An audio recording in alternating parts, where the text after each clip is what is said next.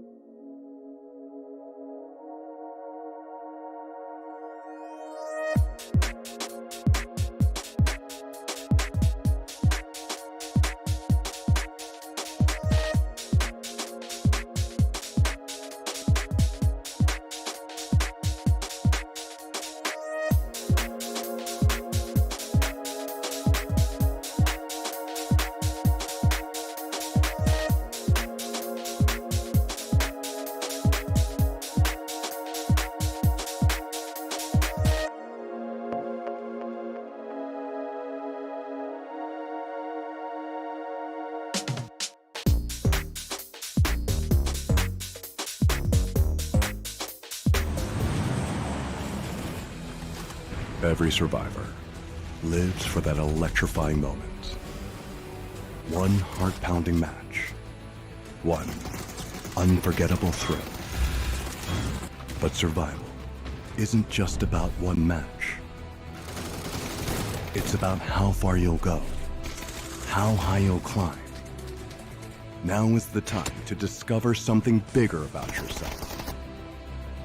To turn fleeting moments into a lasting mark. No longer just a moment. It's your legacy.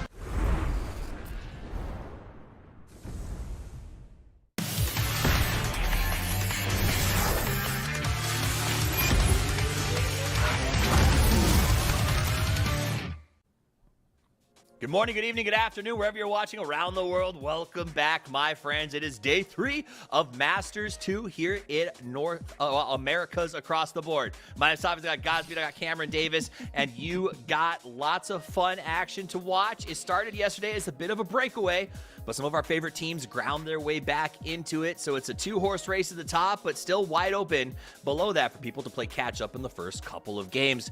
Godspeed, yesterday we watched Al Qudsia, thank you. I just brain farted twice in the opener. Al Qudsia made a meteoric recovery right out of the gate and got themselves up into the top 6. Do you think they continue that today? I think they can continue today, considering the start they had yesterday wasn't even the strongest, but the last 3 games that really showed that they are here to, you know, be the players that we thought they were and be the team that we thought they could be. They're here to do their best. All right, let's get into talking about what to expect today, and then we'll go into breaking down all of the teams. Start with the point system, Cameron, because this has changed pretty dramatically what people are used to. Yeah, it's half price. First place, you only get 5 points now for replacement points, and you don't get any below 4th. So really, kills are kind of the name of the game in the meta right now. This is, I think, one of the earlier competitions we've done with this. It's happened to the cups leading up until now. So, you know, they're familiar enough, and just logically they know to go for the kills. But, you know, we have yet to see where this meta really fully leans into. But right now, just go for kills. Positioning and placement is still important enough, but only in so much as it can get you kills later down the line. It is our first glimpse at an attempt at a simplified scoring system so far. I think, you know, the jury's out. We're kind of all here together learning about it for the first time. It has made for some interesting moments, and as you said, just action out the gate has been significantly higher. Prize pool, $20,000 on the line, $7K for first. But the real prize, I think, Godspeed, is the fact that you want to earn the points and the position, not just for the cash, but to go to PTT West, right? The fact that we're going to have Masters West, which is a showdown with EMEA, that's a pretty big draw. Yeah, it is a big draw. I mean, we have 3 Masters events of the year, and then the 4th one being NA West. That's going to be the qualification between Europe and us, just to see which region has basically gotten the best grasp on this new format. Yeah, the best grasp on the new format. Now, let's take a look at yesterday's schedule, exactly how the games played out, who got the wins. It was a bookending day for Potentially Dangerous as they picked up first and last chickens, but across the board, it was pretty widely varied.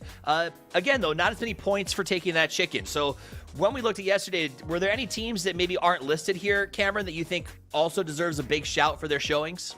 Well, we got to talk about Liquid as well, because they kind of had a slow start to the day. Furia did overtake them, and for a second looked like it was going to be a runaway sort of continuation of the lead for Furia, but Liquid bounced back in a big way, and even though, as you can see, they didn't get any wins, they had a lot of high placements for the scattering of placement points, as well as, of course, the high kills that we know to expect from them. And you said it yourself earlier as well, how Katsia, they didn't get a win, but they actually started to put up a lot of kills. We missed the action and the intensity from them on the first day, but yesterday, they started to look a lot more like the Alcatsia that we expected from the roster that they are.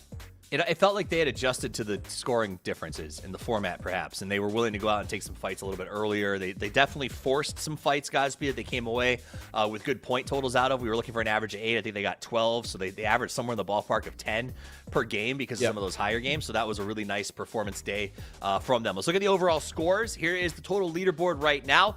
Cameron mentioned Liquid at their 85 total points, but Furia has also looked very good, Godspeed, as they have been keeping pace with them.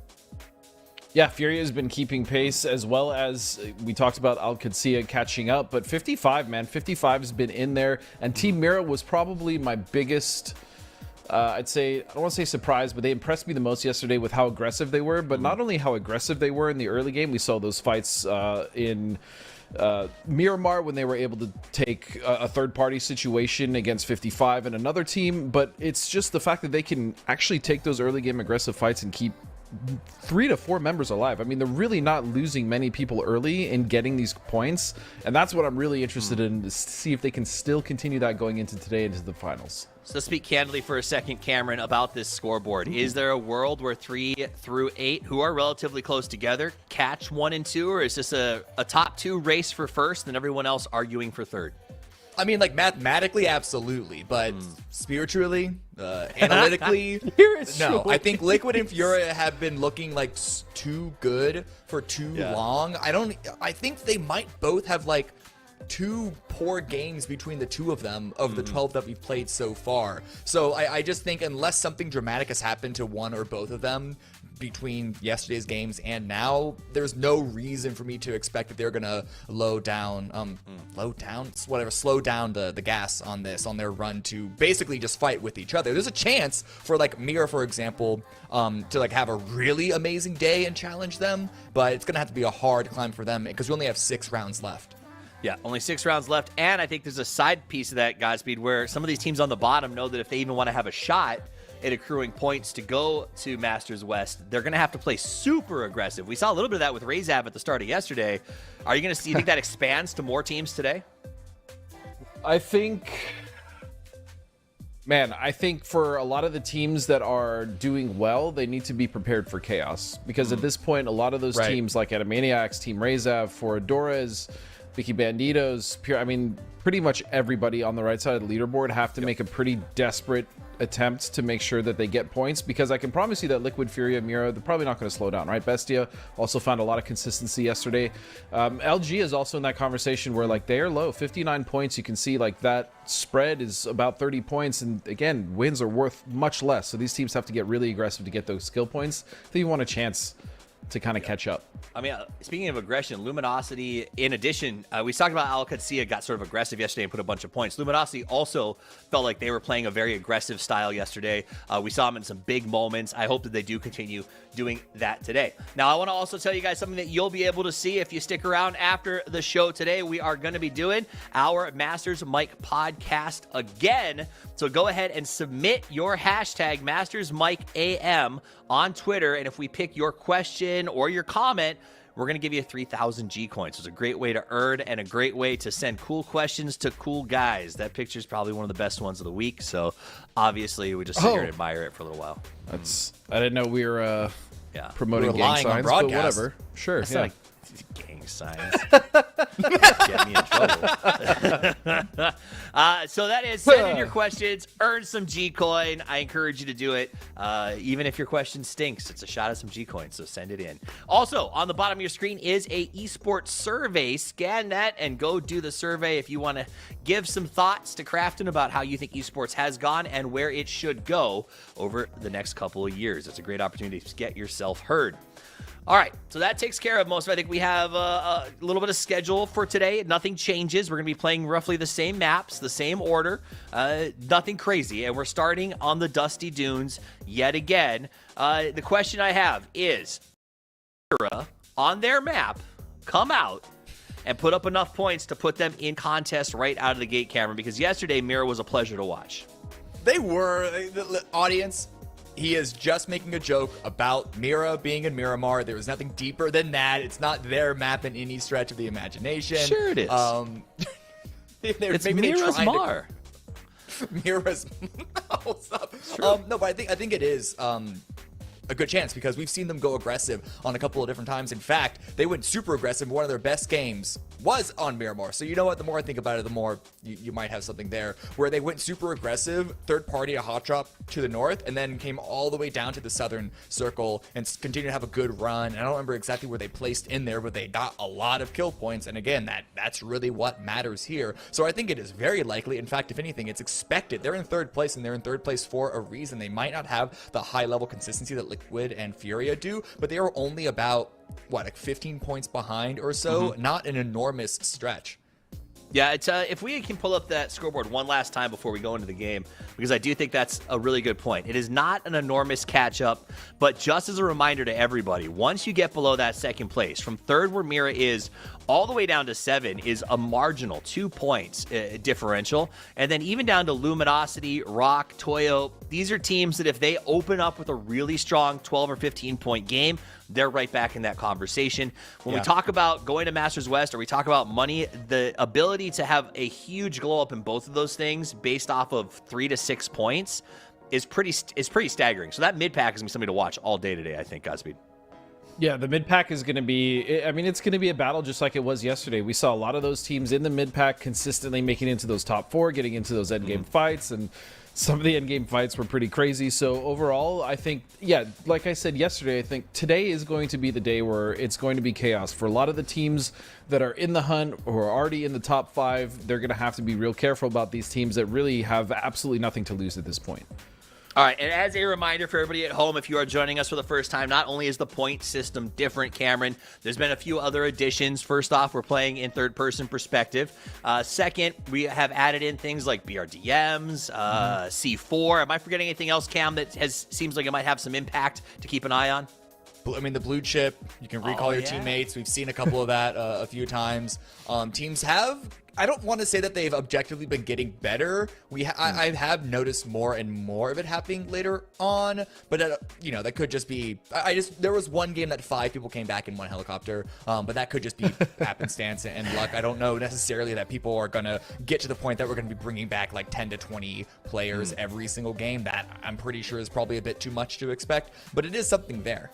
And it does make kill feed tracking more difficult for all the other teams down there. So I have not brought tons of people back with the blue chipper. Usually when we die, it's a mat. Here, I just leave your chip. We either get massacred or we abandon your chip. I am unaware. Do you guys know if there is a max amount of res choppers can be pulled up per zone? If that makes sense. In the same way you can only have so many pickups. Is there only like 2 or 3 helicopters allowed to bring back teams at any given time? Remember, it's on a preset schedule, right? So everyone that gets brought back in the same helicopter. Right, okay. And so that for circle phase, right? So whenever, and so that's actually a totally different skill for teams to learn now, is to understand those timings. And granted, you're never gonna like delay a blue chip recall for the next copter that comes in, but you should start to consider. I'm sure that there are some instances that you would want to consider when your teammate is joining you, the time it would take them to join, and you never know the trajectory of the helicopter, so there's going to be some guesswork in there as well. But just keep that in mind when you're making these plans and how having these teammates rejoin you and then have to get that loot. And also, I will say, we haven't seen anybody using, as far as I know, the Blue Recall that creatively. Like, I haven't seen people jumping out of the plane, scouting, and then killing themselves to avoid giving up a free point. Like, it does seem like there are some aspects that we might see developing over time with this change, as I'm hearing that there's a good chance we're going to see some of this in future events as well. So the fact that teams are starting to adapt and get comfortable with it has been interesting. The BRDM in particular seems to have become one of the most impactful tools in the transition from mid to late game on some of these maps, specifically Erangel. Let's take a look at the layout today. Again, it is just going to be Miramar all the way through. We talked about that. Do you think the fact that it's the same map layout every day instead of rotating like we've traditionally done in first person changes anything for these players, Godspeed, or is it at this point, 8 years later, just a day at the office? I don't think it changes too much. Like I've said, I think it's just whenever you switch maps, you take a break, like in between a day of competition. It's just like a mental reset. That's all. I don't think it really plays too much into it. Some teams may be better on certain maps or have more confidence on certain maps, but yeah, I don't think the rotation at this point really. I don't think it does much to the players. Gotcha. Unless you're Mira, and then you obviously. Unless you're Mira, I mean. Obviously, you have to look at like where are these teams dropping on the next map, right? Like, you still have to do your due diligences, but yeah, I don't think it changes much. All right, so it looks like we are getting ready to get into game number 1. We've played 12 matches so far, and with 6 left to play, it's still up in the air for who gets to have first, and a big chase pack right behind that. It should make for a relatively exciting day of play, as I expect you, Cameron, to see a little hot action right out of the gate here. Oh, I mean, of course. This is Miramar. It doesn't matter who is playing. There's going to be a hot drop on Power Grid. That just feels like an expected start to every single Miramar in almost every single region. And we know that here it's going to be Animaniacs versus Luminosity. There could be another one elsewhere, but I think this plane path is good enough for Razab to be able to stay separate from 55's going with him. Foradores and... Oh, no, because 55 go all the way up to north of it to like... San Martin. But what if sometimes. they didn't? Yeah, I mean, good point. They've challenged it. They've sort of looked and seeked and saw if they could get any sort of third party out of it. But no, it is just going to be Animaniacs and Luminosity here. All right, so the fight goes on. Do you support this, Godspeed? Day 2 of the throwdown? If you're Animaniacs, yeah, 100%. I mean, they need to get as many points as possible, and you know, hot dropping is the way to do it. Now, I will say, LG has looked quite good in these hot drops. Yeah. And if I'm not mistaken, they've pretty much won the majority of them. So very risky for Animaniacs, but risky for LG. They need the points. You know, they need to continue to climb today, and dealing with Animaniacs is probably not on their to-do list, at least the things that they really want to take care of first. It's not, but if you're a pro team and you have a chance to, like, if they were telling you in like a basketball tournament, all right, you're number 6 and you have a chance to pick which team you're going to try to get points off. Chat, observers, can we go to Alcudia on the east? Because what is going on? Are they chasing potentially dangerous in a car? I saw some shots come out of that vehicle on the map, too. I think they're actually trying to Mad Max this on the east. It looks like they are surrounding potentially dangerous. You can kind of see that right now. I think that they fought for a vehicle and have relocated to fight this out. We'll keep track of that for you on the map at the same time as we see this one break down, because you know this fight's going to all of a sudden just go off and be over. That's happened 2 times now so far. Yeah, these have ended pretty quick. So let's see. Vox is, I mean, the kit, everyone's kitted up for this one. Last time I feel like we lost a player or 2 right out of the drop gate. Now it seems like we've got a relatively fair, almost battle arena scenario. You saw a brief check-in. Sorry, with Alcudia over there. Nothing happening quite yet with PD and QAD. No, yeah. I mean, I'll keep one of my 3 eyes on the map to see if anything happens there. But no, for Animaniacs and Luminosity, they're set now, but then they're set. Not much is happening. Bizzler's quite literally pushing set. forward. They're not going anywhere. Bizzler's trying to make something happen, but I think the bigger issue is you saw that for a brief moment. There is a member of ROC that's getting curious and seeing if they can't find anything from the southwest trajectory. But there's a point that Luminosity is, or Animaniacs, but probably Luminosity, because they have access to a vehicle on the north. They're just going to say, let's just leave. Well, I think if I remember correctly, yesterday, Rock came over to check things out in the first hot drop. Nothing really came of it, but I think that was because Luminosity found an e-pickup and just got the heck out of there after they looted. So we'll see if that, the chances of finding another one, pretty low. Okay. Well, no tires for you, I guess. Okay. You know what? He's probably, Battle Pass ends in 2 days. So, true. gotta finish that quest. If anything, it's because of the repair kit. You have to do more than just popping tires to truly fully grief a vehicle. Wasting a grenade on it, though, that feels like a bit of an investment. But hey, I'm telling you, Battle Pass. 2 days left for those of you who need to get catched up and get yourself to level 30 on the Battle Pass so you get a free schematic. Yep. That's what I'll be doing tonight. You want to join me? sure. Looking for squad, need 3 levels in Battle Pass. So there has been other fights around. We saw that quick little push that we peeked in for a moment on Alcudia versus Potentially Dangerous. It got them a kill. Mira lost a member to Razav at the start, which is good for Razav, poor for Mira if they really want to make a run and to try and challenge the top 2. But otherwise, this is pretty standard. I think a big part of that is not just this hot drop here, having that line of scrimmage drawn early on, and everyone getting good enough loot that they don't need to take a risk, but also because the circle is pretty center. So that's not going to drive too much tempo when it comes to making rotations. Like, they can kind of just chill and sit here. Luminosity and Animaniacs, where are we going to leave? Like, where could they even leave to? I mean, and the other part now is, like, if you don't take that hot drop fight right out of the gate and everyone does get their gear, that's when the sitting and waiting begins. And especially in this perspective, you just can't you can't even double push doors necessarily because it's not the same advantage that it used to be. So I think that's going to be slow, and that's okay for a little while.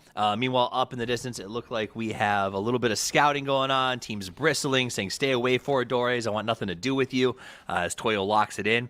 This is Alcudia. We saw a little bit of a mix-up early on. They're still here with Potentially Dangerous, who I believe is down to 2 players at this point. Yeah, they only connected with 3 this round, so unfortunate start for them. More unfortunate now that they lost one to Cowboy. And yeah, Alcudia, they're going aggressive even faster today. Like, they've realized that they got to lock in and get those kill points racking up early if they want to break out of, what are they currently in 6th place, but it's like a tie for 4th or 5th. The point is, if they also want to challenge the top 2, it needs to start now, and it needs to start here. A good kill to start things off. We know how aggressive players like Cowboy and D especially can be, and how chaotic they can be in these fights. But Potentially Dangerous, because they're in such a rough situation now, there's not much space for them to make the moves that would give Alcudia the opportunity to finish the fight, unless they want to just completely rush down those final positions. And even for an aggressive squad, phase 1's a bit too early for that. Yeah, I think Alcudia is, they're tied for 4th coming into this, like you said. So I think this is one of those, with the circle still theoretically not in their favor, but close enough. Take your time, right? You want to guarantee that you're walking away with your 3 points, that you have enough time to go and bring people back with your blue chips if it comes down to that. If you end up giving away a bunch of 1v1s, that could be your entire tournament right now, because the catch-up potential with points, for those of you guys who are joining us with the half-price chicken, as we've kind of been jokingly call it, makes it a lot harder. You got to find the kills right now. If you are not a team that is in the top 5, you have to go out there and you have to hunt kills. You have to then hope that those kills are brought back so you can kill them again. Stop stealing blue chips.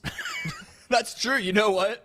The thing is, I don't know how you could even guarantee to get another kill if you let them get the recall, because they could always drop at a different part of the map. No guarantee, but I put the kill to someone else. When I'm desperate for kills, the idea of having 3 players come back with no gear can only work in my favor. You know what I mean? It feels that way a little not bit. if you're chasing, because those kills could then go to a team that is ahead of you. Yeah, I guess that's true. Why you gotta be logical? I know, it's boring. Cameron and his counterpoints. FCZ out here in a I don't like this has got to feel uncomfortable, this spot that he's in. It's very necessary to be in a forward position to use that sort of perspective control of the actual transformers over here, but you have to be stressed, because if Rock hadn't left, if they decided to stick around and cause a little bit of trouble, he would be so exposed right now. Back to the east with Alcudia versus Potentially Dangerous. They are going to go on the push now. They've been slowly clearing corners, clearing rooms. We have D overwatching the 3-man push. And the problem is, for Potentially Dangerous, they might have been able to get some loot after they got run down by the swarm of Alcudia.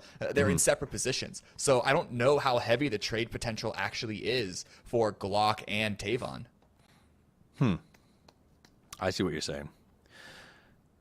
And that I think they got to make these trades. Okay, so look at Alcudia is getting a little bit more active as they're doing 3-man clears through the building here. Tavon knows exactly where they are. Yeah. Oop. Oh, that was the wall. Oh, Kawazin goes down. Posa goes down. And this is what it was. It's utility that we really need to break it open. That grenade misses. That's huge for Tavon to hold this. But again, where is Glock? How much support could Glock give? He has a nice angle on the cross if Alcatia want to make a break for it. I think the goal is Clock doesn't not want to give away his position until they start to push Tavon, and then he's going to try to get a pick on the cross. Because that's his really only option, right? You're right. He has no trade potential here, so all he can do is try to stop the 3v1 on the push or pull Tavon out, which is exactly what he's doing right now. The smoke's coming in, so they are going to be breaching the building, but he is long gone at this point. Yeah, good line to break away. Yep. No cover, though, so he's running out of time to get back in with his teammate, but I think he's going to make it. I don't know if D was able to spot that. I didn't recognize any shots to come out from that angle. So potentially dangerous. They are grouped up as 2, and phase 2 is nowhere near them. Phase 2 is nowhere near them. Let me get my map refreshed. There it is. Oh, wow. Big jump all the way up towards Pozo. That is going to be a... So that basically should mark the end of this standoff. Like, there's no reason that either of them will keep hunting each other. The QAD will just leave through the north, and PD should leave through the south. You think? Yeah, I think so. I mean, because Alcatia, they want these kills. They are not strangers to fighting early. They've had a couple of really strong rounds yesterday where they would basically just fight through one team into another, coming in from the east, where they tend to drop no matter what the map is. So I don't think that this is a fight that they are necessarily going to be against, especially considering they weren't even in like a central position. Yeah. No, to then try and like hold their priority. I get in your the point. center. I'm on board with you. I do think that said, they win this, they get 2 points out of it, possibly have to go through a res situation, and then you've got to have Roth drive through a very populated circle to a spot that they want, which means he's going to get shot out of a car and probably go down. So I think the loss scenario is what worries me. But it does, you are right, they're sending Cowboy up to the high ground. That's a sick rotation move there. And now he's on the roof. Yeah, I mean, potentially Dangerous should have heard that, but that doesn't mean that they're going to have an answer to evil Santa on their roof with the present in tow. Well, it's like a horror movie, right? Like, they're like, oh my God, where did that sound come from?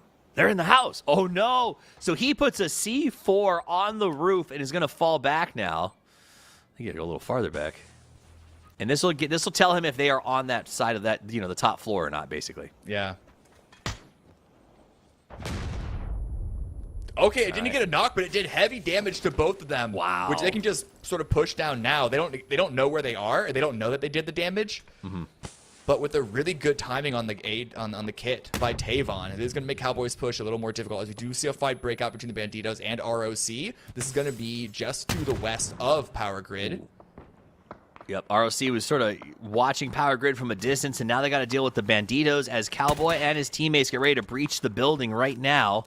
Cowboy trying to peek it up. He's got that submachine gun, the MP5K. Roth with the Scar. Your favorite gun, Cameron. I love it. Listen, I actually do like the Scar, but that's because I'm bad, and I like the low rate of fire. That makes sense, actually. I got to make sure every single shot counts. Here he goes. Cowboy's got to make the corner. He knows he can see him behind the box. It's the only place left for him to be. Smart move. Goes around to the right and does a jump shot instead of making the obvious breach to the left.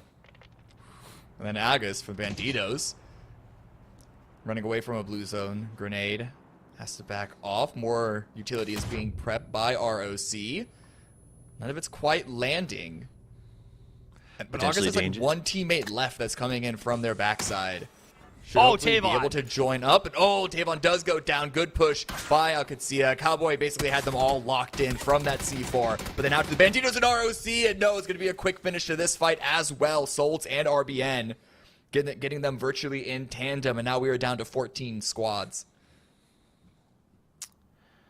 That was, man, why do the fights have to happen at the same time? It'd be nice if they just agreed to separate them by about 40 seconds. I feel like I didn't really get the full scope of that Bandito's attempt on Rock. Was it a crash in that they came after them with Cameron? Or hold on, Mira tries to make the move on Gizera, but Gizera turns, gets him knocked down, but Fana is waiting to help out. So this feels like it was a bit of a res trap, perhaps? Or are there maybe a trap where maybe two teams trying to go for the same res beacon, but Razab, they're going to follow up and get some more punish kills of their own. They're coming in from the bottom, but they are still prepared to fight. Got 1 kill on the round so far, and with the revive happening right now, 2 more potentially on the cards for them. They have Mira locked on in.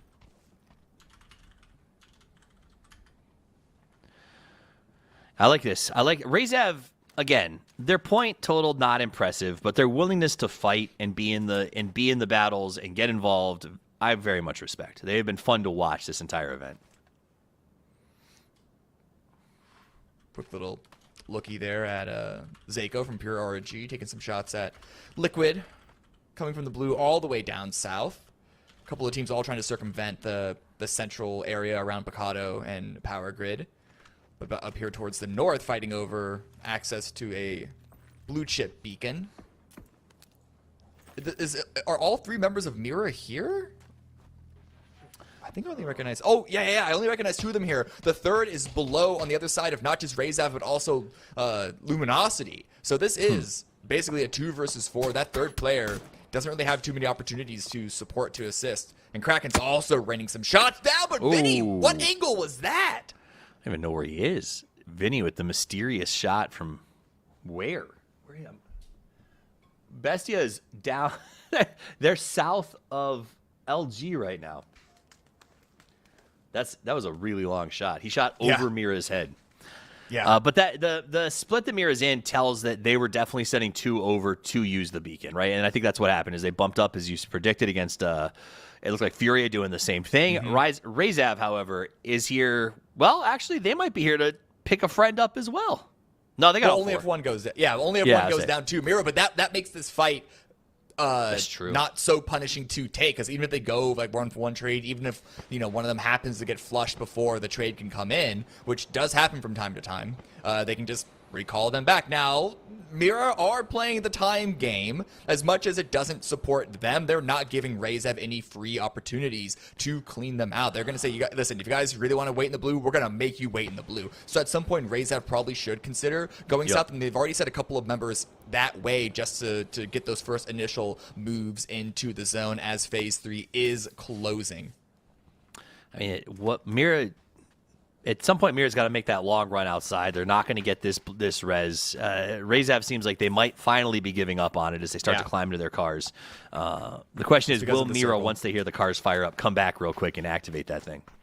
They might, because they're already there. I don't know if they have any vehicles, but they're going to need to get a move on as well. We haven't seen it yet, but the circle is a hard shift towards the west and the fields to the east of Monte Nuevo, which is great for teams like Foradores and for Team Liquid and even Bestia, as we noted that we're even further south of here, can just leapfrog to that section. But all these teams on the east right now, like 55, Animaniacs, Alcatsia, they're going to have to fight their way through, which again, kill points we love, but it is going to make it more difficult to get into the zone. Great spray from Haven, however. Spray. Wow. I was just agreeing with you. Haven is now trying to crawl away, so he gets the return shot from sneak attack, so he's going to figure out how to deal with this one. You can see the smoke from the high ground as Alcatsia spreads out. On the bottom left, Razav has been trying to fight it out. We jump over to 55 versus Animaniacs and back the other way. So up on the top left, you've got 55 and Animaniacs battling it out, whereas Razav is still pinned down in this weird running fight where now Luminosity is their problem and no longer Mira. Yeah, that was the big issue of the commitment with Razav onto Mira, is that they now need to try and break through Luminosity's wall to get into the zone. But they're not the only team in trouble here, because 55 and Animaniacs, they're fighting in the blue, and it's Phase 4. Phase 5 is where I personally sort of like take it from all right to play versus like don't bother. 4 still hurts. Still hurts a lot. You can see Tony struggling with trying to bring that Bucky in while also healing. Falcon's crashing onto Foradores. Liquid now overlooking it with a really good hillside to third party. Animaniacs get eliminated. Ooh, nice shot from the side. That's Liquid. Goes ahead and gets that hit on Foradores, which Falcons are going to be very happy about as it slows down the push. They can just hold their warehouse and wait for the chaos to subside. Purdy, so while Alo got that knock, the rest of his team's out there fighting QAD. Yeah, Falcons here were on the east side. Suddenly they're on the southwest. A big wide shift by them, entering into a fight, and they're getting the kills for it. Relo with the double onto Kurt and sparking. It's only Alo and Luke left, and Alo, well, and Luke are both going away to the north, conceding this space to Alcatsia. Bestia with a really good fight, wiping out the majority. Actually, I think they wiped out all of Luminosity. They have 7 kills now. Now staring down ROC. Rezav do get eliminated, so we have 10 teams left standing. But Team Liquid, the team on top, continues to grind out points and pull farther ahead as they continue to add to that total. We look at Bestia, who's trying to climb the leaderboard, I think currently in 3rd or 4th place. 4 players alive, 8 kills in their pocket. Not too shabby. 55 Esports eliminated and knocked out, so we're going to see them head back to lobby and wait for the next match. The middle of that circle is wide open. It's awesome. Some cover on the hilltop, but not a lot of anything until that circle closes. I think that's going to be the biggest problem is you're going to have to hold your position until the circle shortens up, and then you got to try to slide in right ahead of it. And that is not great news. Yeah, Liquid have the best position objectively. I'd be a lot more confident if they had all 4 up. I understand why they went for those aggressive moves, trying to third-party the Foradora's Falcons fight, because you got to get those kill points. Placement points aren't really consideration, but they get punished for it. They lose the fight of the crash by Alcatsia, and Alo is going to be grouping up with Liquid. You can with Luke. Sorry, you can see that on the right of your screen for a brief moment. They don't want to hold too much space because there's likely going to be teams crashing them in a few minutes. We have ROC already going towards the center, but it looks like they're just going to try and pit down in the field, or they're going all the way to Falcons. I think that they're going to pit down short of Falcons right now. But the problem is Foradora is one of the similar spot. This is what I was talking about. You have to wait till the circle starts to close because you go too early, everyone's looking at you. The crashes start out. RB adds to Tastico. They get the double knock. They roll the bus. The bus goes back on its tires, and they're into play. So that is going to be 2 down. ROC holds Infinite in the distance, still hoping to play, but you got to remember the rest of the map is watching and trying to get involved as well. So I wouldn't be surprised if you start to see a little bit coming in from Pure as they try to get involved. That'll be the end of Foradore's rock holds, but now they are woefully exposed. And I'm kind of, again, I was worried about going there that soon, but surviving the second crash, maybe it was the right call. Bestia facing off against Toyo. Toyo get eliminated with support of Gats of Pure RNG down south. So 10 kills for Bestia. Mortar strikes coming in. Trigonometry back in action. Double tap. Oh, RBN. I'll take that one. Thank you very much. Not sure about the second one. I don't know. I meant to go shorter, I promise. Great shots by Tegase. There's the one he wanted. And the problem with this is it scatters rock. They have to leave their little ditch and pop out occasionally. They can't stay in the same spot just in case. See, look, they literally just moved out of that position. But it exposes them to the rest of the map as those mortar strikes have absolutely decimated the ability to transition out of here or create any kind of fort for ROC in the late game. Later game.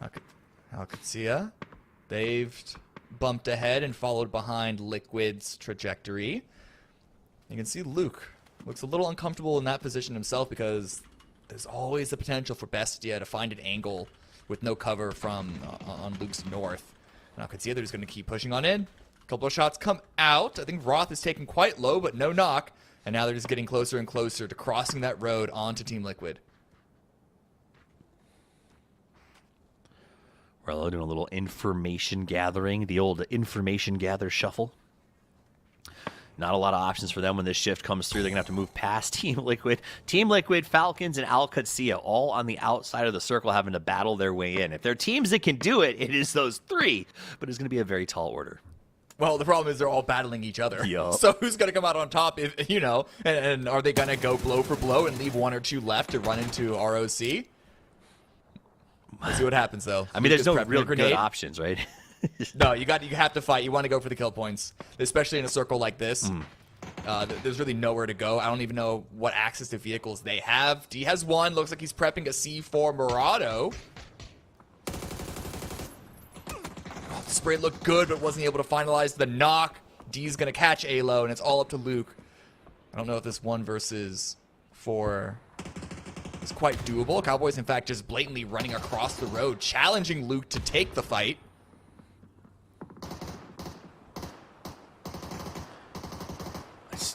Slow walk. Alo's super low over there. They're coming through with the car, and they managed to finish the job with the turret hanging out the window. So Liquid eliminated. QAD going to be able to saddle up and make their next approach, which is still going to be difficult. Meanwhile, the Falcons move to the rock ditch, and they're going to have to go head-to-head in a battle of the birds. Ooh, a great crash by them. They pull around. Shrimsy on the north, Kickstart anchored down on the south. A really good surround onto ROC. Souls goes down to a grenade by H-Win. And this is a great assault. Fantastic results coming out from Falcons, and they need the points. But Bestia third-partying, stopping their run before they can get too confident, too ahead of themselves. And now Falcons are suddenly having to slow down and stop their push. Kickstar going to try to line up a shot. The deployable cover really coming in handy here. Shields, instant triangles. We got all kinds of good stuff here. And that is the only cover available in this circle, as Rock Esports is eliminated. Falcons winning the feud of the Flyers and will be able to hold this for themselves. However, sneak attack with that grenade, I think reduces them down to 3. I think Resable, though.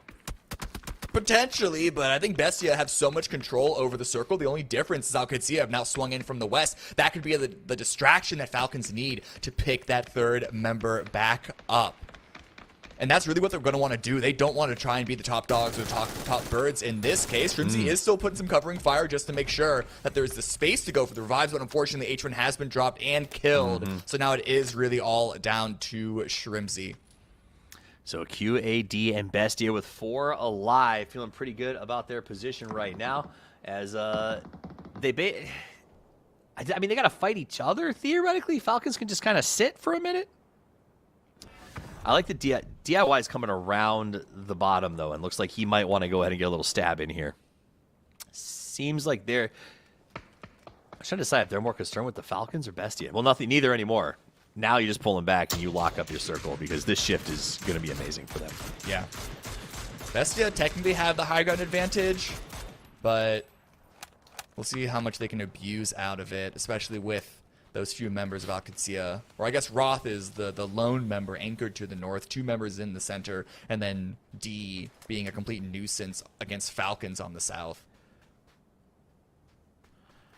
I like that bottom shot there. Nice visual of where everyone is on the map and how little terms of elevational coverage there is available for most of these teams. Bestia in the prime spot because of the way the circle shifted, but they don't have the middle, most likely, of the 8. So they are going to have to move eventually, but for now they have far more cover, I think, than anybody else, where QAD is kind of locked into a few very specific spots and can't do much moving. Ooh, as you see, Kickstart tries to make a roll! And a quick return, loses the helmet. Great shots. I don't know if that was by Kickstart or some great covering fire by Shrimsy. Still, though, it wasn't a knock. And, I mean, Falcons, they're putting some damage out there, but they're still in the worst spot with the blue coming in right behind them.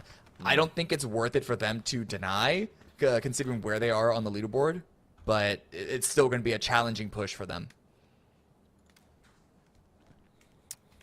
All right, for those of you watching the map stream, it has been fixed, and will be updated for you guys.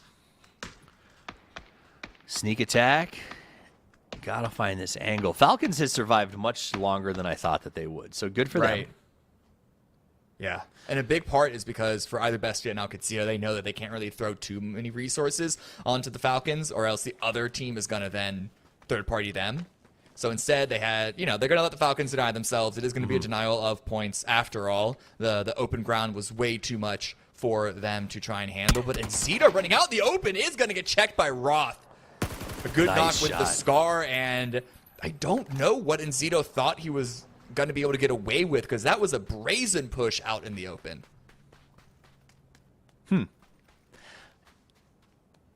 That is a brazen push.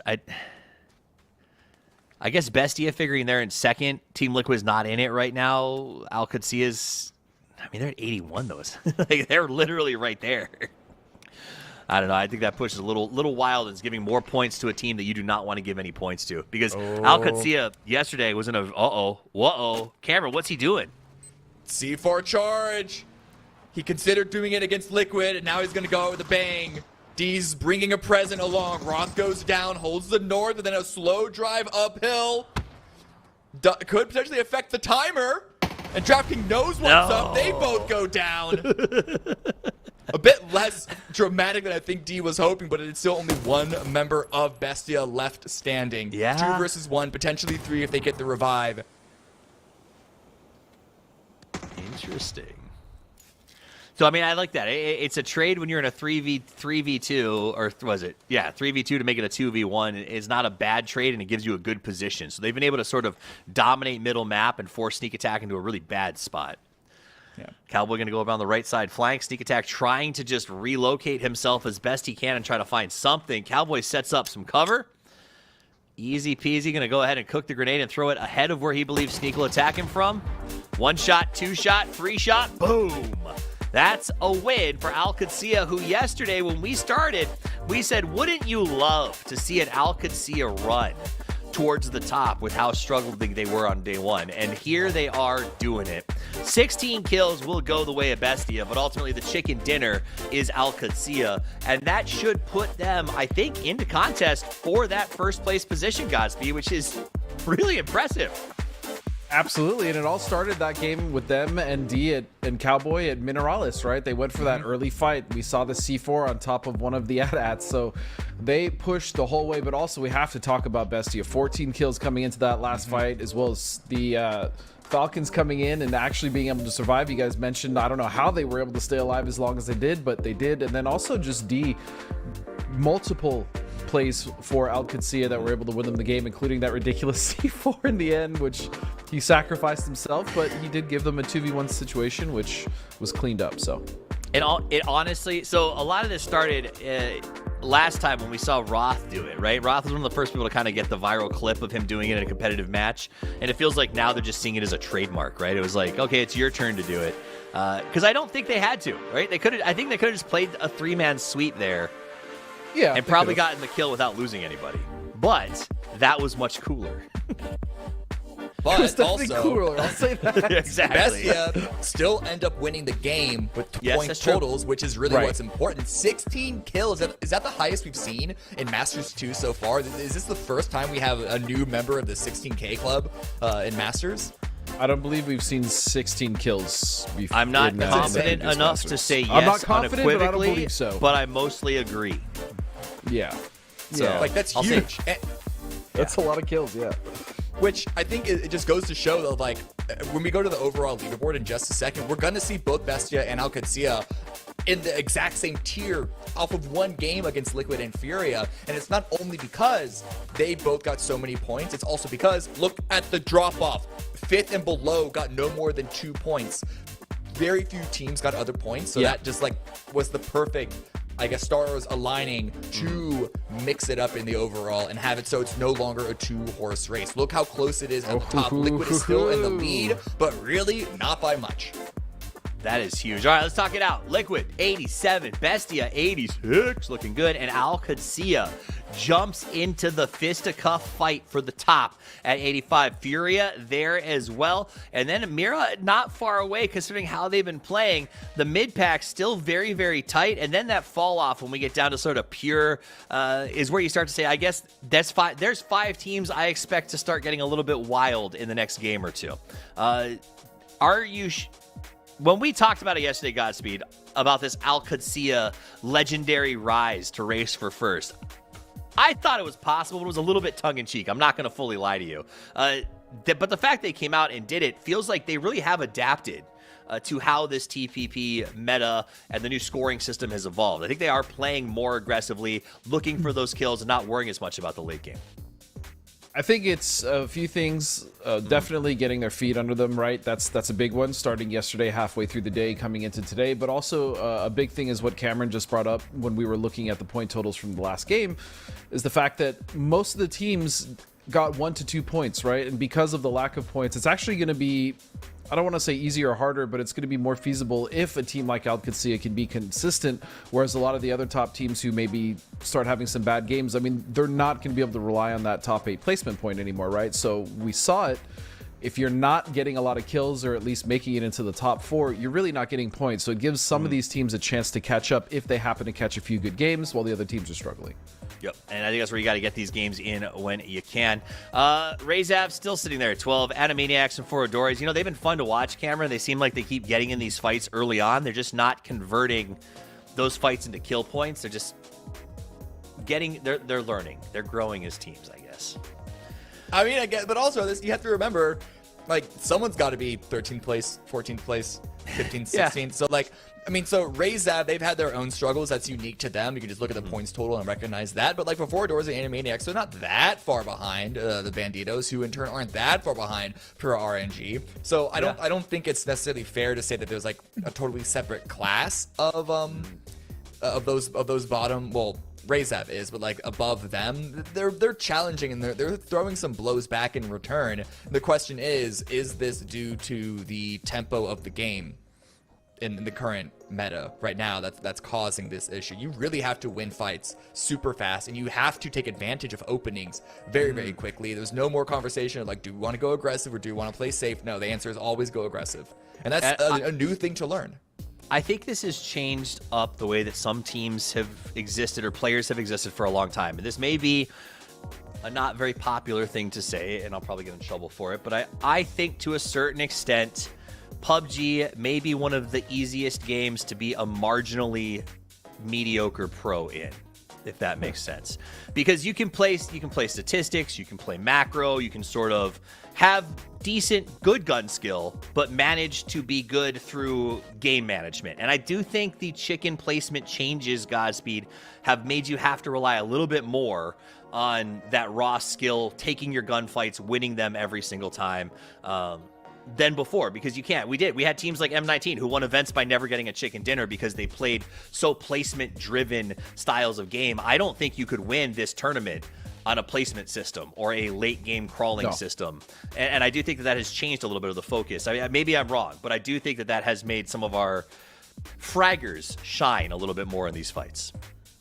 Well, I think a format like this where it is kill heavy, right? It's going to continue to be the case. You're going to have teams start to maybe replace, and I'm not talking like the majors, like the Falcons, the the Liquids of the world. It is possible, but you're going to see a lot of the teams like in the middle of the pack towards the bottom try to shuffle people around and get more players in that can be either mechanically or more skilled, or just have a better aptitude for finding those kills, better anchor player, better entry frag, whatever you want to call it. I think that is going to lean into the system that we have because, again, kills are so heavily weighted. Yep. I think that's a big part of it. I do think it'll be interesting too, because I do think if this system were to stay in place, it opens up the door for some of our mid, or like I want to say top mid-pack teams to go out and find new players that have a different skill set, right? Because like it's one of the things we talk about is the depth chart in each region. Where do you find those players that sort of make your team what you need to become a top 3 or a top 5?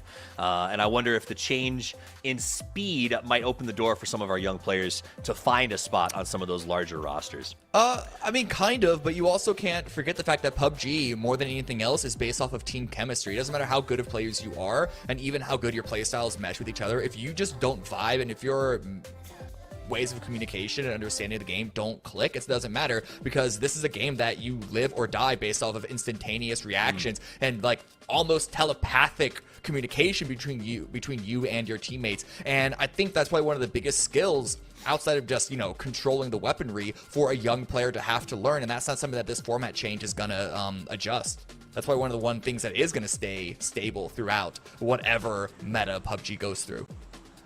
Absolutely.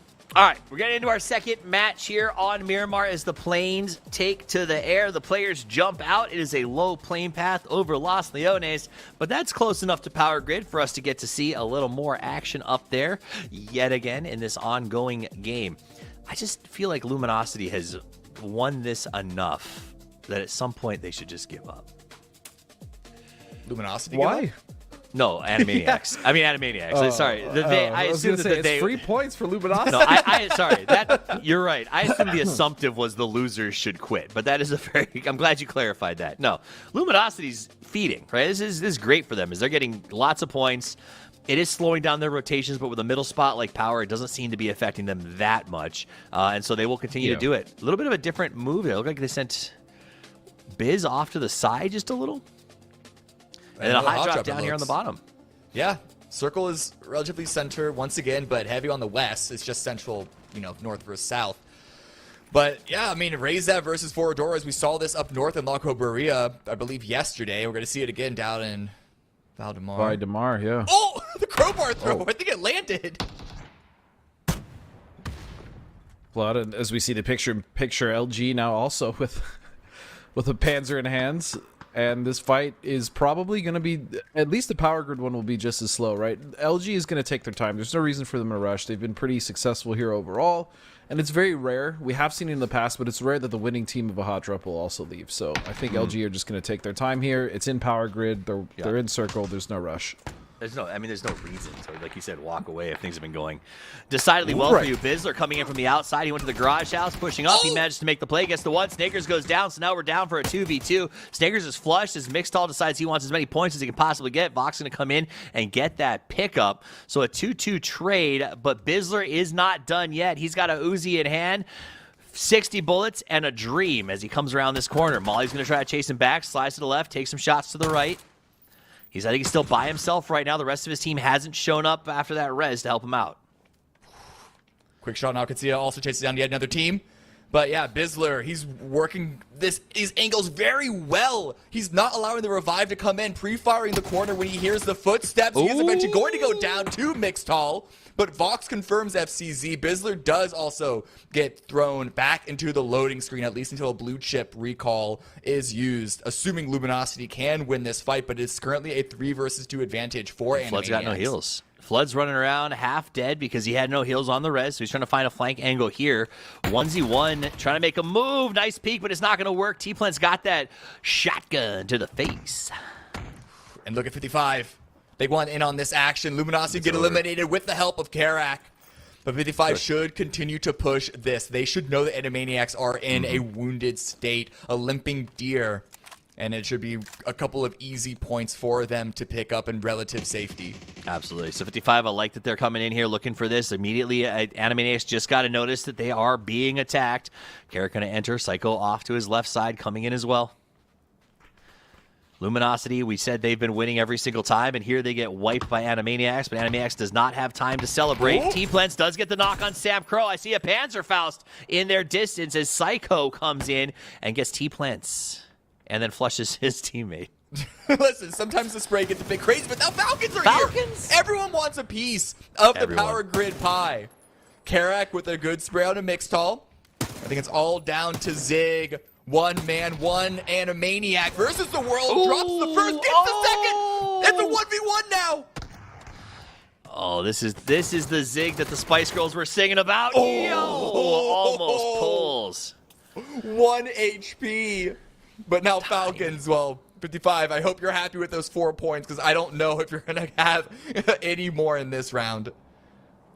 Shemsy's going to come in now. He's got Tiggleton. I mean, this is a brutal 3. It's like, you survived. Oh, good for you guys. And then Shrimsy, Tiggleton, and Kickstart walk into the bar. Now we have... Oh, yeah, wow. I didn't have to do... Zig did so much work. What is going on here? Yes, but also, that's not the only action that's happening. There's so much fighting happening to the northeast of this area. Potentially dangerous. The Alcadzia and Bestia... We have a van run over kill up here. That's another place that everyone is really wanting kill points. This isn't even game 6. This is game 2. Ran over with a map. Is it hard? It's hard to argue this game is not bussin'. GB on the chase. Gonna go ahead and take out. Can he get him? Can he get him? Takes 1 tag. Looks for 2. And Zito says, I guess I have to fight you now. No, thank you. Oh, no. Oh, he had backup. It's okay. Tavon's there. And Zito did get the turnaround with that Scar. Gets knocked in return. Trades on trades on trades. And look at Alcadzia on the ridge to the north. We hear some bolt shots coming out. Tavon needs to go and confirm this kill. Not going to be allowed just yet. Grenade in hand. They need the points. And they know that with Alcadzia breathing down their neck, they don't have time to conserve their utility. Liquid's in a fight. They're joining in the Valdemar hot drop down south. We're already down to 46 players alive, and it's only phase 1. That hot drop has been not super hot. That started at the very beginning of the map. We saw them both go in there, but it hasn't really escalated too much yet. Though it does look like it's about to kick off as Lady Coon did manage to get a spot. Gonna throw that grenade right through the house. Meanwhile, Tavon knocked on the QAD fight. Liquid with the high ground. Lady Coon is about to turn the corner. is not prepared for Fadiveto as he turns the corner and gets him first. And MHP a double. Oh, but Sparking shuts it down. Was very, very close. 1 HP. I mean, we love how aggressive Sparking can be, but it has hurt Liquid and Sparking in the past. Thankfully, does get out of it safe this time. But can Firefights do another miraculous hold for Rayzav with Liquid surrounding him in this one small... I mean, it's a relatively big house, but it feels like a prison. Yeah, I would say it feels very small right now. As they get their grenades set up, Sparking's going to make sure he's not on the left side. He's going to make sure he's not on the right side. And Firefights says, I'm just going to hang out here by the door and hope they don't think I'm waiting for them. He's out of time to move. Oh, he finds the first angle, but now his location is known. And Luke comes in, but not in time to stop the flush. So Kurt has gone down. It was one more point for Rayzav, and that is, I think, the most that Firefights could have hoped for. So kudos for at least grabbing that point on the way out. Liquid, they do have time to bring their captain back into play. I don't think they're too far away from a blue chip recall center, and there's not a lot of teams around them who are likely looking to punish outside of maybe Banditos if they are that aware of the fight down there. But with so many teams already eliminated, we're down to 11 and a couple of them still on the north, still fighting outside of phase 1. I think there's going to be so much space for any team, not just Liquid, to play with going into the mid game here. Liquid go ahead and get Purdy summoned back, and we'll now make an easy transition. I mean, I think that's one of the big reasons that Liquid was so interested in third-partying this and wanting to get aggressive, because they knew they had advantage. They knew no matter what, they would be back. And we know that you guys are smart. So who had the most knocks in Masters America's #1? DIY, Tiggleton, Kraken, or ALO? When you say had most knocks, you think they mean got the most knocks or got knocked the most? No, it means when they got the knocks. Okay. It could read both ways, though. Well, no, because it would be who had been knocked the most. It's got to be Tiggleton. I don't actually know this answer. I don't know it either. Falcons won, so... Well, Falcons won, so I feel like that gives a higher chance of knock value, maybe. Yeah, but maybe if they threw a different member of the Falcons in there, that would be the case, and they picked the one that had the lowest. I don't even know if those are like the top 4 knocks, and you just had to pick between them. It could be just 4 random ones, and it's who was the most within those 4. I prefer when it's arbitrary number questions, and I can try to decipher it using SAT code. That one, nothing. That happened once. Yeah, but that was a good one. All right, let's see. Gats up on the high ground. Pure feeling pretty okay with this spot. Circle still pretty. Everybody inside of it except Bestia right now, so nobody really having to make bad choices. And I think we're going to be in a bit of a holding pattern for a minute here. What's up? Not anymore. Look at that circle. Goes to the east. Falcons looking really, really good. Do they hold on to this 1-1-2? Kickstarts in a vehicle. Could be considering falling back to Shrimsy and leaving it as a 2-2 split with only 11 teams in the zone right now. I don't think that's actually a particularly aggressive hold 2-2 at all right now. The problem is if they get crashed, but that's always going to be the problem when it comes to holding a split. Chess telling me that they heard that Roth and the boys were laughing their bums off when he drove the C4 over in the last game and being good-natured. And I say I didn't even have to be told that. I guarantee. Yeah, it's a C4 on a car. Well, do we think there's ever going to be a serious team like, good play. Yeah, that was, high EV chance. Yeah. And it's Alcacia, right? Like, I really do believe Roth and Rello, when they put this roster together, we're just looking for something that was vibe-checky. Like something where we enjoy playing together, we can have a good time, and let's go out there and be good at what we do. And so far, this roster's been a lot of fun to watch. Yeah, I mean, especially starting yesterday into today, this is the Alcacia that we expected to see, where we have the veteran, sort of cool-headed leaders of Rello and Roth enabling the chaos of D and Cowboy. And that's happening. Not to say that Rello doesn't do chaotic things on his own, because this is an aggressive positioning, but okay, thinks better of it, decides to pull away. Probably the better decision, considering no one else on his team is around.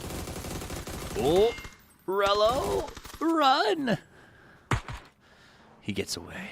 Thank goodness that Panzerfaust wasn't ready. So Rella's going to move up to the high ground as QAD in a pretty okay spot above potentially dangerous right next to a res beacon. So I kind of wonder if this was something that they were trying to get their hands on earlier and QAD got in the way. It's possible. Meanwhile, Falcons is just stoked, man. They got middle. They collapsed into a really good 2-2. Toyo's protecting their south flank. This right now, assuming the shifts don't go crazy away from them like their STK, I think this could be their game. Vinny popping down. Kraken also joining. Are these recalls or like just 2 E pickups that are right next to each other? Well, Kraken's driving. He found the vehicle. No, he dropped off a motorcycle for his... oh, he did? Oh, okay. Yeah, which I disagree with. Vinny's like, sweet motorcycle. No, they worked out. Cheers. How much gas is on that bad boy? Yeah, so Vinny did. I think Vinny went down earlier. This is Vinny being respawned, judging by the no gear, no helmet. The problem is, wait, where is the rest? Where's the one Bestia teammate? I'm looking on the map and I don't see them at all. Oh, all the way out in the blue. That's why. Makes sense. But we'll see what happens with that. Pure RNG now. Kind of shifting away from Furia. Yes, here is the rest of Bestia, still out in the blue. They didn't decide to chase Akatsuya in. They said, we'll tank some blue damage from phase 1, phase 2. Not a bad decision. Gear up and get ready to fight entering the mid game. I like it. All right, we got a couple of shots coming out from Zako right here as Furia tries to make their way to the warehouse. And a great warehouse it is with this shift. Yeah, it is. That is. Oh, Falcons still in, but not as much as they were. Al-Qadsiya with that shift completely left in the dark, and they're going to have to make a big northern rotation right now. Need to get going so they don't get stuck between Bestia while they do the same thing in just a minute. Potentially Dangerous might actually be able to use that beacon for a moment as Qadsiya is going to have to rotate away. Ooh, Liquid now, popping in from the north, going a bit clockwise of their own to swing up from north of Monte Nuevo into the southern sections of El Pozo. Bandito's also making a similar move, and they have their eyes on the ROC compound. Are they going to commit to the crash, or are they going to pull away at the last moment? BL has a Panzerfaust at the ready, but no, the Banditos are in. They want this spot. Boom goes the dynamite. August goes down. Follow-up frag grenade, and a great hold by Sold on the opposite side. It's all falling apart for the Banditos. I don't know if they assumed that it was free, but they're rolling in like it was, and ROC are picking up these points one by one. A clean 4. And we're down to 10 teams. Al-Qadsiya with their own rotate back to the north, as Toffee said. Al-Qadsiya, yeah, I mean, they're coming into a good spot. They're not going to have any issues getting into those warehouses if they want them.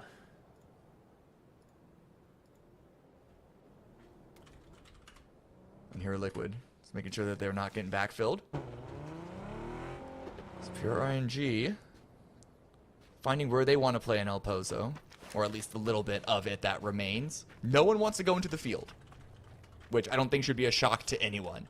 And now Valley 8, recognizing that Al-Qadsiya is pushing in from the north. Finding a different angle, but potentially spotted by Furia to the south. Needs to play a bit safe. Keep the cards close to the chest, and just hope that the rest of Pure RNG is able to support from their angle just a bit off to the west. Toyo now coming into Liquid territory. Oh, Sparking. Up to no good, Sparking. He let him go by. I can respect that. This thing goes somewhere else. The trap is not prepared. Nope, never mind. Sparking will try to... Okay, I thought for sure he'd take a couple of shots there. Sparking not shooting makes me feel strange. Okay. Fourth one coming in. Yep, Sparking's going to get that spray down. Noise. Always pick on the easiest one, and the easiest one is always driving last. Captain goes down. No trade at all for Toyo. Cappy. Falcons, Poor though. You can see in the Cappy. picture-in-picture. Facing off against potentially dangerous. Oh, that's a good Panzer. As Liquid now continue to put the squeeze on Toyo's position. And while Liquid squeezes, we see Falcons get a Panzer knockdown there. Slabby's going to get flushed by Kickstar. Potentially Dangerous crashed into this compound and was met by a Panzer in the face and is eliminated from the match. But they didn't have a lot of other options. That was where they had to go. That's what they had to do. This next phase 4 shift, you can kind of see it. It was another hardship to the west, slightly south, but now Zayko's running around. Pure RNG versus Alcacia. The fight does finally break out, but Pure RNG are split. Bestia have also joined the party, joined the fray. Pure RNG looks like they're getting punished for trying to control too wide of an area. Zayko dropped very, very low, 19 HP. Grenade from his east. No, it's not thrown. I thought it was getting prepped by Alcacia. But Zayko does stay alive to fight another day. Penta. Come on, Penta. I'm enjoying watching sort of the QAD rise and Bestia doing so well, but I really want to see Pure just go nuts in at least one game, man. I love these guys. And the fact that we just keep kind of losing them with 0 kills is really frustrating. It goes down to DraftKings. Cat's considering the revive, but a frag comes in, doesn't secure the kill, nor get the second knock, but the spray into the smoke is taking Valiate out. Another kill point for sneak attack. Good grenade drops. Gats. Zayko goes down as well, and it's all in Pentalol. What sort of hero plays are going to occur? Nothing for Pure RNG in this round. But Alcacia, they're punished regardless. Shots from Bestia, making sure that they're not getting into the zone with a full 4. Man, you know, they were such a good spot, and then they weren't, and that's the nature of the game. They had to make that north rotation, then it shifted south, and they just sort of had to keep chasing this thing. And the circle was not in there, was not supporting them at all. And they're kind of in the same position the Falcons found themselves in, where Falcons have to do the opposite. Now they got to make a big rotation south. They got to fight through Toyo. They got to fight through Liquid. It's going to be a tough transition for those guys as well. So some of our favorites, teams we're used to seeing, struggling in this match as Kickstart leads that charge right through the middle in a very Rock-esque rotation. Sending it in. Trying to find some space for the rest of Falcons to follow up behind, but Liquid, they've been toying with Toyo. Haven't taken them out just yet. Don't want to go too aggressive, and instead putting their focus on vulnerable targets in the center. Thankfully, though, Kickstart is not one of them, able to get inside the shack. H1 has gone down to the kill feed, but the rest of Falcons looking to follow up on Kickstart's position in the middle. Blue chip revive coming into play for Toyo. Liquid don't have the angle. There is a fence dividing them from Toyo, keeping them from being able to stop this returned 4th player. But at this late in the game, where in the world is Capitan going to get any loot? My dog is losing his mind upstairs. I apologize if that's coming through, guys. Purdy making the most of the TPP system. He was dead once, now he's back and laying around, relaxing, enjoying his second life. I like that. Because Purdy did die in that southern fight. Remember, we watched him get flushed there. So this, remember, for those of you who might be joining us, players come back. The blue res beacon is available, and you are able to bring players back in the new format. You can see Alo up ahead by Liquid. They're not even bothering with Toyo at this point. They're just sort of trying to find their own way to get into the zone. Alo's clearing the space for them. Scouting ahead. Announcing what's open, what is not. The problem is, crossing this road is going to be into an open field. So Liquid, they're going to need to start hitting some heads, getting some knocks. Yeah. And ROC, that's a knock against one of them. Should be a relatively easy revive. But how did they get into the zone? Because Furia holding that ridge right above them. Yeah, it's an easy revive, but it is just slowing down everything that they were trying to do, right? They're trying to get some information, plan how they're going to take that hill. Their only hope here is that Falcons, and Fury crashes, but that's not going to happen because they're getting Toyo crashed. Kickstart going to open the door. Shrimzy as well. That's 1. That's 2. And now the third man arrives. Can Emmy do anything? Shrimzy's in the hay bales playing Ring Around the Rosie. And there he goes. He's back to the lobby as Toyo is eliminated. Shrimzy, Tiggleton, and Kickstart will survive that. What I was saying is their best bet is Desperation Falcons push onto Furia to buy Rock a little bit of space, which could also go the other way if the Desperation comes out of Rock. But Furia in such a good spot up on top of that hill. Another knock on Arello. Alcacia trying to hold their position against Bestia from the north. Cowboys going for the revive. And Liquid are also in range. Sneak attack does go down to Cowboys knock. Nice. And it's just defensive measures right now for Alcacia. Roth is pushing forward. They can use that shack. but they do need to keep an eye on DraftKings, the lone snake of the north. They want to make sure they're not backstabbed, not distracted too much by Liquid. DraftKings drop blow, almost goes down. Just able to break line of sight. Tig gets a Rock, made the move. Tig stopped him for the push, and Rock is in the same spot where they got to stop and res again as they were gearing up to try to take the hill. Meanwhile, you can see Furia is trying to make the most out of Tig's knock by flexing out to the left side. They know where the reses are going to come through. Tagged him twice. They're going to keep an eye on the car, and Rock, I think, might just be up a creek without a paddle because Falcons have made it into the circle.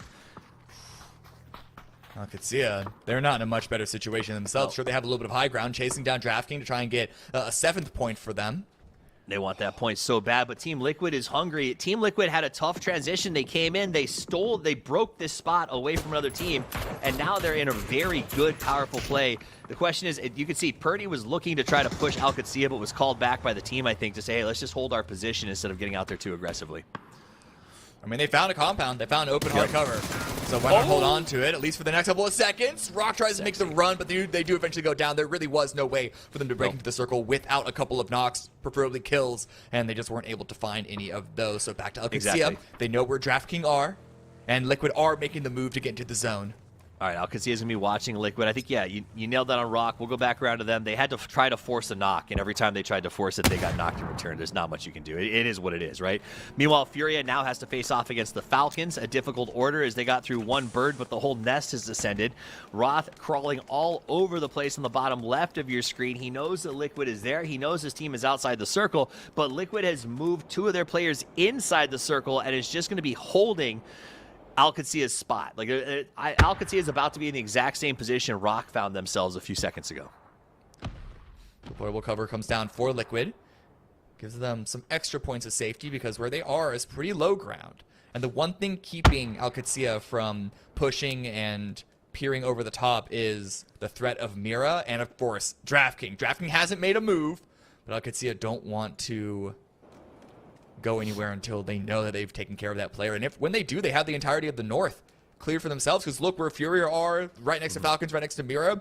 Almost every other team is down on the south, because this is where the ridge truly is. But with the shift going up and favoring a lot of the northern section of this hillside, it just means that open space is not taken by anyone yet. Sorry. When you said that, I looked at the circle and was like, gosh, the north side of that circle is trashed here. Interesting. Liquid, I just feel like they're in Liquid's in a great spot, but Mira, a team that we brought up at the start of the day today, has been very impressive, to say the least, is in a very good spot to join in with those top racers. The problem is the top 4 teams are all alive and putting points on the board right now. Ooh, Alcacia, they're making a move to the center. They're going to try and take out DraftKings, and no one can spot them and punish just yet. Posa wants to go for it, but knows that Falcons are right below, right to the south. DraftKings does eventually go down to the blue and Alcacia. They see that in the kill feed and immediately put their attention back down on where the other teams are all going to be coming from. But no one's making a move. No one wants to be the next one to move into the zone because they themselves are going to get backstabbed. Falcons are, I think, the ones going to decide if the fight happens to the east or the west. No one wanting to be the first one to attack. You gotta love that. Posa gonna go ahead and keep gathering information. Kickstart's got the Panzerfaust push as he moves himself closer and closer to Furia. He says, if I'm gonna be scouting and I might be in trouble, you're coming with me. Grenades, mollies, utility, all comes down. A great grenade by Kickstart. Drops Kawazine. And they have more utility where that one came from. Prepping it all. No one's third-partying them just yet, but they know that it's only a matter of time, so they need to make this fight finish quickly. Taggleton, Krafton. So right now it's back down to a counter. Both teams down a player. Shremzy going to go for the res. Collins, I'm not sure they can bring him up. Okay, he's going to be crawling back to the smoke, but that's going to take a long time to get him res. Taggleton will be back healed and in play before they pick him up. Yeah, thankfully, though, Mira getting distracted by Liquid to the west, so they're not able to third party, which gives Falcons a little bit of space, but it also allows Furia. Well, they could have gone for the revive. Unfortunately, I think a grenade finished Kawazine off, but it is going to be reset to a 3 versus 3. Rello also goes down to Curdy. Nice. So Curdy gets Rello. Mira now putting in a ton of work over there on Liquid. as they saw the QAD fight break out, and they immediately responded with brute force. Shrimsy does manage to get the steal on Curdy, so he's going to flush Curd, who got knocked by Mira, and that will be the end of Team Liquid. From the high to the low as they end up in a bit of a sandwich. Oh! Tiggleton, they've moved over here. He flash arms that man, and now they're going to charge them. They say, all right, we don't have to fight Furia if we take Mira's spot. Yeah, I mean, just the instant 180. They got the one kill onto Furia, but really it was the fight between Liquid and Mira that pulled them away and said, you know what, let's actually take advantage of this. They recognize that Mira are now suddenly out of position, so they're putting a threat on them. 10 kills to the Falcons right now, and they're trying to make it more. They are not happy being on the bottom half of the leaderboard. They're doing all they can to come out on top, but fakes in Haven. They're making it incredibly difficult. Falcons are still getting a bunch of kills, but it is only one member remaining of each, and that's not even the case for Falcons anymore. Kickstart does eventually go down, but what a point grab for them regardless. Yeah, but again, Mira walks away, survives that one. Mira took the fight to Liquid, then turned back around and accepted the fight from Falcons, and they're the ones who ultimately end up going the deepest. And that's it. What? Wait. Furia. Wait. Furia. Wait, whoa. Wait a second. From those hay bales, they got the grenade kill under Rello, and then the final long distance AR spray kill onto the remaining member of Mira at the same time. I think they had a player on the south, though. I think they split and went 2 hay bales, 1 south. Right. hill. Yeah. Okay. That makes more sense. I do think there was a bit of a sandwich, but yeah, once it went down to 1-1, they were like, okay, let's just go get these final points. And Furia walks away with a well-earned win. Congratulations to them. Welcome back. Godspeed. Miramar is done. Thank you. And dustied. And here we stand with some of our top teams really, I mean, the top 4 teams were all up in the 6th with the final 6. So the teams who are playing well seem to continue to play well. I don't know if they understand the format or if they're just better at TPP, but it does seem like the rich are getting richer, guys. The rich definitely were getting richer in that last game. That endgame fight between those 3 teams, Mira as well as Furia and Falcons, was just a pleasure to watch. That turn to immediately get rid of Mira was so sick from the Falcons, but again, Furia decided to strike at a perfect time for the third party. Either way, that was a hell of a way to close out Miramar for this event. I'll say that. That was a sick game. It was, and it was fun because it was a sick game that also, like you said, the skill of how quickly they made decisions in that endgame, right? The way that Falcons handled sort of the rock crash against Furia, the fact that when Falcons pivoted to take after Mira, who pushed Liquid, Furia immediately released their 2 and found a flank position. Like, it was fun to watch these teams clicking at full cylinder, and it was very, very exciting. So that was super cool. It actually got me pretty hyped about EWC even more by seeing some of these players with how fast they're thinking. Falcons, 14 points, though. Furia, 11. Alcatia continues the climb at 9, and Mira, who has been a breath of fresh air, is going to come in 4th with 7. So a little fun one, Cameron. Animaniacs end up in 6th place because they got those 4 kills off the hot drop. Right, and a 5th, I think, off of a member of 55. Yep. But Falcons, sorry, I can't help but focus on them. 13 kills. They got 4th place for the 1 placement point, but they're in 1st place on the game, on the round, because of the amount of kill points that they have. You could tell they are, and we all easily assumed this, they were not happy with their performance yesterday. They slipped from, I think, 4th place down to like 11th, I think was their lowest yesterday. They're not happy with that, and they're coming back today with the vengeance. If they're following Alcacia's footsteps with a sort of like rage-filled 180 of performance, this is going to be a very interesting finish for today. We still have 4 games left to go, but with scores like that, I think things could be pretty hectic towards the top. Now, what I want to point out with this match leaderboard real quick is when you look at 6th, 7th, and 8th, or 6th, I think 8th and 9th place, all of those teams died in the first 12 minutes. They went out during that hot drop up by power, and they still managed to get into the left side of the leaderboard. So that does stress how important those early fights can actually be for putting points up, because teams who struggled didn't get nearly as many points in the late game. All right, total leaderboard. Alcacia has done it. They've taken 1st place. We set the stage for them to do this yesterday. I don't know if they were listening and said we got it, or if it was because we smelled what they got cooking. Do you smell what the Roth got cooking? Because I do, as they move in to the lead. Team Liquid's not going to enjoy that, though, as they're going to be chasing with their 94. Furia and Bestia on their heels at 92 and 89. This has become much more of a race than I thought it was going to be when I arrived at work today, Godspeed. This is a race indeed. I mean, a tie for first place, only 2 points behind is third. And that's going to be Furia. But something to notice there in that last game, as we kind of went through the series and went through 12 games in the last 2 days, Team Falcons and 55 Esports both decided to punish that hot drop between LG and Animaniacs, right? And look for that. If it does happen, I doubt it's going to be much more of a case on Tego and Rondo, but look for a wrangle. If we have any hot drops, again, look for these teams to start to spread out and look for the kills on those hot drops in order to get those early points, because that's exactly what Falcon did, and that's how they accumulated an early set of kills before they actually made it to the end game. But I think if this scoring system persists in Masters, I think we're going to see so much more of that, right? Because at the end of the game, 100%. when we 100%. see the game summaries, the fact that teams that are going out in the first 10 minutes are finishing higher on the overall rank for that game than teams who got into 5th place or played to the bitter end, I think is going to start to set a stage, right? Like Rock was there. They grounded out. They made their rotations. They fought to the end. And ultimately, they ended up, I think, in 13th place or something off the back of that game because they didn't get any kill points. So I do think this is going to very much shift seismically the way that early games are played, because you want to take those fights. And then if your team's like Liquid, you take the fights, you get the kills, and then you get right back in the match. Purdy died. They parked a car next to him. One player took the blue chip and went and did the res. The other two just loaded the car with all of Purdy's crap and drove to where he was going to land. Word. It literally just made Purdy able to stop, have a cup of coffee, eat a sandwich, and land at the final destination of where they're rotating to. If anything, it made him more powerful. Send him into the air. Let him see the world. Let him have an experience. I'm just saying. Let him see the world, baby. He's only gone for 5 minutes, brother. But you can't see that much.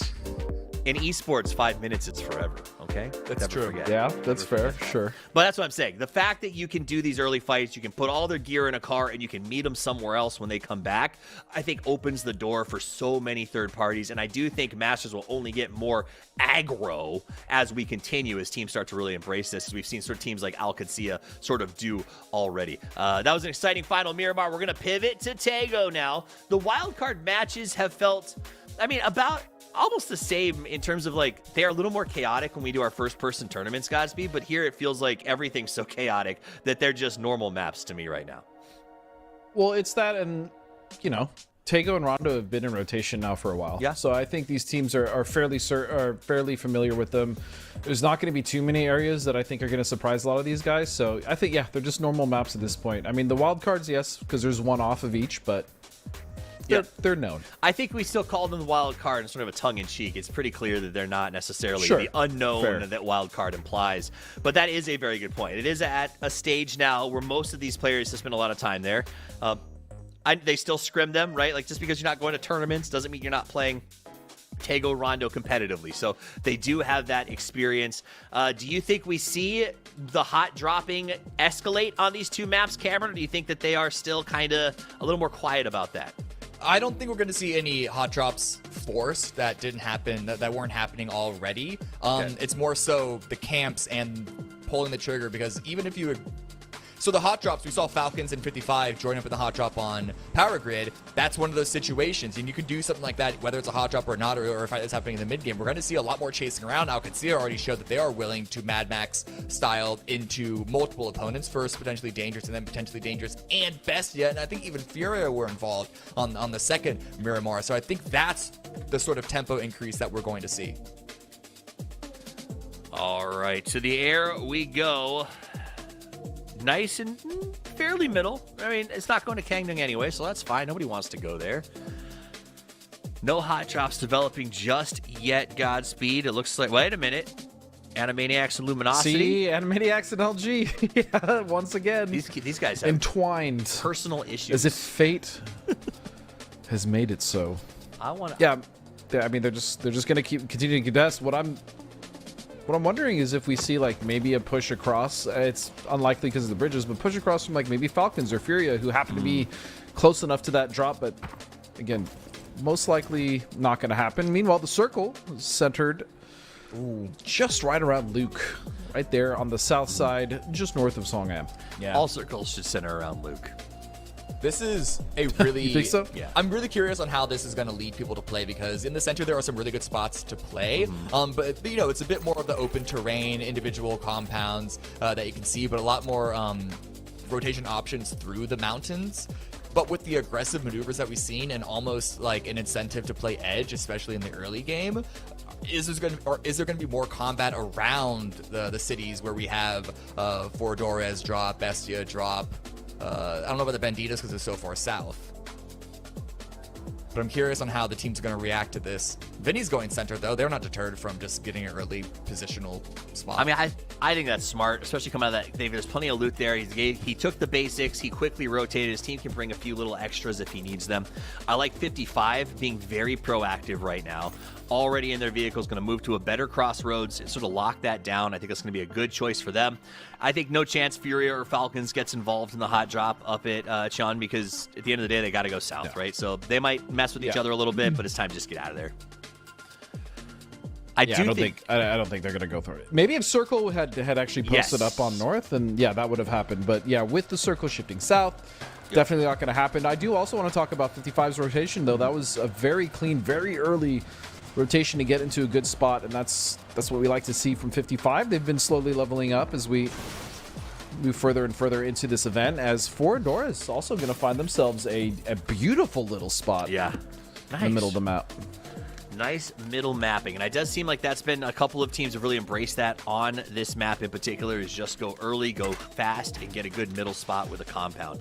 The availability of good compounds with this circle is not going to be high as the shrink continues, so I do think taking that percentage play of we're picking a spot that has a 70% and then 40% chance of getting circle pops after that is well worth the early rotation right now. And you can see tons of teams doing that as you take a look at the map on the right side. Bandito's moving closer, 4 inside, 55 there. Liquid already sent in 2 scouts. PD, Bestia, everyone is saying, okay, we know what's going to happen. Well, eventually it's going to go north. So the one thing I have to question about so many teams rushing for a center right now is that, yeah, they dropped, this is in the beginning of the playing path. So the amount of time that they had to loot is already going to be faster than it was on the north of the playing path, and those teams went towards the center. But even still, this is such a fight-heavy meta right now. My question is, they're not going to have the most loot because of how fast they want to get center. So is there going to be a point that they're going to be running out of utility? I'm not expecting these people to walk in with like nothing but SMGs and bolts.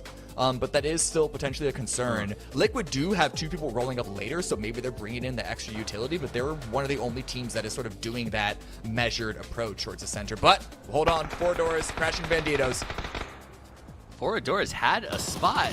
They said that we want more Banditos. Banditos calling in backup as the crash happens. You can see him running full speed. Nice! What the? What? Okay, dude. What? Jump shot from NCLS, and it just goes boom.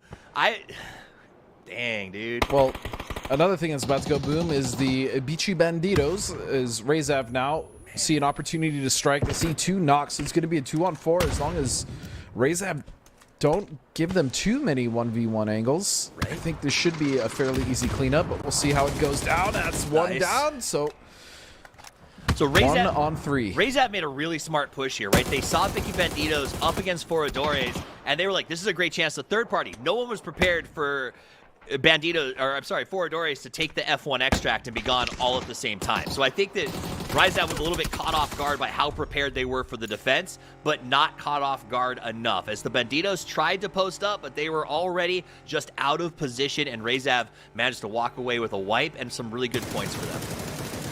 Oh, and look at this trap. It's going to get the tire. Beautiful. I love that from Vox.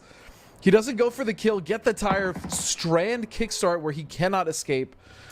And they just delete him. Right. Well done. It was good camp. Frustrating for Falcons, but well done by LG. It was like they were trap shooting, right? Like he was sent out there just to he yelled pull, and they just slid him in for everybody to take out. Absolutely brutal. Animaniacs, these guys love to fight, and they are going to pack it up and be moving across the map right now. Bestia loading into some cars. Are they down to just 2? That can't be right. No, they're doing a 2-2 spread right now. Nice position. That's should be able to cover each other a fair bit from those positions. And something to know, 55, looks like Carrix was taken down by Draft King.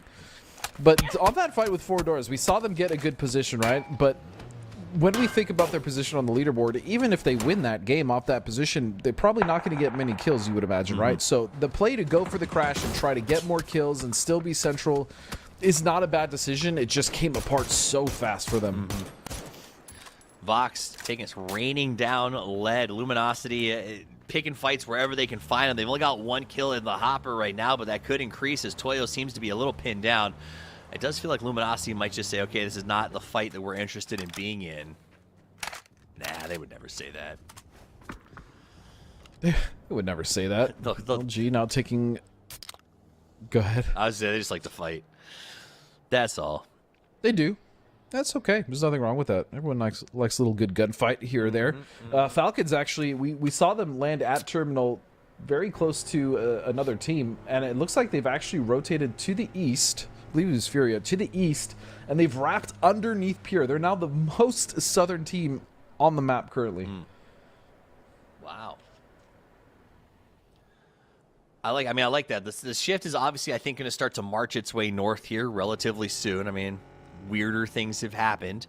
So Falcons, I think, will be playing chase in this game pretty substantially. Furia moving into a good spot as long as they don't get caught off guard by Pure here. I like how they're entering this, but they're going to scout all the way from the downside. Valley ambush position. Panzerfaust crawls under the window. Oh my God. I mean, it works, Yep. right? Yep. As they're very close to Furia. In fact, some would argue too close. Now, they're on the other side of the compound on the east side, so we'll see if they're going to be able to push forward. But Pure is very content here to just use the angles, right? They are not even moving. They have no interest in moving forward. It's going to be Fury that's going to have to spring the trap and try to survive or just leave. That's also not a bad. I think it's not a bad option either. Yeah. There's plenty of terrain to play around that area. It's like a scene from a movie. They're like, man, seems safe. And it's quiet, a little too quiet. You know, let's just go. I don't feel good about this. And I respect that. They just get out of there. The trap will not pan out, I do not think. Now Luminosity is going to finally make their shift into the circle. Move their guy might stop and pick up these boxes. No one has looted this care package drop. And they are uncontested for it. So Luminosity going to get very kitted up right now. You know, if most horror movies went the way that Furia decided to just back out of the situation, I'd I don't watch think them. we'd have very many. They'd probably only last a few minutes. And I would really enjoy them. I'd be like, yes, that was a good choice. End, right? Like the end. That's that'd be so good. We should make a horror movie that ends logically, where people just don't interact with whatever entity is terrorizing them. A whole franchise, instead of calling it Get Out, we just call it Don't Go In. Ooh, People walk okay, up now to the you're door using your and noggin. they're like, nah, I'm good. As we see Gats there with a nice position above, so he has sight lines in case they do try to push. But I mean, the Panzers should be more than enough. Rocket team continuing to find early game success. The last couple games they have gotten thwarted, though. That's a shift. It's going to be a Hosan circle. And LG stopping to loot those crates actually worked out really well for them. They were transitioning past that area, but they were like, oh, we should loot this, and now the circle lands right smack on them. So they're going to be in a great spot to find something here. Meanwhile, T-Plants catches Posa. Furia smelled out the ambush, decides to go elsewhere, and then gets caught in an Animaniacs trap. It's the worst trap. Every time I to say be the caught name, in, I sing the song in my head. I know. I think of Pinky in the Brain as well. Here we go. Cowanzine is not going to get the kill. He's going to stop off, and T-Plants needs to get the hell out. Oh, yeah. As he's going to find one. Okay. Still doing work. The rest of Animaniacs Calazine, this guy's trying to close this out, but yeah, he needs support. I think Kraken might be above now, overwatching him. That grenade's gonna land right on the rock, coming over from T-Plants. You gotta be careful here. They're throwing grenades at him. It bounced a little bit long. Calazine lives for another minute. Gizera does get that knock on 1z1. Nice. Here off in the distance, they're starting to push towards this. Cowanzine is going to find a second one, and this fight needs to conclude. Otherwise, Pierre is about to come into some points as Gizera has been found. It's going to be Zico with a VSS. Meanwhile, at the bottom, Toyo and potentially Dangerous going head-to-head. Capitan trying to get that final knock. You see him blaze down. He wants to finish, and he does. PD is out. Capitan gets the finish, and will be able to get up Benha. They stay 3 strong. PD has not had the most stellar day. They made up quite a lot of ground yesterday, but not able to get the start they wanted. Zico is going to find Cowanzine, finally putting him down. Pierre has entered the fray, and Kraken is going to get the hell out of there, and that's definitely his best option. Run, truly releases a Kraken. runs the Kraken. Oh, he will. He will. And he did. And he did. And he made the right choice. Ryzav going to go ahead and get a pick up there. Looks like they mixed it up with 55 again. Psycho got a knock and decided instead of sticking around, they would just leave. So off they go. And 55 has been playing, I would say, relatively careful in the last day and a half here. Taking some fights, but more of a grindy mindset. But they're also, I feel like they're just playing very loose and free, though. Like, That's they are true. careful. They're not taking too many risks. But, I mean, look at the way they were playing on the map. They just had a 2-1-1 split. They now consolidated. They sent Tony off to go res. I believe he's going to a beacon off to the southwest. So, I mean, they've also been setting a lot of traps. We just saw one right there. That's actually something that 55 have been doing more and more recently, as we've seen them, even some of the FPP events. Because remember, this is the old 22 roster, or at least parts of it, right? You have Haven on that team, so a lot of experience. This is a Kraken on a one-man mission to change the world. Listen. Very lonely, difficult mission I really to change the yeah, whole but world. like, imagine if he won. Imagine if we're watching this right now and it became like the ultimate, you know, like Jack Ryan. I don't know who's a Rambo story, a lone survivor who fights his way back. There's got to be a movie, you could right? do that. There is. I mean, there is literally the movie called Lone Survivor. Fair There's point. also Rambo. So you name two of them. If that's what you're referencing. All right, nailed it. Yep, there we go. As we still have Toyo. Toyo actually in Busan Saw as well. So I wonder if they need to get a member of their team alive. Which I think they lost one. Yeah, I believe they lost Emmy, so I think they're going for a res as well, which is not going to bode well at all for Kraken because... Because that's what Kraken wants to do. Yeah. Oh, bad news, Kraken. He's like, I'll go to the blue one. No one will be here. It'll be fine. Oh my gosh. He's... Yeah. Because he had to have heard the cars, he heard right? the smoke. He knows. Oh, okay. So Kraken knows about Toyo. The problem is I'm not sure they know about Kraken. There's no possible way. I mean, Oh, but if being there's so a will, there's a careful. way. They're being so careful. I mean, the fact they have to know. There's no way Rebo wouldn't just run in here. Oh, Yep, okay, there we they go. knew. He sees it. Oh, Sag. He died to the blue. Oh, that's irritating when you're Toyo. That is actually... There's a free but he's dead already, please. Right? It's like, I got one hit. Blue takes it.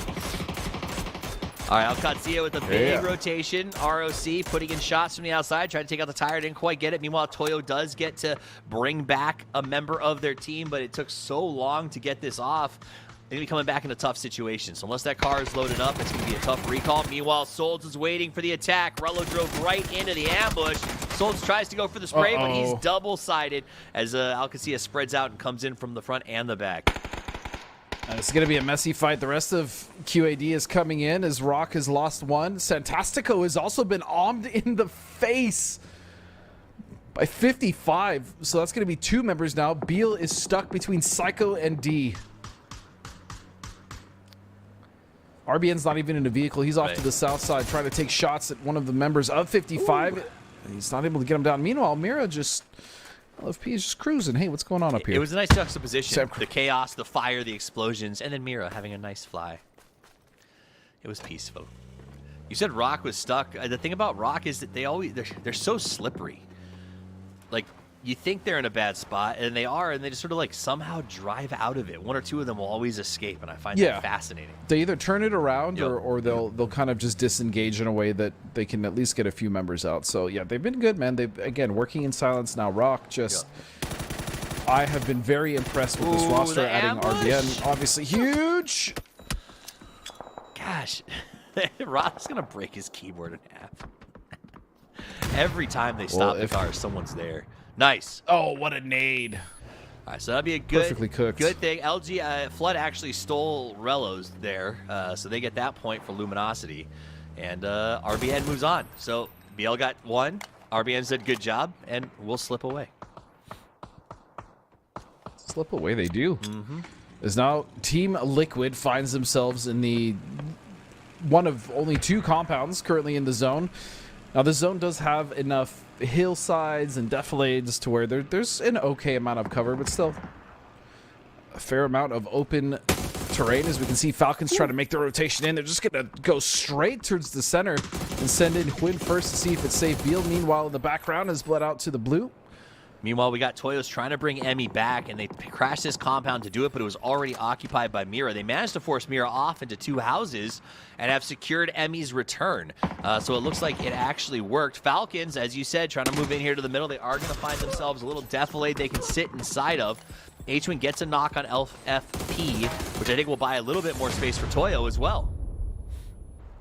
Yeah, and Toyo's going to need some space as a C4 just went off. Rebo's going down, and this is now, I think, a 3-on-2 situation. Oof. No, 3-on-1. Mira is down to just 1. They're going for the res, and surely Toyo has realized that, right? But Capitan is actually going to take the opportunity to go for the reset and get the res.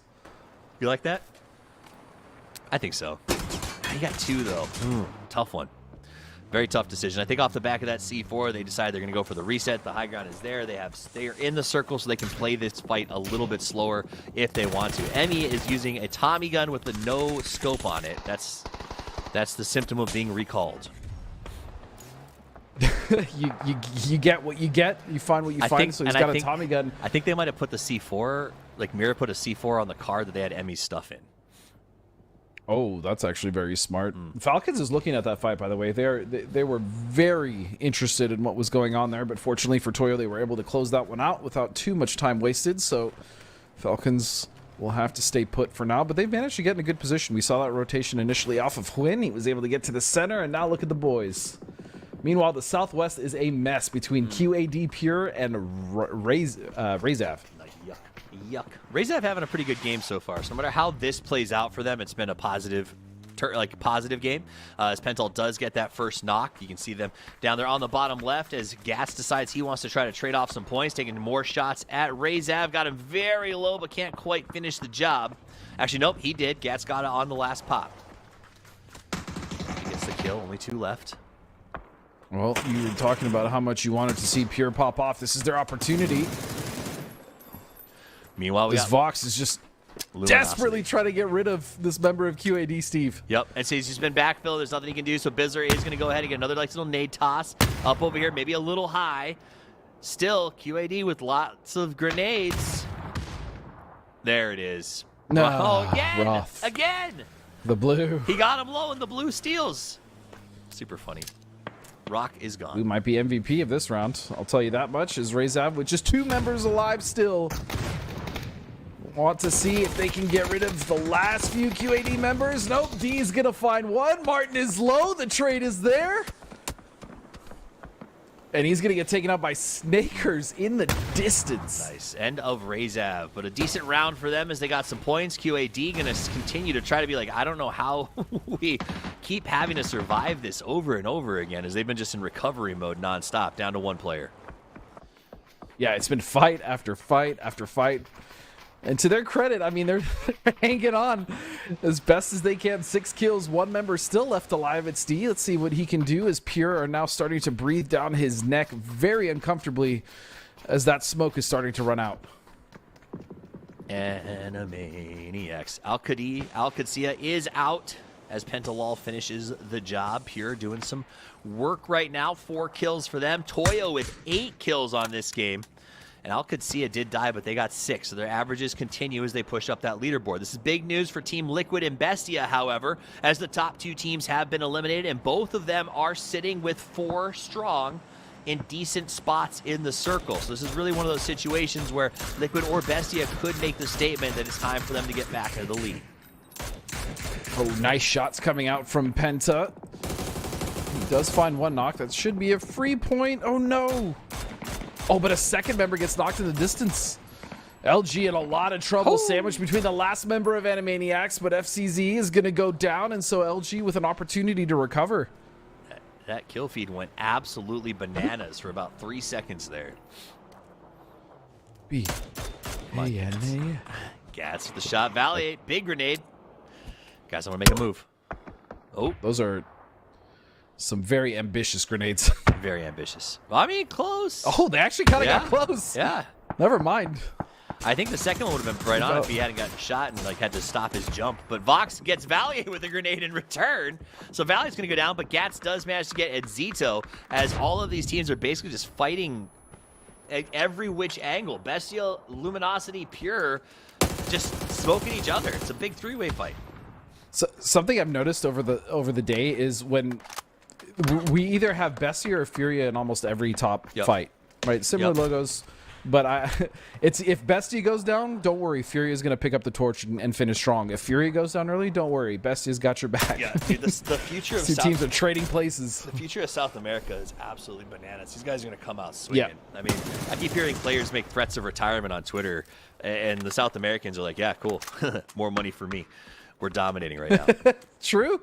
Yeah, the South America's on the come up, and if a lot of these top players that are gatekeeping do retire, well, door's wide open. Absolutely. Zako got the VSS, which got a buff in the patch, so good for him. I don't remember what the buff We saw a was. knock earlier. I think it was it Vox? Someone knocked someone with a VSS earlier.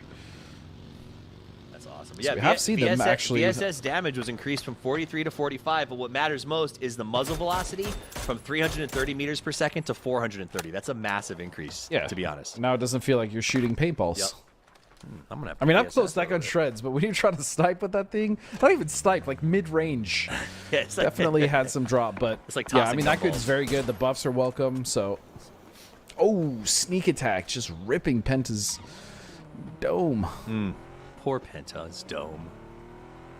All right, Pierce still at 3, though. Bestia at 4, still feeling pretty comfortable. Team Liquid has moved into 2nd. Bestia sitting in 3rd, so we thought that they would both move up into a threat for 1st, and that is 100% happening right now.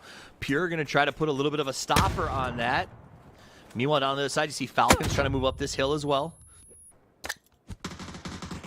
Falcons have made a full rotation, and in classic Falcons fashion, they've waited for the other teams to start to fight in the end game, and then they just completely take control of the circle, and then they'll probably clean up this fight anyways. And then they'll go take the final 3v4 against Liquid. It's just the way things have to be. Is Liquid holds the only compound in the circle, is waiting for everyone else to just finish their business so they can come out and do what they do best. Shrimzy. Love to see it. Yeah, Inzito gets knocked down as the Falcons come hot on Bestia, down to 2. Grenade. Draft King does get Penta. It's like Bestia's like, oh no, the Falcons are coming. Quick, finish Pure. Yeah, but the problem is also Liquid are coming. Yeah, they can't. Liquid is not a this team out. that's going to sit in that compound when the fights are going on in the end game. They're going to be one of the first, just like Falcons, to be proactive and to cut off that space. And they're going for the big Sure wrap enough, they're round. now on the other side. Yep, I love they're coming they from the side. So Bestia is going to run right smack into Alo in just a second here. Actually, Alo, I guess, ran into Bestia as he ends up going down. Immediately, Purdy Curdy falls back to the compound, as does Sparking. And they said, okay, now that it's 3, let's stop the aggression. Let's hold for just a minute. I like that. Well, Falcons have seen Liquid now, and the issue is that Liquid is on the low ground, right? Yep. Falcons has the high ground, which gives them so much information, as well as how Team Liquid wants to approach. It's actually not ideal, but the flip side, the bright side, I should say, is that Falcons will be out next circle. They will have to move in. You can see them getting to their vehicle, so although this high ground advantage is there for now, circle does favor Team Liquid. What an interesting move. They sent Luke to the far north side. Yep. And now they're sending Sparking out to the dot, essentially. Or where they think the dot will probably end up. So they're going to have Luke cover Sparking, and then the other two members are going to, other two, Ayla went down. The other member, Kurt, is just kind of, pretty much just kind of stay put in this compound where he can, where he still is also in the circle next to his teammate Sparking. But yeah, Luke cannot go down here. If Luke goes down, this is going to be catastrophic for Liquid. And that was a very tough shift for what they were setting up. So Luke is going to have to work his way in a little bit faster now with eyes on Falcons. Shrimzy decides to counter-rotate. Shrimzy and Tiggleton say, okay, you leave the compound. We're going to come in behind it. And now Purdy's got to deal with them by himself. There's no cover. Sparking has to make his way back. That was honestly the best possible shift for Falcons, because you would imagine it was going to go off their position, but now they really just don't have to go too far, and it's going to be Shrimzy to find Kurt in the back. God, this is now down to a 2v3. I could hear Kurt's groan from here when that Panzer went off behind him, and he saw Shrimzy come up in the kill feed. Of course. Tiggleton with a nice little grenade here. We have seen Sparking and Luke return, so the fight will be in the compound. Considering the fact that Liquid was literally in this position and left to strategically set up, and here they find themselves now playing Crash, basically, right? Like the table has turned. Yeah, if I was Liquid, I would have probably made the same play they did. I mean, the fact that this shifted so hard to the southwest is I mean, I think unfortunate. I just think it was unfortunate they lost Alo on the stab, right? Because like if they had 2 here versus just Purdy by himself, they might have been in a better situation. But I still think their stab was a smart one, right? Like going for those Bestia points was a big deal. Oh, of course. Yeah, that was huge. Sparky now has to fight off this angle, so they now know Falcons, where one of the members is. Beautiful angles. He really had nowhere to go, and now it's just up to Luke. He has saved them in the past before. Can he do so now? Luke hoping to make it work because they're tied. They did make it to first place, so they're tied for first right now. Falcons, however, trying to pull the Al Qudsiya and say, okay, yesterday you guys made this move. Well, you know what? It's Falcons Sunday. Let's just do this. They know exactly where he is. Oh yeah, the pan throw. Nice. Just for a little BM, but little troll. Nicely done. Falcons pushing forward through multiple teams, get it done, but Bestie as well with 9 kills. And Pure with a solid game. Yeah. Just for you, Steve. I like the guys. I want to see Pure do well. I think everybody wants to see Pure have good games. It's just fun to see the guys back. So keep it up, Pure, but congratulations to Falcons with a really good win. And honestly, smart plays. Nothing bad about Team Liquid's decisions, nothing bad about Bestia's decisions or Furia's. It was just Falcons with their back to the wall multiple times in that map made the right play at the right time, and it culminated with that backstab on Purdy and Shrimsy pulling a Panzer out of the car and saying, all right, I'm going to go ahead and clear out the solo, and it worked, and they were able to take that prime position in the end. Really nice endgame, Cameron. Yeah, it was, and just showing Falcons' quick fire abilities, quick fire decision making to see that gap. And like already, Sparking tried to make a play. He got discovered. He was already running away from his vehicle because he knew frags were about to join, and that put him on a slower rotate to join back and support his captain. But Falcons, they get a win, a bit low on kills, which would be the case even in the previous meta because it was only 7 at the end, if I'm not mistaken. But still, good points grab overall, 12 points for them. But this is an interesting round because you look at the points. The kills are so much more spread than they usually were. That's a great point. It is, but definitely still aggressively on the left side to speak again to how important those kills are. Toyo got no placement, walks away with 9 kills. But yeah, much more spread out, and I do think that's going to draw us into a pretty good 4 or even 5 team race now when we get to that overall leaderboard. We're going into the final 3 games of the day after this. So there's not a lot of chances to put more points on the board. You want to finish high so that you have a higher chance of getting to Masters West. Bestia, Team Liquid, and Al Qudsiya 3-way tied for first place at 100, Furia at 95, and then Falcons out of left field with an anger and a dream moves into 5th with 85. But the way they've been playing, they could just catch up as well. It has been a wild match so far today, Godspeed. I think it's a 5-horse race. Any one of those teams in the top 5 could win this. And you know what? I'll even say if Mira has a crazy couple games and, you know, Liquid, Al Qudsiya, Fury, and Falcons, which again, we have seen them drop some points in games, there's a world where even they can kind of make the climb. So this is going to be a crazy finish. All right, reminder, bottom of the screen is a QR code. Scan it and take the esports survey. Krafton wants to know your opinions on the future, the past, and how much you enjoy esports. So go there, take the survey, and when it has the write-in section, I want you to put... I also want to say I love Godspeed, Cameron, and Toffees. They're our favorite casters in the entire world. Get them a spa day. A spa day would be lovely. A spa day? Yeah, well, I don't want anything. I don't want something super special. I just want to hang out with the boys. You know, put some cucumbers on my eyeballs. And I want to know $500 spa day. No big deal. I'm not saying it has to be nice. Yeah, it could be in the desert. A ratty hole in the wall spa. Yeah, I don't care. I just want to hang out. I want to hang out with you guys after the show today, so stick around. We're going to have the Masters Mike AM. If you'd like to send us some questions or some statements on X, use hashtag MastersMikeAM, and you have a chance to win 3,000 G-Coin if your question is picked. So please send that in. Gentlemen, I hear our break is ready. We're going to be back with 3 games right after this, but before we do, it is the second half of the quiz show. I think you're going to like it, so don't go anywhere. Welcome back, my friends. It is time for part 2 of the game show. My name's Toffees. I'm joined by Shrimzy, Purdy Curdy, and the illustrious Godspeed to see who comes out as the victor. When we left you last, Shrimzy was leading with 3 points, Purdy with 1, and Godspeed with 1, trying to play catch up. 5 more questions. Let's see what points we can put on the board. Question number 6. Which team took the most damage to blue in Masters 1? Start the timer. I want to know who crawled their way as high as they possibly could. I don't even know if they were in it, I know. but I want to make fun of them. I want to make fun of them even if they weren't in it. Why can I not forget the damn team name? Vox is on that. Oh my god, what is that team name? Why am I blanking? It's a team with Vox. All right. I don't even think it's the team with Vox. I'm gonna be honest with you. I don't think it is either. Oh, not the team with Vox. They spent the whole time. They had a. Time's up, but I'm enjoying watching you stress, so I'll just sit here. Oh god, I'm stressed out. Did you even submit an answer yet? No, I didn't. I didn't even submit an answer because I forgot to pay. All right, so Godspeed, do you have an answer? It is the team with Michael on it. That's my final answer. Team with Michael on it. All right, Purdy, do you have a team? It's Empire Gaming. Yes, there it is. All right. And Shrimzy, do you have an answer? I also put Empire Gaming. Okay, don't show the answer yet. Don't show it yet. I want to go the next step. I want to ask each of you, do you have a guess as to how much damage they took? A lot. Way too much. More than I dealt to people. A metric motherload. I'll just put that because I spent half the time in blue. Actually, more than half. I'm going to say, wait, overall as a team or? Yeah, as a team. I'm gonna say 31,000.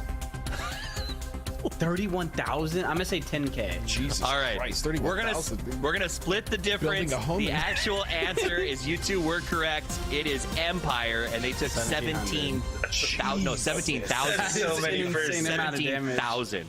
That's why I put the Wait, question. I on there. actually it's bananas. did we even deal that much damage to players as a team? I don't think. I don't you even did. know. No, No. I don't think you did. The only reason I found this because when I sorted by damage dealt, blue was number 1.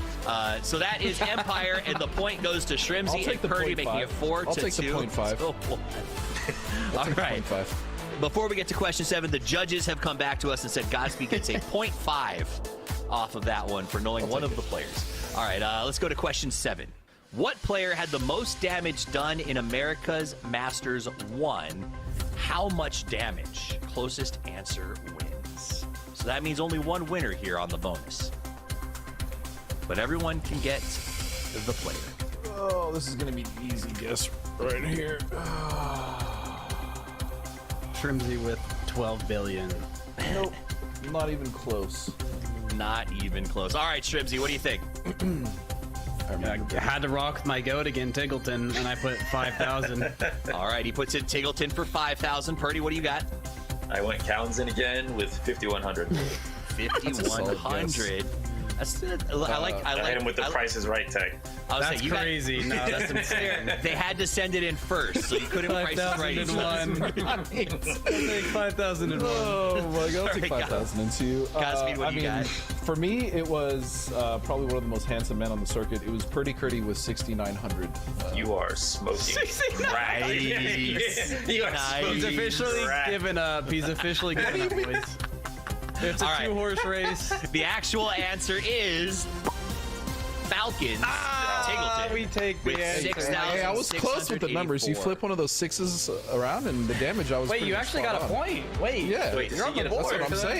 saying. Yeah. Hold on. I get the He hit point. the over, though. player was Price wrong. ain't right. Is it closest to without going over for the The production? closest team, to, or I is it said 6,900. You know what? So I'm just making an change the executive world. decision. Yeah. It's closest to with going over because we don't need weird Let's game go. show rules. what I'm Let's saying. go. That's a point. Rob. Point for the Godspeed. Point for the Shrimzy. Purdy Curdy, I have no super. How does give Tig up on have that beating much Shrimzy, you know what I'm damage saying? without killing anything? Right? How does he have I less think than he had a lot of kills. Capitan I at think he 33? had kills. I'll But tell you he why, just 'cause he- didn't have. Because he did not use a sniper rifle. All right, let's move on to question 8. Who was the first loser, or second place if you want to call them that, at Gamescom PUBG Invitational 2017? Who was the I know who biggest won. loser at the PUBG Invitational This was 2017? it was Martin. It was Avenger, wasn't it? You have 8 seconds left to send your answers in to Jason. I'm gonna lock that in. All right, time is up. So Godspeed, I've already heard your guess. What is your guess? Yep. Martin's duo. Avenger. Martin's Martin's duo. Oh wait, that was the duo portion, the team portion. Bro, what are you saying, man? All right, Purdy, what do you got? There was. Oh my god, I'm all over the place. I went with liquid because we get second place anyways, so I have no actual idea. I just shot liquid out there. Nice, because Pause. second, that actually checks out for the liquid. That makes a lot of sense. Yeah. Shrimsy, what do you got? I had zero idea. I know my boy Drossel won. Shout out Drossel, but I don't know who got second. I rocked with Godspeed because he's talking out loud. I went Avangar. I'm pretty sure that was the team. You went Avangar. Avangar. He's trying to steal his answer from. No idea if that's right. You gotta keep your thoughts to yourself. I know. Who we take those? I do want to go on the Wasn't it record like and say LG? Avangar Wait, what was a team was- team from 2019. Avenger is Martin. Ah, Yeah. Avangar. No, I Okay, thought wait, Avenger was on Avangar though. That would have been hilarious. No. But no, the answer actually First place? is Avenger and Pony Rider won that event or got second place in that event. So Godspeed, you were correct. crazy. And Shrimsy coattails with him to go the distance. Shrimsy and Godspeed both get a point off of this one. And let's be honest, the entire point was to remind Martin that he was the first loser. All right, let's move on to the next one. Question 9. Which PUBG coach is the winniest TPP Western player in the pre-PGS era? I mean, Oh, yeah.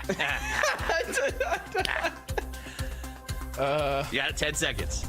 Which PUBG coach is the winningest what? TPP Western player in the pre-PGS Western era? coach. There's not that many coaches. I'm gonna put Trevor. All right. Purdy, is your answer in? I guess, yeah. I All went right, with, what is your answer? I went with the tab. No idea. Interesting. Oh, Okay, I like that's a that. solid guess. I like that. Shrimsy, what's your But it guess? says West. huge. I thought Western. It says Western is player. EU as well. Yeah, Yeah, I yeah, thought I of did. NA only. I thought of it. I went with my goat, Tiggleton. No, I'm just kidding. Okay. Godspeed? Bro has picked his team for every answer and is I don't somehow hitting half of them. I don't think it was Gunner. I put Trevor. Gotcha. Trevor. Gotcha. So the Yeah, question and I was, know who it's was the wrong. best Shout out TPP to Western Trevor. player in the pre-era that's coaching? No, it's not. It's Scoom. Scoob! Wait, I forgot. He left and came back though. Like he. This is gonna sound toxic. I forgot fair. he was a coach. I'm gonna be honest. I Yeah, completely same. So forgot. that's what I'm saying. I So forgot he was a player, but I literally only thought. Okay, that's NA. actually That's toxic. That's a liquid legend, man. Have some respect. Yeah, that's a liquid legend, dog. That's Listen, they're known hilarious. for getting second, man. No one remembers second Second place. PGI, man. No, Scoom's a big shout. Honestly, I forgot. I was only thinking about NA and not EU when he said the I was as tab. well. I was in shambles. Yeah, that's why I didn't have a good answer because it's like I don't. That's a think huge jersey. That is a huge jersey. I'm just saying. Big legend, all right? He played. That's a big Yeah, goal. HyperX, big legend. He spoke All right, with the HyperX, all right. by the way, sponsored by. It's signed. Half that team. It's signed by the last great liquid. Well, I guess the last until now great liquid roster. I'm excited about the future. Damn, We'll get into it. No, I agree. That's the last. That's a good last You game. know the crazy part? crazy. You know the crazy part is he's got that Scoom jersey like framed and signed. I don't remember him ever asking me for a jersey. It's very crazy. He's asked me for a jersey. I don't know. I believe it. I believe it. That one over there. All right. Let's go to the next know one. what's crazy? Yeah, there it is. I see it. It's a Sonic 10. jersey. I see it. Yeah. It's Right? fake, man. Signed by the boys. Hey, Purdy, we're gonna be at EWC together. You are going to win it and then get me a signed jersey for the wall. It's gonna be fire. All right, question 10. Which team had the most wins in Masters 1? Oh, that's either. Don't say it out loud. You're literally supposed to type the answer. This is our last question. I gotta know the answers. Godspeed. What was your final answer for our little game? I'm gonna go Bestia. All right. Purdy? I went with my goats, Falcons, baby. I was waiting for I want to say something. Shrimsy? Oh, man. Listen, this might be the most egotistical interview of all time or game show, but I went with the Falcons as well. Wow. It wasn't that Crazy. long ago. I'm glad you guys all remember that the answer is Luminosity with 4 Nailed it. chicken dinners. Nailed What place did they get? No one expects the Luminosity. They're very, Eight. very sneaky. All right, let's go over the final scores. What are my final scores? Yeah, that's all that 6 matters. points All right. for Shrimsy, 2 points for Purdy Curdy. And Why'd you laugh like that? Because I should have done it the opposite order. And 3.5 for Godspeed. I really thought Purdy would do. He started so strong. But that does mean Shrimzy, you are our champion. You know, it's only in the best interest that I give you a soapbox. You have a minute here if you want to say anything, if you want to crap talk these guys, if you want to hype something, plug something. A little soapbox for you as the winner.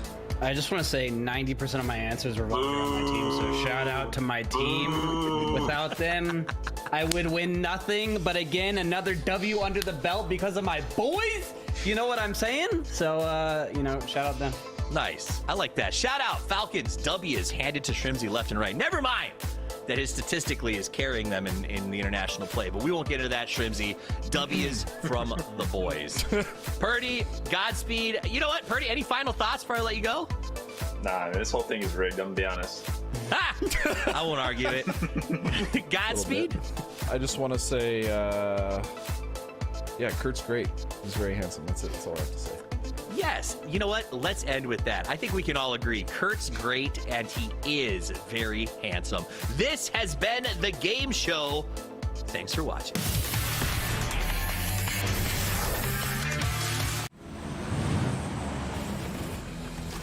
Every survivor lives for that electrifying moment.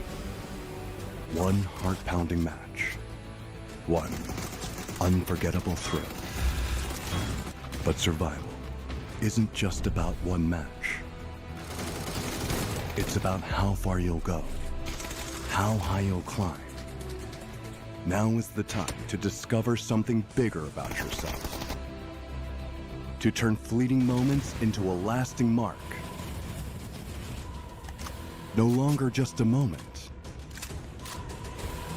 It's your legacy.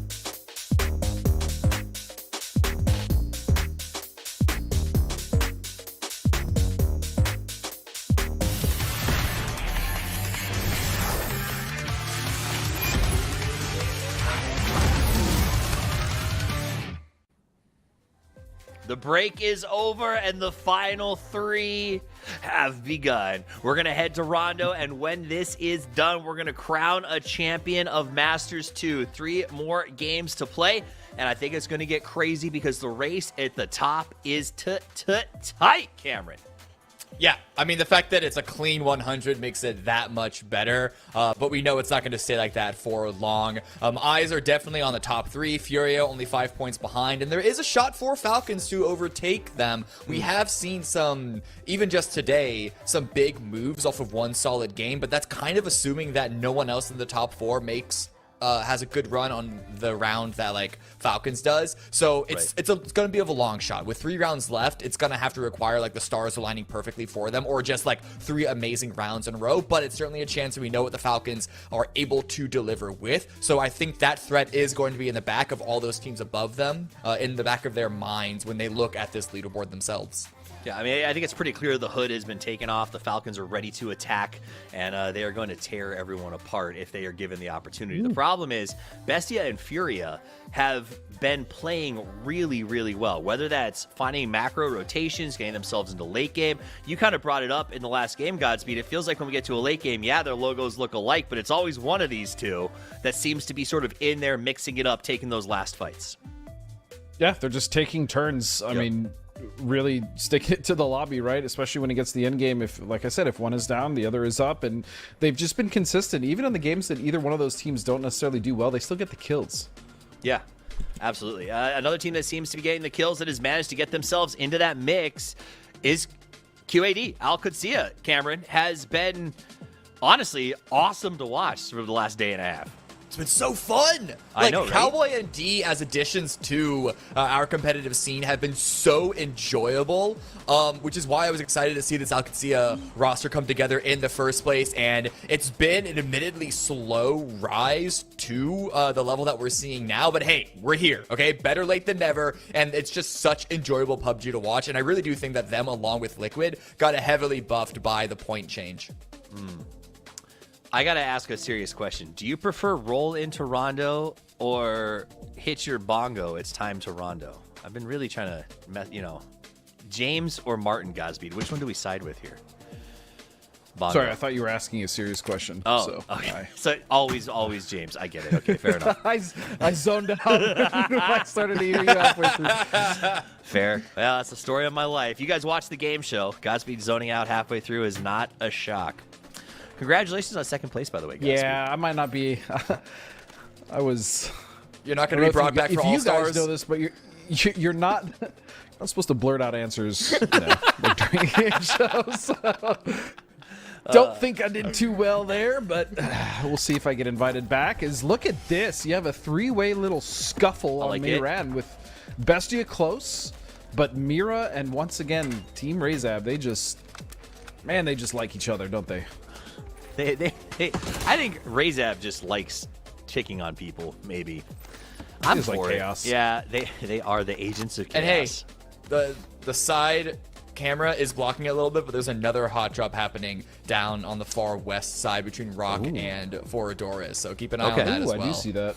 Look at that little hot drop, that little thing. All right, and Al Qudsiya are going to follow up on that, so they're getting ready to party. Yeah, Al Qudsiya is like, I love that you guys are hot drop. We have plenty of time to loot. We can come over here and make a third party when the time is right.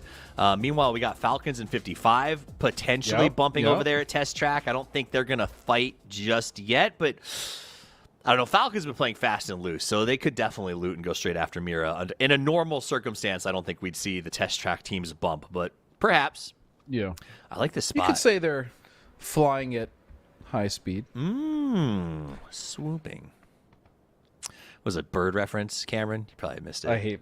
Yeah. Did it probably went over his head? Hey! Oh my God! Ooh, took a big old goose egg on that one. No, that was bad.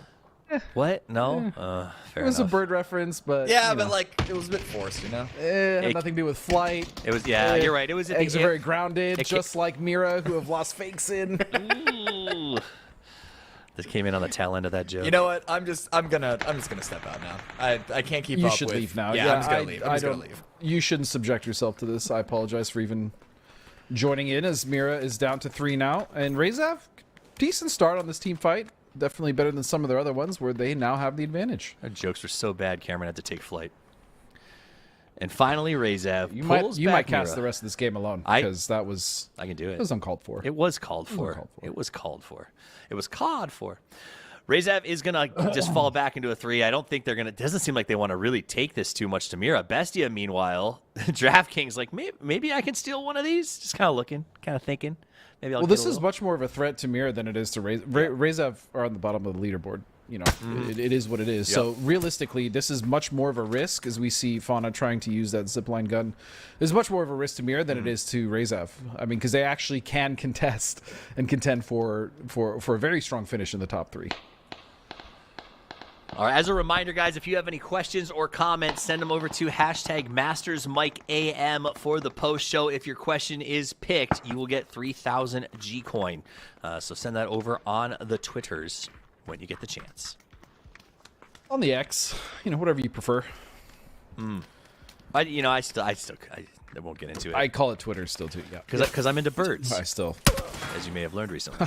Oh my God, here we go again. Shots landing onto Foradores. It's probably the last time I get to cast for a long time. I got to get them all in there. That's fair. Murillo, he's got that grenade. It seems pretty good. Nice little cook. Julio! The rock camp at the top. Rock is It's just actually a really good hunkered down, angle. man. It is. On the north side of that, didn't see who. I think it might have been Rebo, but he's taking position. Yeah, it is. It's RBN. Sorry, it's RBN that's on the north side of Fong, and he's trying to make sure that forward doors just can't push forward.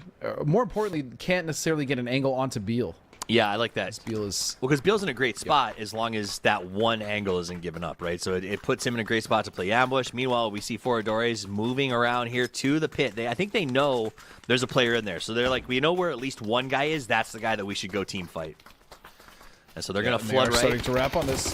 This angle's not great either, Oh, though. you monster! There was a high ground element. Solds, though, didn't even need help from his teammate. He's going to take 2. And he got MHP down to 15 HP. That is wild. Souls. Problem is they lost him. Yeah, but that means you can throw grenades in he- the hole if you want to now. Well, not only that, they can get him back up. Yep. So with the advantage here, but look on the side, you can see Al could see a like, oh, hot drop. Let me get a little involved here. Smells like K's. Let's get some. And so they do show up. Meanwhile, we What you saying? Like, let's get some. Oh, let's get some like you K. said it. It's Roth gets a double with the nade. tasty nade kills. Those were steals too, weren't they? Yep. I think he got a steal and he got a knock with that grenade. Noise. So All right, so Rock going to be salty about QAD showing up here. Infinite going to go ahead and just hide out in the warehouses. Last man standing again.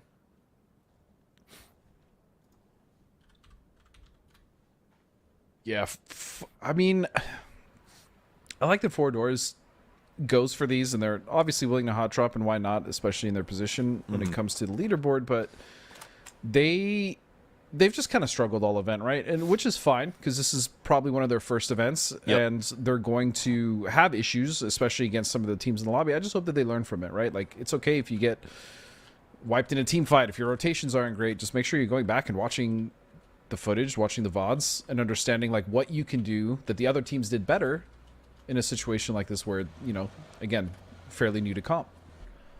Yeah, I think that to me is one of the things we haven't spent as much time talking about because the top teams are obviously being the top teams. But there's open qualifiers. You and your crew could go and qualify for this to play Masters against the pros on the tour. And that's been kind of fun to see some new teams, some new faces emerge as this has given an opportunity for some players to pop up and try something new.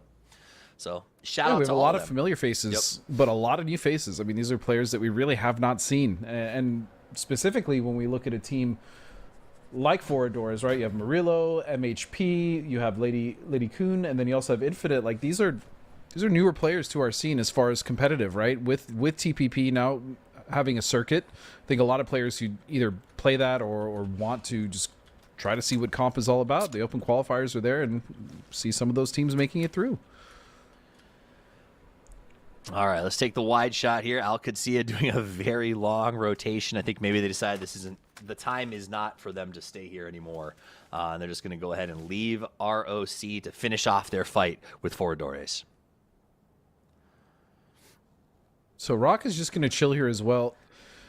They know that QAD will leave eventually, and they know they probably only have one player left to deal with, and they do want to get the res off onto their fourth, so we'll see them kind of hang out in the first blue, I would imagine at least for another few minutes until they decide they want to go clear out Infinite. Hi. Hello. We're just peeking at Beal. Not much else to do. I mean, these guys are just going to sit here and stare at each other through windows for a while now. I don't know. If I'm Brock, I just don't. It's not worth this for one person, right? Like, he's not even camping a body. Just bounce. Well, it's that, and they know that QAD had come. Maybe they don't know that QAD have already left that rotation. That's a but fair point. There's also multiple beacons, right? I mean, they don't necessarily have to use this one if they feel threatened. If the problem is, I don't know if they have a vehicle. That makes sense. Yeah, maybe, dude, wouldn't that be QAD if they came over, took the cars, and then bounced? Like, That'd be pretty QAD of them, but that's a great play. Yep. Stranding a team this far out. Well, when I say something's QAD of them, it means it's a great play. Yeah. That's what they do. Beal now going to grab his friend's chip. See what kind of loot we have going on here, as Infinite is still just content to sit here and burn. I don't really have anything else to say about Euphoriadores. Yeah, that's about it for Infinite. Here he sits. It's like you can write his tombstone before it's even necessary. Here we sits have some rotations Infinite. coming out on the east side. Look at Banditos. Okay, I like Steve, that. I like rotating that. right next to Bestia. That's Actually, thread the huge. needle. I think they're gonna get away with it. Vinny might stop here. Ooh, Vinny might actually bump up against them on this rotation. Santasco did take a little bit of damage on the peak from Infinite there, so they are still trying to hunt him down, I think. Banditos does make it past. They do have to worry about getting too close to Neox running into the Animaniacs, however. Everyone else looks like they found some pretty good spots. Furia about to crash into potentially dangerous. This could be very dangerous for them. They have no understanding of who is here, and they are waiting for a potential crash. T-Plant's in a good spot. Potential crash. Open It's fire. here. The crash is here. The opening volley is sent out, but it's not a knock. T-Plants now. It's not good, T-Plants. In a world of trouble as he's going to get finally taken down, and Mixtall as well will fall. Animaniacs, oh no. Unfortunate. They were not prepared to take over the world as Animaniacs got breached. It was a lot slower than I expected, but super effective because T-Plants missed that opening spray, it looked like. FCZ going to have to tuck back here. So with an opportunity to maybe recover, I don't know. This is a rough one for Animaniacs. You can see 55 as well. Dealing with Rock Steve down pushing there on the bottom. the north. Yeah, I think Rock's just, again, they've just been working their way through this fight on the... That's still Foradores and Rock trying to figure this thing out. I'll keep you updated as it happens. Please do. It looks like Animaniacs is trying to fight back in a sandwich, but Sam Crow is going to find 3 of the Banditos. Yikes. Give him all 4 for a full-on sweep. What a play from Sam Crow. What a man of anarchy. He pulls some pure mayhem up over the top. Infinite's been waiting for the fight. And at the same time, he ends up going down. Banditos is eliminated, but Infinite managed to get that knock on RBN. So that fight that we started the game with is still going as Rock cannot get rid of Infinite. See, now at this point, to me, like, as a 3-man, this... I don't know. I'm not the biggest fan of this. I think from watching this while the other fight was going on, I think Rock came over here. They were going to grab that last blue chip and a little bit of loot. I think they thought he had left. And so Infinite kind of snuck around that ravine and I think was maybe going for his buddy's blue chips, and it just ended up being in a 1v1 for a second. He got a good ambush on him. But you're right. Yeah, I mean, that is pretty much what happened. But they grabbed, at least for Rock, they grabbed their teammate Santastico's chip fairly early, if I'm not mistaken. So point. that was... They could have bounced. Just hanging around a little too much, but... They'll get all 4 up, so... They like the loot. All right, so back down. We got the Pure is now here to deal with 55. Pentalol gets the opening spray, and that will set 55 back as Carrick tried to return fire but couldn't do it. Gats coming in from the low ground. Sees him crossing, gets 1 tag, was hoping for 2, but that will allow him to make a pretty safe cross as he's going to have to heal. And this is a bit of an awkward situation as Penta is on the roof with other members of 55. Gats did put some damage out earlier, but This is just a weird spread, and you also have Liquid up here who's been looking, trying to get some kills or knocks, maybe get a steal. As everyone is kind of set up here around the Nyx factory. You also have Bestia far on the east, and that shift is going to take us all the way to the west, which means Bestia, Toyo, as well as this massive clump here in Nyx and Test Track. Not so much Test Track, but Nyx will have to move in. Yeah, the problem here for Nyx is they no longer have time to sort of slow play this. They've got to finish this fight. So Penta trying to get his team sort of, they can't really get up here to back him right now. They can only support him from a distance as he's trying to get his boys up for a little bit of help. But Penta cannot give up this position. If he turns over the roof, 255, I don't know how Pure gets out of this. Meanwhile, He has to be very patient. Yep, exactly. Nope. Sit. Furia. The Kraken with the Dragonov. It's a knock as well, so that's going to put QAD on the back foot. Is Posa now from the other side, and they're going to find him through the smoke. D will also go down, so a big stifling stop. Pentalol, he made the move. Given to QAD. He got one. He got two, baby. Pentalol waited just long enough, pushed two when they weren't expecting it, and got the double. Back over here with Furia, they're taking shots at potentially dangerous now who have taken a knock. It's going to be time on going down to Posa as Penta cleaning up that fight on 55. Well done for him. Big boon there for his team. So that will be Pure able to move here. They got one more 55er to take care of. As you can see, Gats playing the hunting game. Be a lot slower, though, as they can now move all four here to try to eliminate him and get out before the blue closes. Yeah, and Toyo, meanwhile, have sent Capitan to deal with Bestia on that eastern edge. In fact, Toyo has a wide split over there as we see Posa still trying to get rid of the members of Potentially Dangerous. They know they have a knock there. They could be weak, but he is all alone here on this side. So, yeah, he's going to take that bus and back out. But Gizera is not. He's going to take shots and get another knock. Gizera. Aggressive Gizera. I think Furia's style here has been like willing to take these fights and get into the mix, and it's been fun to watch. Oh, yeah. Townsend being down is a little bit worrisome. He seems to really have been sort of the glue on this roster and has really helped them take the next step. That said, Gizera is a Kraken. Posa, incredible players, pedigreed, experienced. Not a team just to take lightly, ever. Nope. And for good reason. They're currently in fourth place, 3 points behind the leaders. As Bestia rotating now, they've decided. We saw Capitan set up for this in Toyo to try to stop the rotation, but Bestia is able to sniff it out, and they just go wide towards the north side, and they're just going to get in for free as we see this beautiful, absolutely lovely shade of pink BRDM. I love the pink. I know Cameron loves the pink BRDM. I think he said that. I love that thing. Adore it. If you're driving a BRDM skinless, not pink, that's just unfortunate. It is, but I understand. You're probably spending your money don't on have that skin. It you're makes me very sad. It's unfortunate. This Capitan sends many flying. The BRD is basically you find a BRD and just run a menace, people over. Bro. The rest of his team's taking the top of the hill too. Oh my gosh. That vehicle is an absolute menace. Yep. We've already seen it in the very short time we've been, it's been allowed into comp play. So, yeah, in the 3 days that it has been in comp play, it has become a staple, especially in these grassier, more open maps like Erangel and Rondo.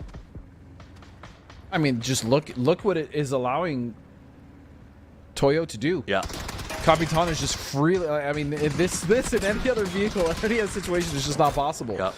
But I mean, this is also the folly. They have to be careful because a lot of teams now are focusing that thing because they do not want to have to deal with it in the late game. Meanwhile, on the bottom, Furia is up against Team Liquid. Liquid managed to knock two of them very, very quickly.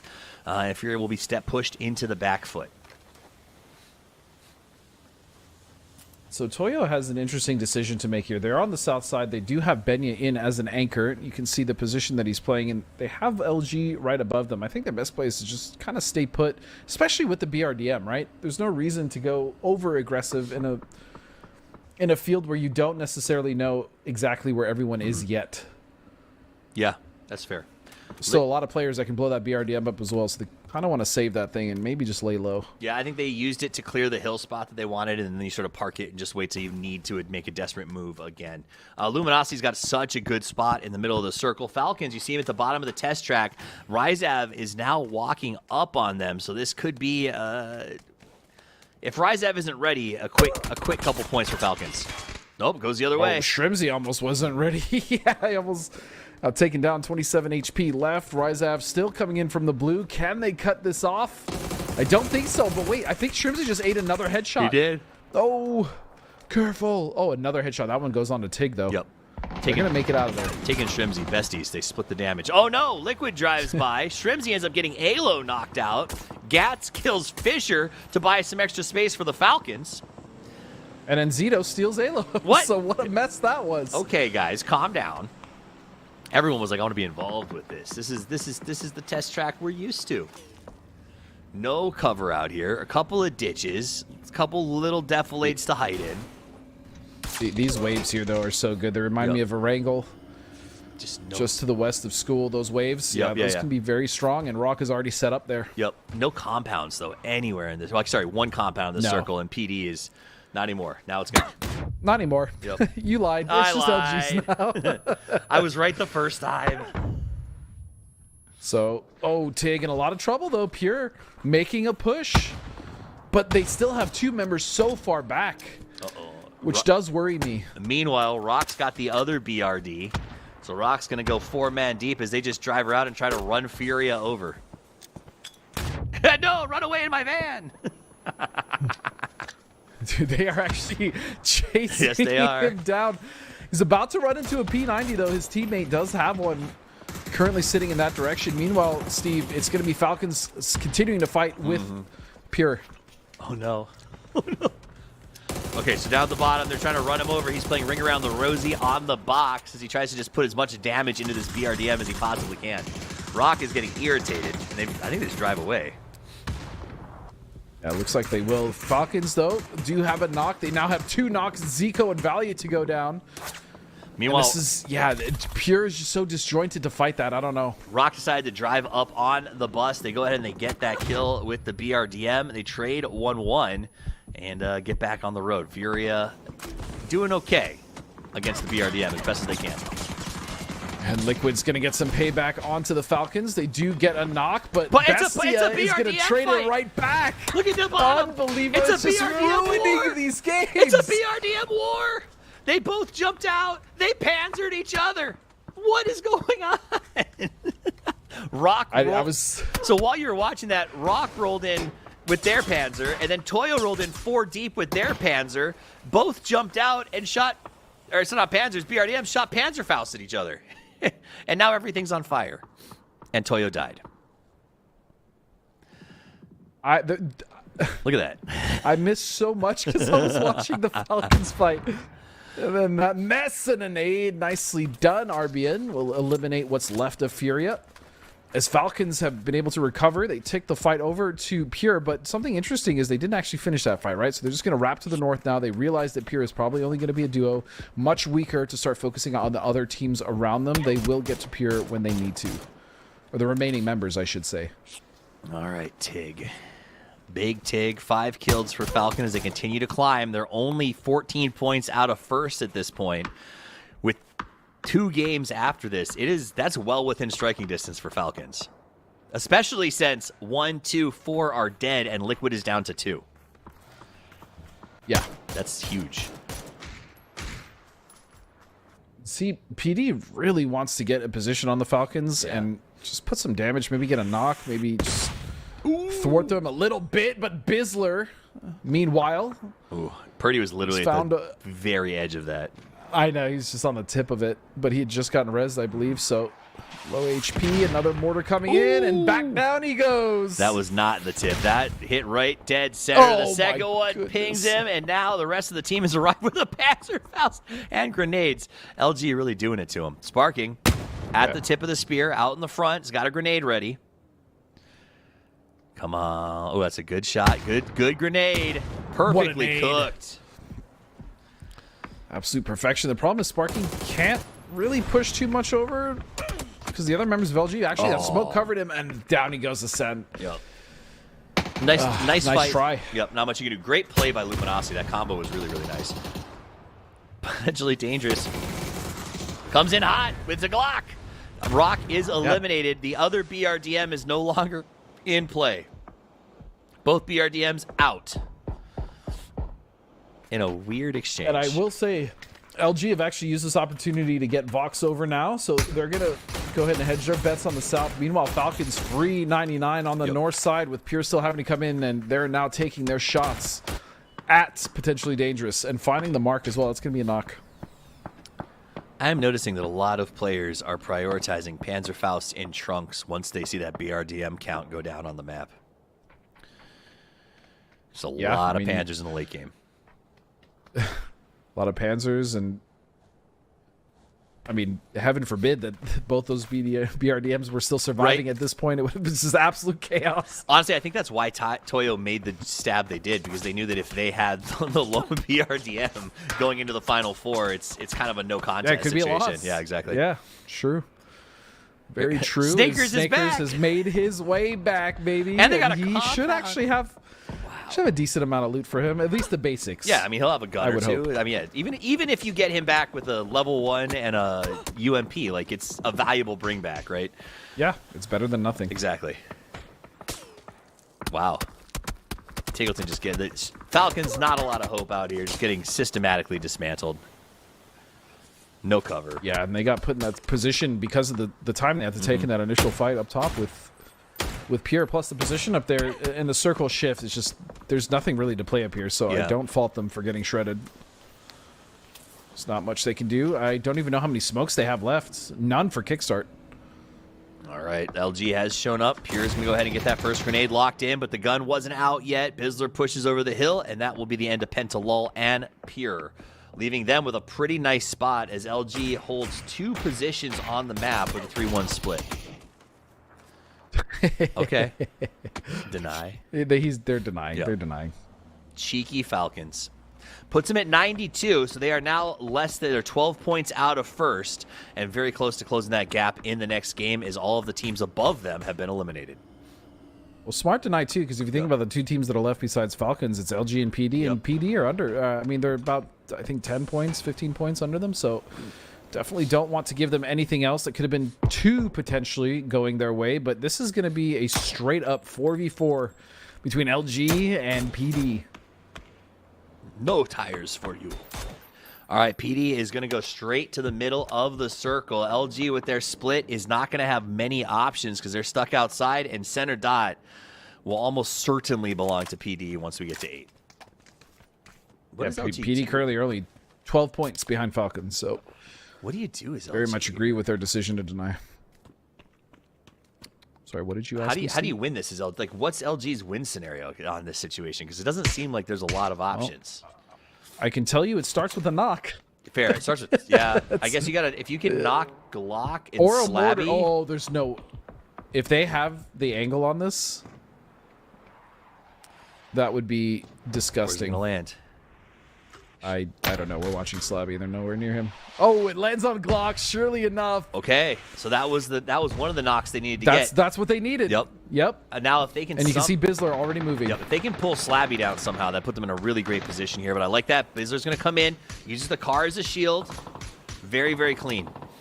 More mortars going up in the air, looks like. Now, the problem is if PD can't get rid of Bizzler, then that creates a new forward position for the rest of LG. I mean, look at the way LG have already spread out. And look at Vox. Yeah, very good. And Vox knew Slabby was an issue, so he parks there, uses that Bizzler's control to allow him to cut off the angles with the car, so no one can shoot him because he's using that car for cover. Slabby can't peek over the top because he's got Snakers and Flood in the distance watching for that. The question is, where do you move Snakers and Flood? You need to get your next knock. PD playing very carefully here. Tavon not wanting to give any extra peeks. The other issue for PD here is they are on 3 isolated angles. So are LG, but in a much closer proximity to where they can probably smoke across and get those res. That's not in the cards for PD. But the one advantage they do kind of have, I guess, is that the other two members of LG are actually on the edge, and they're going to have to push in. So PD still don't have to necessarily move. At least just one of their members do. All right, so Slabbies gets the knock on Snakers, but Snakers did get close enough to Bizzler. He may be able to get that pickup. Oh. Flood did peek for a fraction of a second, but Tavon took the damage. Smokes need to be redeployed out there right now. We're blind firing smoke. Desperation is everything. Yeah, these back two members are really going to be kind of the issue for LG as they try to move up. Flood really kind of the most. Slabby's down to Flood's down. Slabby's down to 2 mags though. Like he can't just spray smokes anymore. And Tavon's down to 3. And Tavon is doing a grip of work that you can see is 703 damage this round. He got Flood. That Flood knock was absolutely huge. It was worth all the munitions he spent on that. Oh, nice shot. Fox now eating some shots. Yeah, but he's got a Dragunov. If he gets back up to health, all it takes is 1 hit. We got 2 level 2 helmets out there right now, and we're well within range. I mean, Bizzler does kind of have, I guess, advantage on center circle, but they are just not in a great position. Potentially Dangerous have done the best job they can of really stopping LG from keeping them from moving up. You can see Slabby now with the use of the smoke has now gotten fourth position. He's going to set that up on the edge, but Circle's going to push him in sooner than he thinks. I think why I didn't put it further up. If LG just holds, I think they get this. PD has to make the first move. The utility is clearly pretty much run down in terms of what lethals PD has available to them. There's no smokes left, though, for Luminosity, so they cannot give up a knock, really. No, they can't. And they are locked. And, you know, these... In this perspective, endgames like this, I mean, they will take every second. They're going to take their time. With all that information available, with the lean, or with the peeking without peeking, so to speak. Yep. And yeah, these guys are just going to hang out. Stig's moving that camera around. Tavon trying to figure out a chance to get his little peek angle. GB trying to think, maybe I can get that car exploded. Nice grenade. That was huge. What a bounce! Tavon! Beautiful grenade that opens the door for potentially Dangerous, who are pure lethality as they come away with that win. It was a stalemate for a minute, Godspeed, but that grenade was everything. That bounce was disgusting, but I mean, that was the issue, right? It was LG coming into that fight. If Flood or the other member that was behind him, I think he moved up. I think it might have, no, Vox was there early, but if Flood went down, that was going to really be the issues, and then PD was able to kind of use the smokes and utility to get closer, and then eventually just close out with a nade, but that was very well played overall by Potentially Dangerous the whole game. I just think PD was running, they were running out of utility, they were running out of ammunition. I think it was one of those situations where that was a very important move, and the bounce, that bounce, I don't even know if you can plan a bounce like that, was a perfect skyburst. Slow ending, Cameron, but kind of fun to watch the chaos of the start and the chess match of the finish. Yeah, I mean, we knew that Luminosity are really strong whenever they end up in the late game. You even referenced it in the game show that, yeah, you know, they might have ended not so high in Masters 1, but they had the most chicken dinners there. So the question is whether they make it to the end game. Here, they didn't actually convert to the win, but that had to do with Tavon behind that rock. All those grenades that we saw get thrown at that position, none of them actually made it behind the rock to upset that individual player. If Tavon was removed, I think Luminosity would have had a really solid chance of actually converting that into a win, but it didn't happen. 17 points for Potentially Dangerous on that round. Still a good round for Luminosity with 9, same with Pure RNG. But as we go down to the Falcons in 4th place, they kind of did a little bit of what I was saying they would need to do in order to be considered as like a shot for the win in the last 2 rounds. They're still a little bit lacking behind, but with Liquid only getting 2, and then like all the other teams up above them not getting so much. Yeah, sure, I could say I got 4, Furia got 5, but still, Falcons are making some headway on climbing up and trying to keep in pace. I do want to give, before we move away from it, huge props to Luminosity, though, because you're right. I think if they got in Slabby or Tavon, either one of those, that would have opened the door for the win. But the fact that they got out of the spot they were in into the middle and were able to last that long and move all of their players into 8, I think was pretty impressive. Because when I saw that shift for 8 and the lack of cover there, I thought this is it. Like, there's no way to get in there. And that opening shot and transition was just really beautiful by Bizzler to follow in so Good closely mortars. off the mortar. Huge mortar. Yeah. So Crazy mortars. Yep, but also just the timing on Bizzler's attack was perfect. The cover from a distance was really clean. I just like seeing big plays like that. But also, shout out to Potentially Dangerous. Their patience, their willingness not to overpeak, their willingness to sort of wait for the right moment, like it really showed an expertise on their part as well. All right, total leaderboard time. Godspeed, let's walk through it. Alcacia remains in first place, but only by 4 points down to fourth place. And Luminosity just 1 point behind eighth now. So it is getting, again, very, very interesting. And we even saw Liquid, as Cameron mentioned, they only got 2 points in that last game, right? Bestia only got 1 point in that last game. So it is possible in these last 2 games that we do see some slip-ups, and the teams that are still chasing for points happen to have some higher kill counts. Potentially Dangerous just had one, and they catch up. So they're now only, as we can see, 6 points behind Falcons. Exactly. And more importantly, these are teams that are grinding their way up as high as they can so that they have the highest chance of qualifying for Masters West. And so it's not just about getting those top 3 spots and getting paid as much, more money. It's also about getting yourself set up to go forward. And that's why we're seeing so much aggression, I think, coming out of some of these bottom teams who are taking fights, playing super aggressive. A big shout to Razav. Yes, they're in 16th at 24, but when we showed up yesterday, Cameron, they had 7. This is a team that has played their game, has been unapologetically aggressive, and while they're not winning their fights, I got to put respect on them for doing that. Yeah, they're still continuing to show up, and if they can overtake Foradoras or even Animaniacs, which you know is possible with these final 2 Erangels, that'll definitely be a huge achievement for them, even just considering where they came into today with. But now that we're going over to Erangel, here's my big question now. With this meta and how fast everything is and how aggressive everything is, we're also down to the wire in terms of setting your position on the leaderboard, and I'm curious how that affects the teams at the tops. If this point system how does that affect their play? Because you know that when you go to the final couple of rounds, even in the previous formats, the teams at the top and the teams at the bottom play differently. I am curious to see how this more aggressive meta adjusts that. I understand completely what you're saying. I will say this: the 5 teams who are on the top have been playing this long enough that they have to know at this point. Like, every team that's gone defensive at the end of an event, besides maybe 17, if we go all the way back to PGS 1, has ultimately slid off that top spot. When you play defensive, when you take your foot off what you've been doing, it tends to work against you. So I have to hope that teams like Alcacia will continue to play that aggressive style.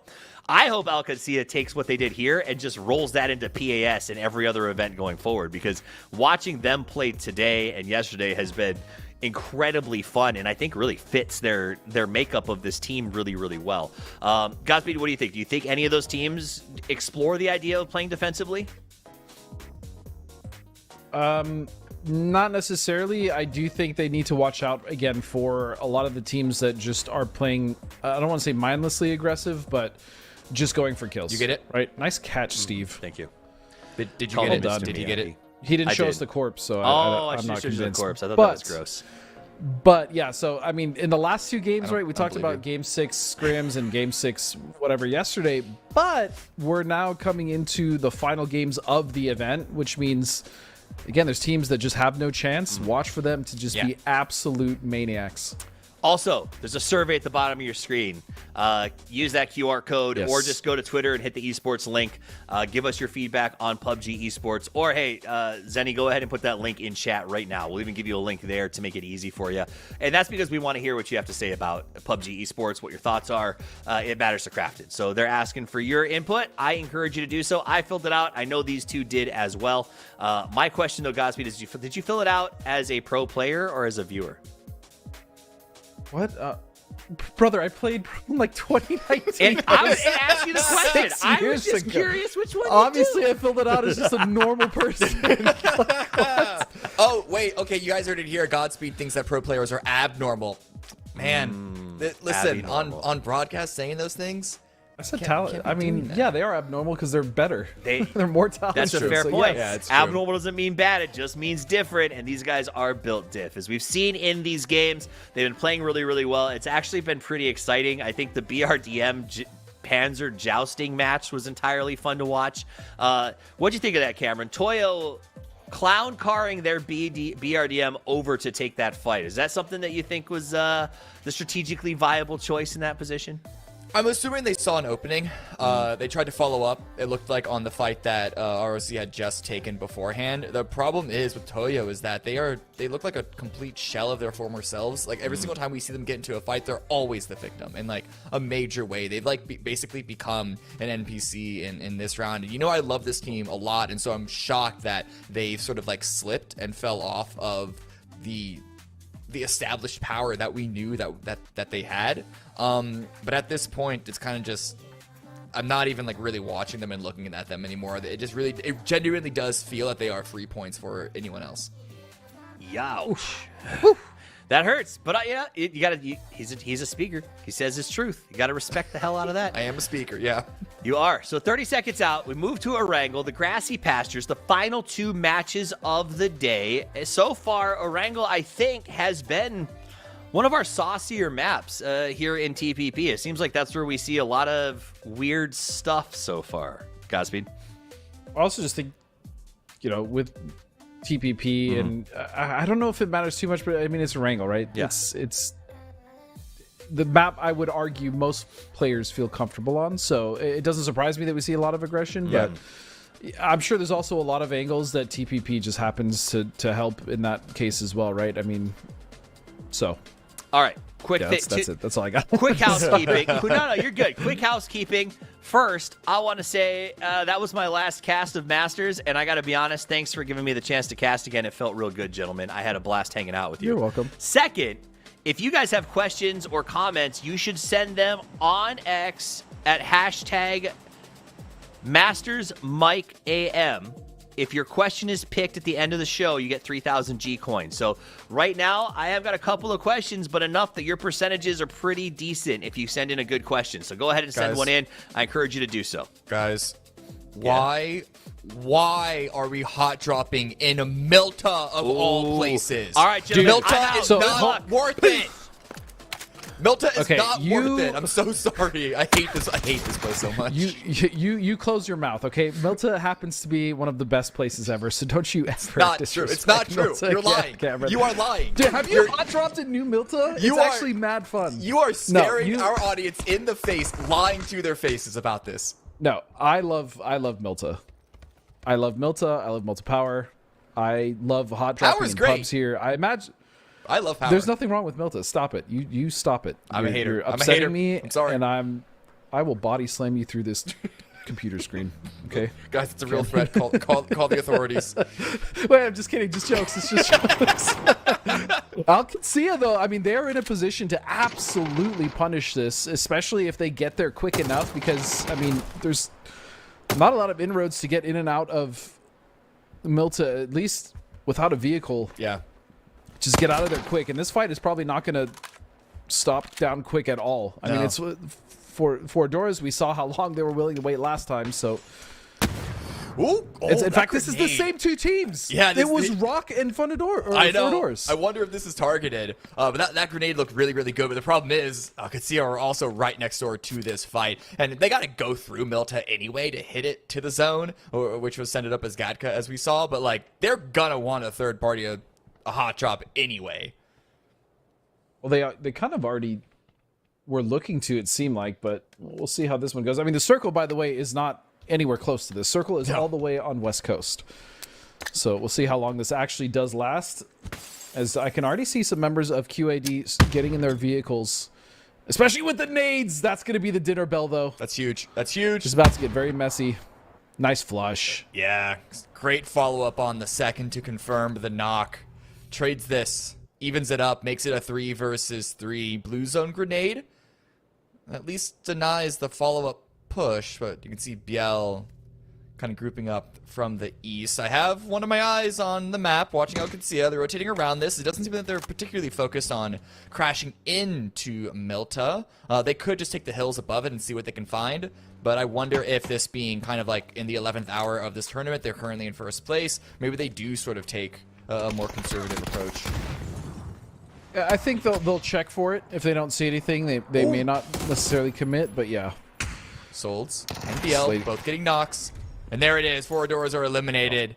Ended pretty Clean. quickly. But hey, look, no, Roth is swinging around. Cowboy's swinging in. And I think when they saw the fight finish up, this could be an opportunity. And I think Cowboy getting on the roof with that M249, keeping ROC sort of locked into this sort of square inch position. Something they could use to their advantage. I actually like here. that QAD decided to, like you said, they probably could have just rotated in once the fight concluded, because it did conclude fast. Rock was able to dispatch the 4 doors very quickly, and so they could have just left this or maybe camped, you know, a little more in the distance, closer to the circle. But I like this aggression. I mean, this is honestly what has brought them here to this point. This is what's able to let them climb to first place. So keep doing it. Keep going for the kills. Keep going for these early third parties or cleanups on a third party. Unfortunately for them, Rock is very healthy right now because they ended that. But still a good play from QAD. I like this. Do we think Rock have recognized that QAD have multiple members like in the actual compound? I think that it's possible that they could have slipped in. Yeah, I don't think they would. Yeah, I don't think they'd be playing like this if they didn't suspect something. Yeah. Well, they also, I'm sure, heard a vehicle or two in the distance. In the distance, but I mean like lurking in the hills versus actually being in Milton. But you're right, they're actually holding their positions, waiting for Alcatsia to make the move. And I think, but again, you're right. QAD going aggressive. That's what we love them for. That's why they're in first place. At some point, though, you got to call it quits when teams like ROC are just hiding in corners. You can't stay out here in the blue forever. Exactly. At what point is this just not worth it? And Rock is probably a team. They are down a member, right? So they probably want to get the res off, and QAD, knowing that, don't want to let them do that. So are these 3 points worth it for QAD to sit here in the blue and tank some damage? Are they going to be able to find some kills later? Are they just going to decide to play edge and go edge to edge, fighting and getting points once they wipe Rock? If they can, Rock could also turn this around. I mean, those are all options that QAD has, so they're in a good spot. Well, I realized, wait a second, where is the 4th member of QAD? I'm looking at the map. Rello is taking, is he on a boat? Is he taking, what is he doing? I think he might be either scouting ahead. He's on the ferry.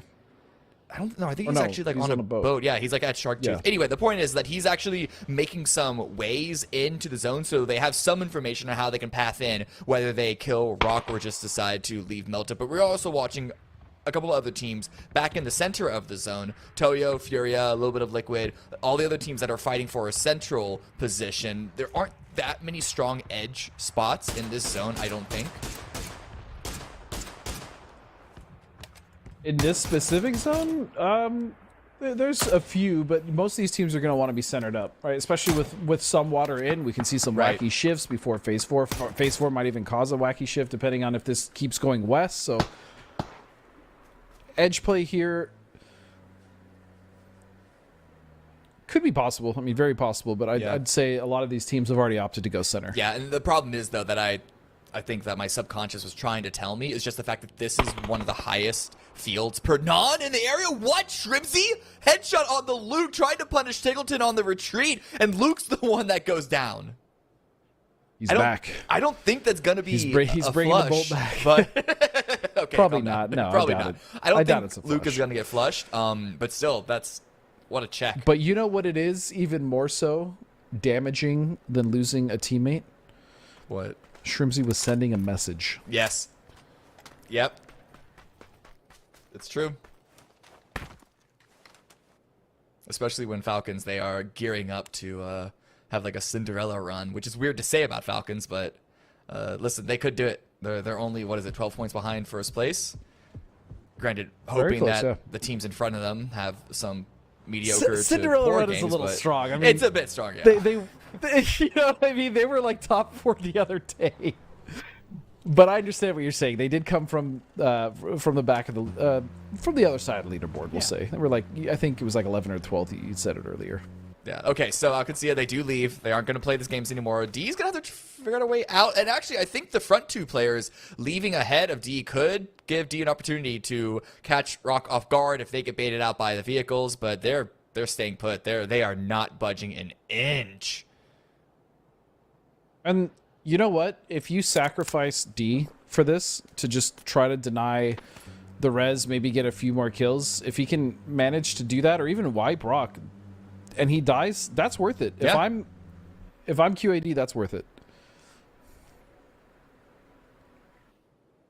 Of course, And then the opportunity to even res him afterwards, let's say, if he happens to go, or something, right? Like, there's a lot of things that he can do here in the spoiler position, so I like to play from QAD. Of course, yeah. Now we're back in Milta, and I was just about to say this. I was looking at the map. They're not actually gone. It was all a ruse. It was all a joke. It was a prank.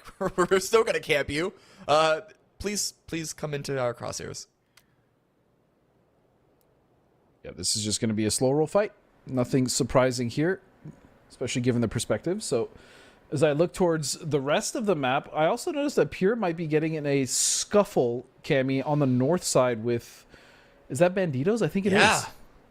The Beachy Banditos around Zarky, North George-ish area. M249, good damage. No knock yet. Gets one before going down to Lowly. But Pentalol is on a really bad angle to get the revive, maybe even get the blue chip. Really, the goal is just to confirm this 1 point, and I think he's going to have the damage to do it. But watch Valley 8 roll on up. They're going to stick to this fight.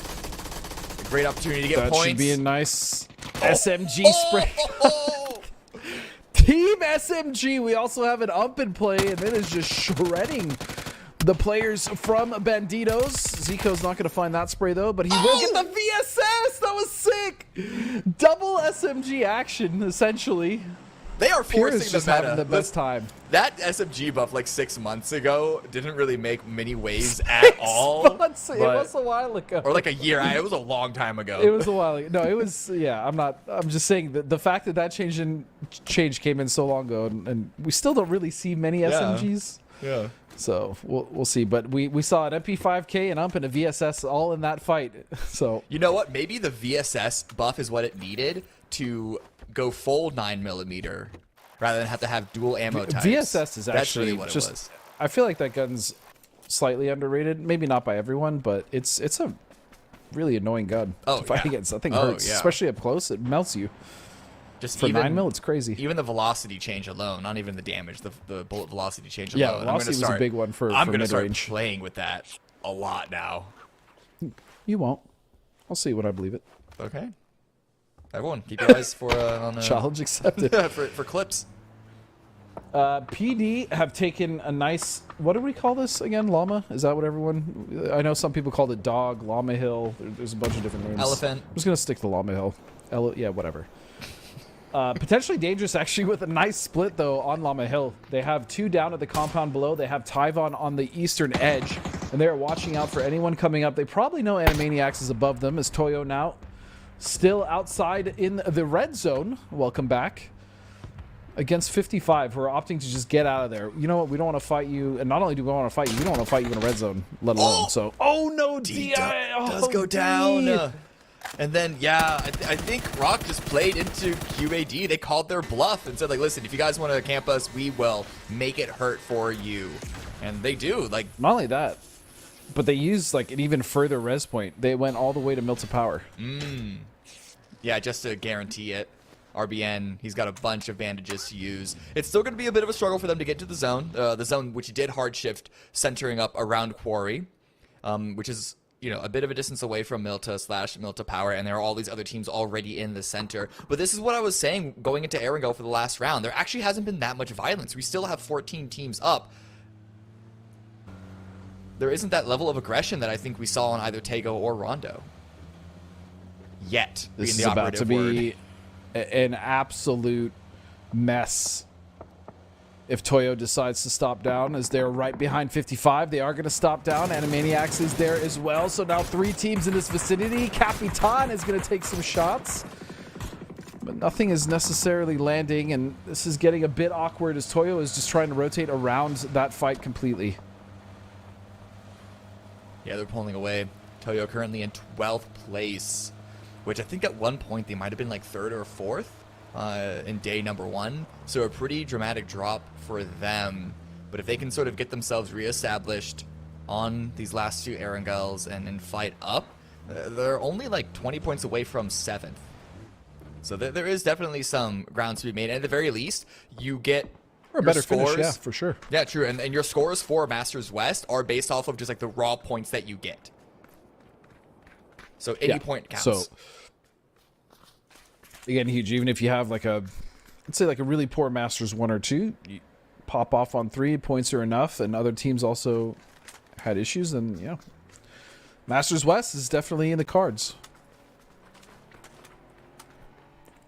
Mira now. Mira taking control of this wizard tower, and they do have a split, right, Cammy? So they have 2 down at the ridge in front of them. Now further going to scout. That compound to the east is actually free. They might see that.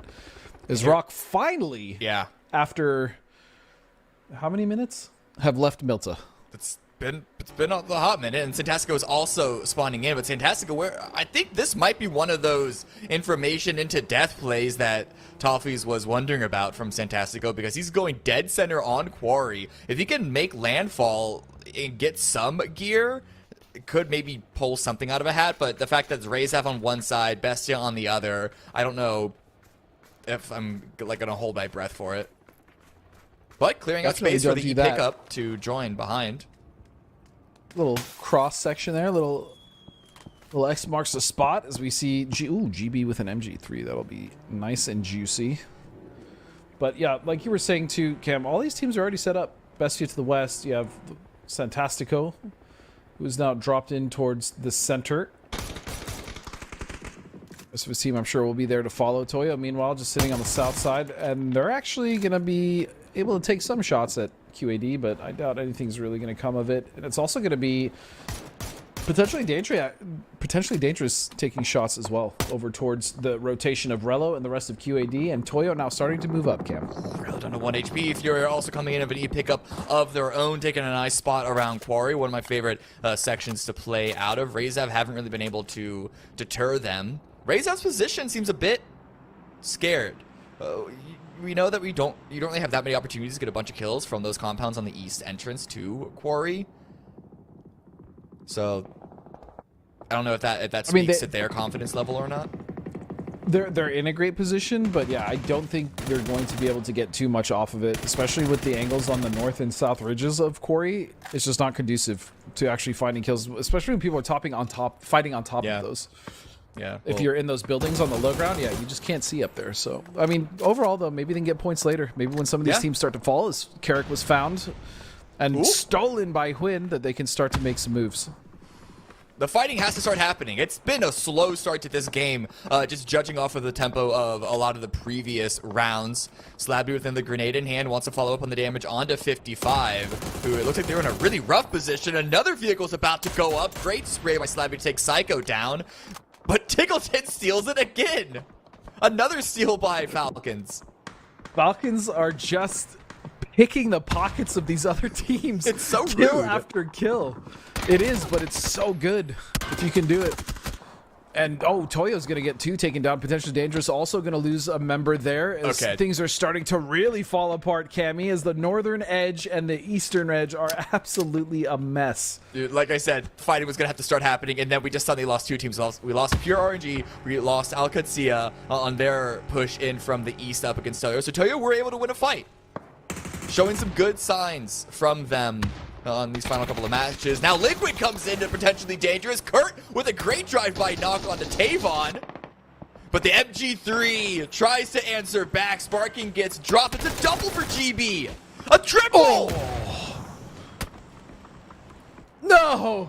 The raid box finally goes down. That MG3 disgusting, and he's flattened by the BRDM. And you know what? He'll take Kurt as well. Use the Panzer.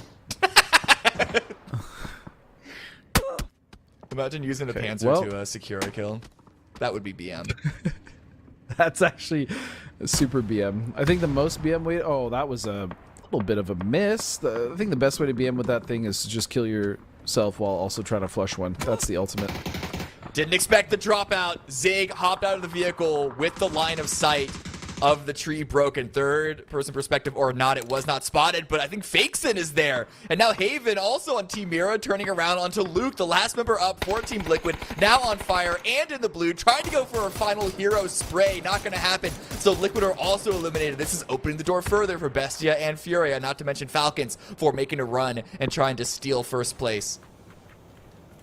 And Mira has made a slow roll of this, but it's worked so well in their favor. They picked their shots very well, and because of that, they were able to clean up Liquid. And now trying to take the fight to Animaniacs, but these angles, actually Animaniacs are doing a really great job of making these angles very awkward for Mira to fight. And don't forget, I mean, they still also have, you know, this thing.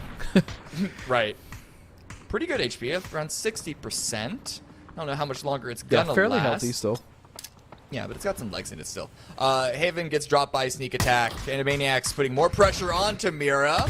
Good grenade by FCZ is going to secure Haven.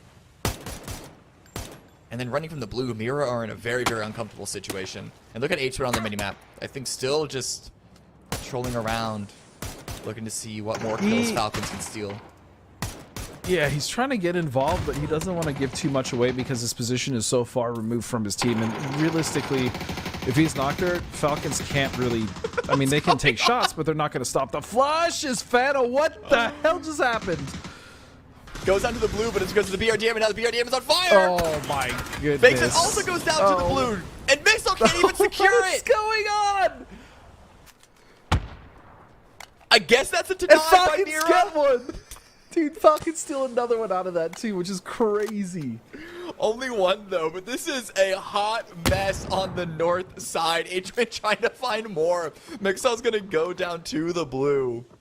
It's all onto T-Plents, and H-Man's gonna pull away. The knock on a kickstart's gonna remind them that they're not the only shooters in this lobby. And we're down to 8 teams. 14-8 in like 2 or 3 minutes. Yeah, so here's the other thing about Rezav. You were talking about them earlier, mentioning their position. It is good, but in a situation like this, I don't know if Rezav is that team that's going to flex out, right? I think they're just going to try to hunker down because they were given circle position, because they were given favor. I don't know if they would be as proactive as, let's say, a Falcons or, you know, a Furia or a Bestia or an LG or a Liquid in that situation. So I'm very curious to see how active they get out of there. Well, as you can see, we were going to check back in with Quarry. Bestia is going to check Luminosity as they roll up. The sneak attack's position has been given away. Doesn't deal too much damage, and good cover by Bizzler to allow the rest of the team to pull on up.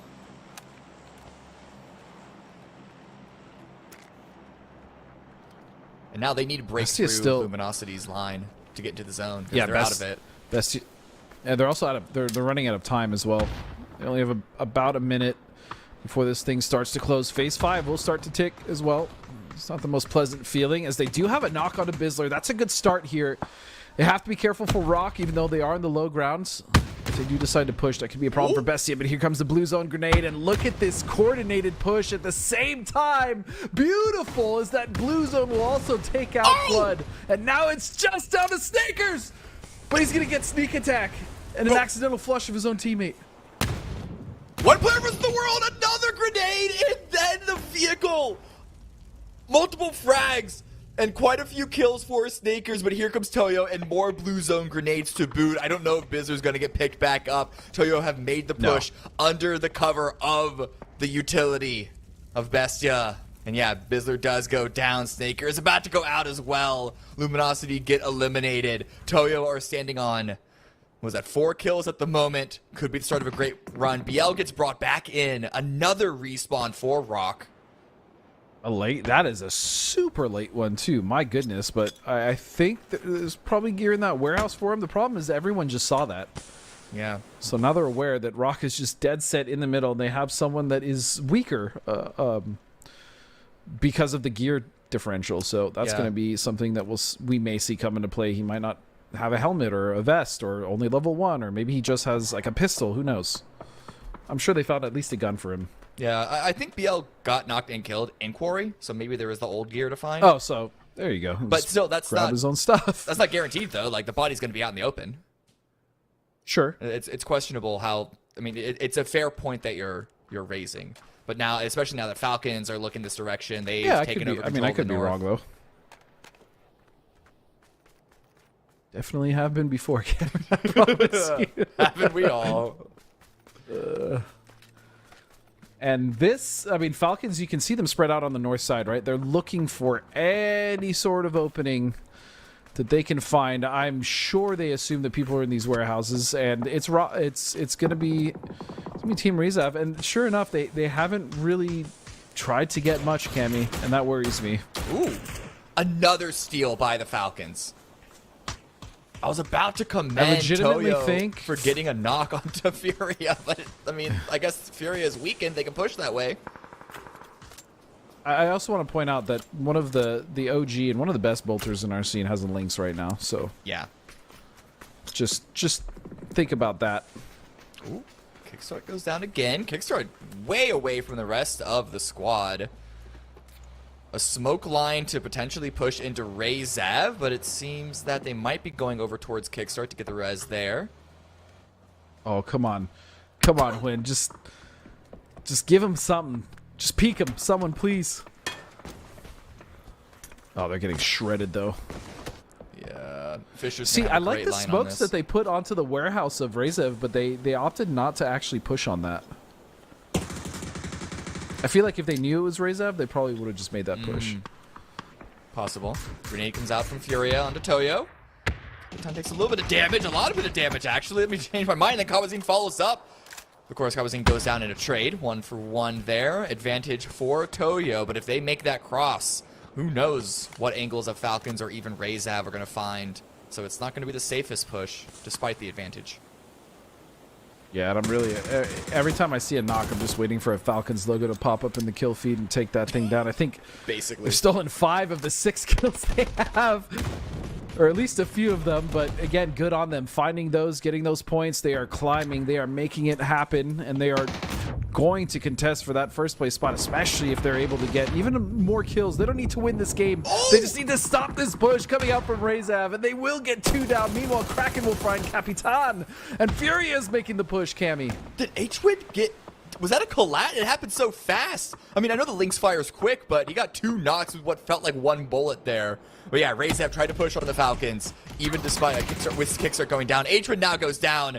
Oh, there are so many fights happening. It's cut across the middle, the north, and the south is won by Furia. Toyo unable to make the cross, but look how wounded Furia are. If Falcons weren't in the middle of getting bullied a little bit by Rezav, maybe they could do something about it. But at the same time, I do think Falcons, at the very least, should be able to get the revive on a Kickstart. H-Win, however, I think is probably going to be left behind.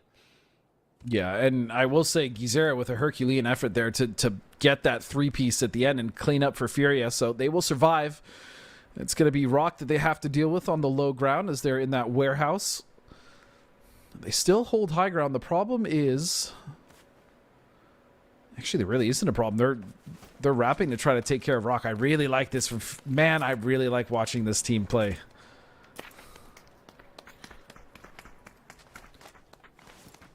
Already looking for that next fight. Yeah. But here is the real problem that I was about to allude to, Cammy. If this does shift north, they're going to have to come down off that, and it is very open face. Yeah. I mean, there is not a lot of cover getting down into the center of the pit of this area in Quarry. Watch T-Plants. Last member up for Animaniacs has actually been able to rotate all the way along that east side under the unwatchful eyes of Rezav, and now potentially sneak up. Oh, never mind. Spotted by Furia. Never mind. You gotta stop that narrative before it even begins. And there's a good chance that's going to end it, and survey says not yet. alive. Actually, he will survive. Okay. I thought for sure that second aid was going to do it, but it did not. He's still got to get in there. I mean, T-Plants is Yeah. all but dead. Unless he hits some cracking shots, but the high ground advantage. I mean, Yeah, even there if he it is. does, you know, there's still 2 other members of it. That was just going to be very difficult. But either way, I mean, he made it to 5th. Not necessarily points, but It's the attempt that we're celebrating here. would have been good if he got kills. That would have been the most helpful for those extra points. Yeah. But yeah. True. Ooh! Big Oh, grenade. Tig. Almost takes Tig down. Kickstart's getting revived for eats what it. feels like the 100th time.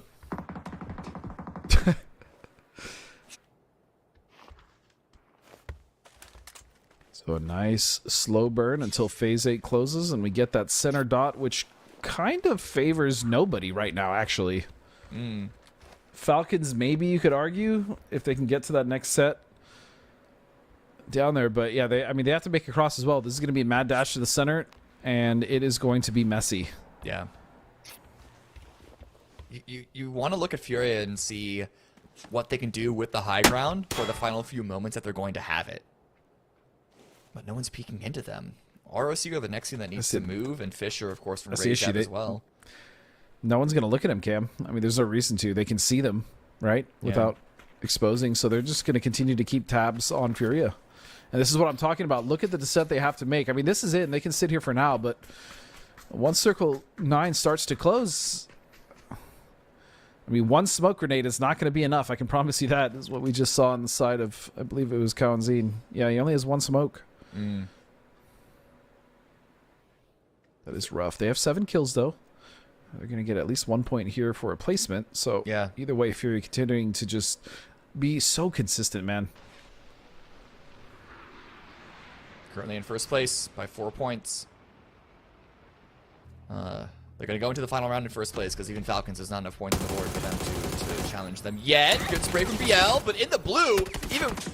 Oh, goes down. Noble attempt. Deals a lot of damage. BL actually does take Tickleton down. Kawazin's the one to take him out of consideration. Looking to confirm this as well for another point, but also watchful eyes on to Fisher.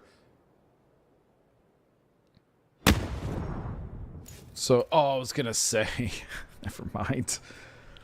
So, Gizera and Kawazin Fury have taken care of the rest of Rock, but again, no one else is going to make any moves. Here we go. This is finally what it's about, Cammy.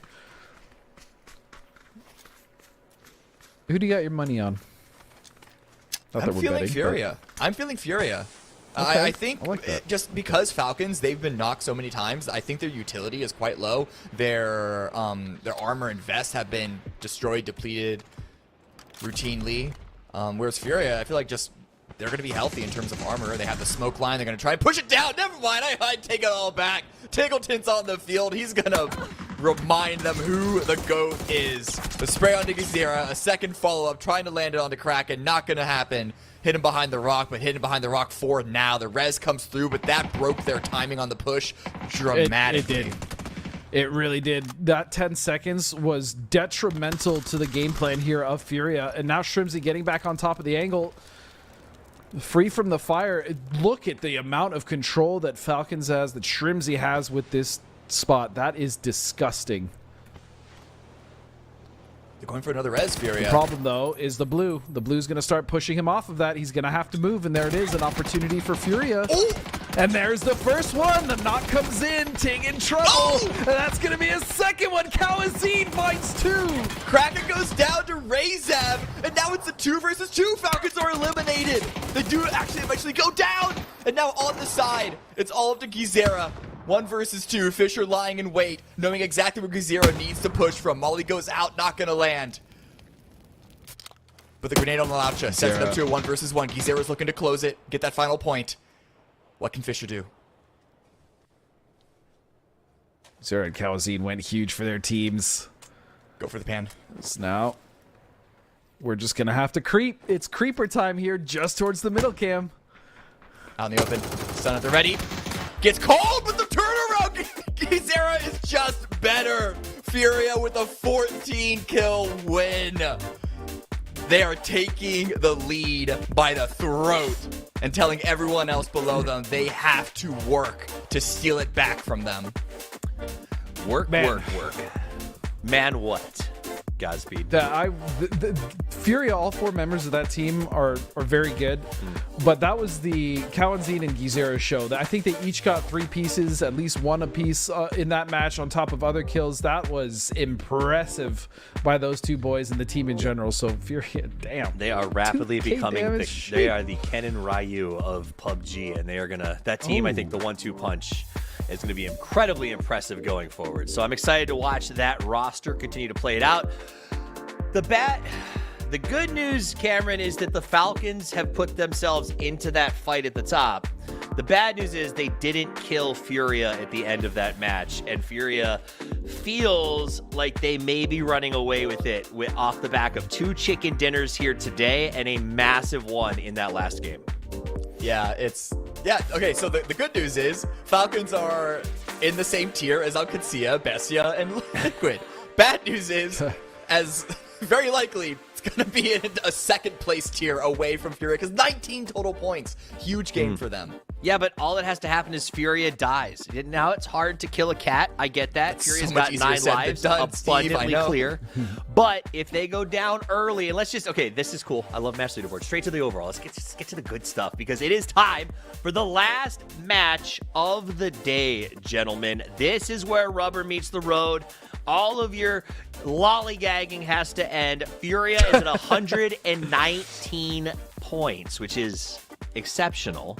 Bestia, Alcacia, Team Liquid, Falcons, the only teams in perceivable strike distance, and it's still going to be a tough order, Godspeed, because Furia played very well in that game, and I think they only got 15 points. So it's going to be a tall order for any of these guys to put up enough to get that 119.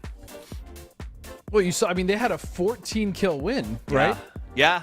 On only 19 points, whereas before that would have been 24 points. Again, with the placements being so much less important, to make a comeback like Falcons would need to, they would at the very least have to get like 12, 13, 14, 15 kills, right? And Furia, by that token, would have to get nothing. They would just have to die. So, yeah, I don't. It's crazy close, though, man. Falcons about to like kill 3 players on a team, collect the blue chips, kidnap the 4th player, Res drive them to a res beacon. I like that. And then I like they'd be like, that "Oh, we'll idea. see you That's later, good. guys." And go look for another one. But I mean, at the end of the day, like that is the one upside of the well, a lot of upsides. I think it's been kind of fun to watch the res beacon and play. But like, there's no limit on how many points are theoretically available. Like, we have never seen anything like this, right, Technically, yes. Cameron? Like, it could be an infinite point machine if teams are crazy. I mean, we've seen way more blue res recalls in the last couple of games than I feel like we saw on day one. Like, day 3 has been Agreed. recall over recall over recall. So it has been increasing the amount of points per match significantly. I don't know if I'd say significantly. I still think that it's sub 10%. Well, no, maybe not. It's sub 20% for sure. But I do agree with your point, though. It seems that teams are getting more used to playing around the option of the respawn beacon, where they're potentially even making calls on, like, if we're going to rotate over here, this gives us a potential for a respawn beacon at X, Y, and Z, and then basing future plays off of it. However many points that adds into the pool. I just want to go on max record 8 around.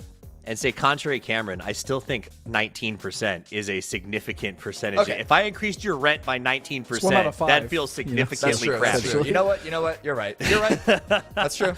But I appreciate that you've always got a I just counter. mean it's not like a funnel of like I know. of like a swarm of like a point, another point, another point, another point. And another one. And another. We Yeah. got Khaled back in today, too. Okay, so you're right. There is not an infinite amount. There's not an infinite point generator, but there is a world where catch-ups happen, and that could happen because of the format. If you like the format, if you dislike the format, go down, scan that QR code, take the survey, and let us know what you think, because Krafton is concerned and wants to hear your opinion. So check them out, get involved, let us know. Also, last chance to submit questions for the post-show, hashtag MastersMikeAM. You see, I don't know who that beautiful guy is on the graphic, but if you send those hashtag questions in, he's going to pick his favorite 3 and give 3,000 G coin to each person. So you should send it in right now. That guy's, I love Seems his like a conflict of interest. I love his shirts, for the record. Anyway, good games today so far. One more match to play as we go to the grassy pastures. It felt passive on that last one. It felt like my top teams were being defensive, Godspeed. Do you concur? I will say the last 2 to 3 matches, actually, the day started hot. A lot of teams were playing actually kind of fast and loose.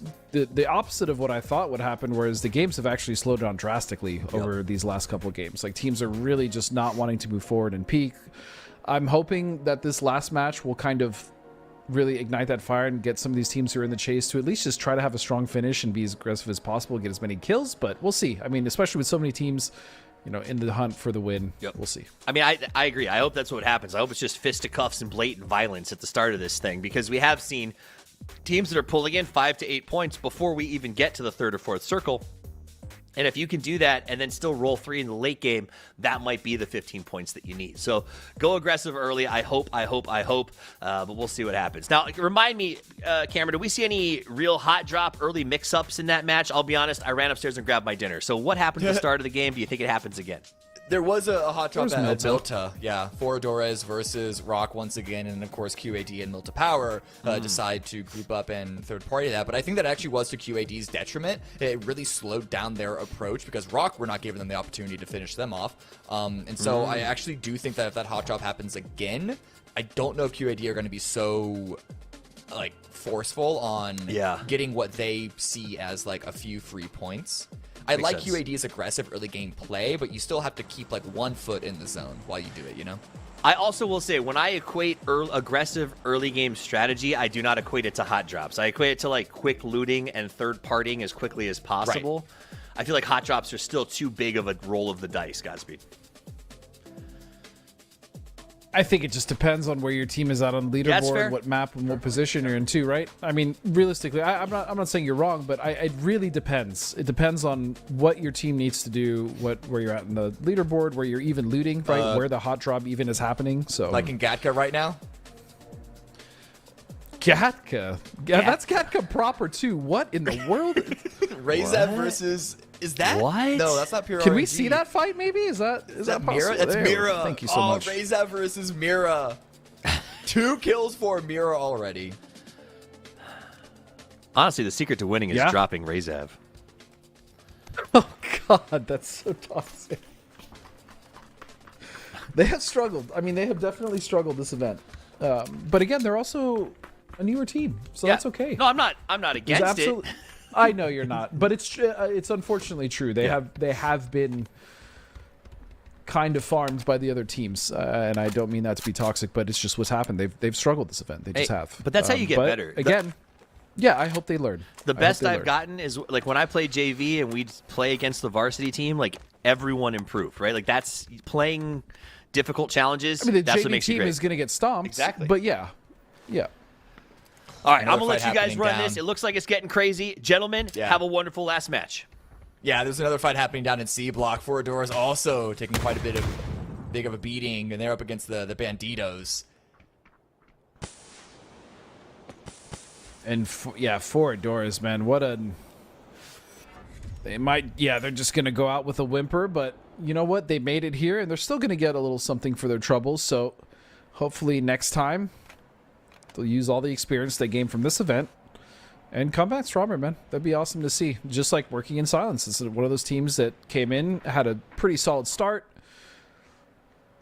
struggled, and then made the adjustments, and now they're more consistent than ever, so it could be in the making for Razev and Foradores if they put in the time. Meanwhile, speaking of Razev, the potential last sight we'll see of them in this event, as Martin is sitting upstairs, looks like an over-under at 686. Yeah. Which is a great shotgun in a 1 versus 1, but if he gets pushed by like 3 members, not gonna be so great. Fire in the corridor. Yeah. Other shotgun wins with Looks LFP. like LFP had his shotgun of his own. Yeah, it's all onto Fisher. And Liquid potentially looking to third party this. This is in the zone. This is basically the center of phase number 1. Fisher is just dancing around as Razev. We will see you guys next time. And overall, I will say both teams did show some pretty cool stuff, right? This showed signs of adaptation, showed that they could at least get in some decent fights with some of these big dog teams, but now it's down to 55 and the Banditos. Yeah, 55 joined on up. Yaya and Lowly both corralled into this one single building. This is it feels like a difficult building to push because of how many side rooms there are. But I think Carrick might have just spotted Lowly. And where is Agus? Oh no, Agus only just now respawned. They're trying to come in from the very first respawn helicopter. So they're going to land late with no gear. And it is very possible here that 55 gets a freebie with that re-res. Hold on a second, though. Oh, the trade was there. Beautiful not to let him get flushed. As Agus now is going to... But this is also something we didn't really get... We kind of touched upon it on the desk, but like in these early game fights, Cam, how many times are we going to see, or how many teams are just going to opt to, once they die, just go back to the same area and just wait it out like we saw in the last game where Rock did not leave and ended up catching D, who was trying to catch them off guard, right? Like, how long are teams willing to sit in the blue to go for a res? That is something that I'm starting to look at now, because it's happened multiple times now. Yeah, I don't know the answer to that question. I think it's everyone's trying to figure out these new timings, and balancing the risk reward versus of going early kills. There's always a pendulum swing when there's a adjustment like this. Mira, or Yeah, but you're supposed to have the answer for me. You don't. I don't have an answer to everything. I trusted you. Agus might get a surprise here on one of the 55 members if they get too close here, as Team Falcons have taken an early position on Everest, and this is exactly what Falcons probably needed to do in order to start hunting for those kills. Now, they do have the best position on the mountain, but I would not be surprised if they tried to flex out even more so, even towards the base of the mountain, to get some of these kills, whether it's on a team like Toyo, whether it's on a team that's below them. Liquid, doesn't matter. Liquid's to their west, but it is going to be Mira under them. Yeah, I think setting up shop, my guess for a good tempo for this situation for Falcons or anyone else is like set up shop in phase number 1 and start going active and going like super violent in phase number 2. Still much more earlier than you generally see teams go on rampages in previous metas. But I don't know if Toyo's going to let that happen. And Falcons know this. I mean, this is a very rough push for Toyo. I doubt they make it happen, especially with Rebo's all the way back in the 2 houses there, the yellows. So there's not going to be much support there, as it looks like 55 will annihilate Vichy Banditos. So we'll see them next time as well.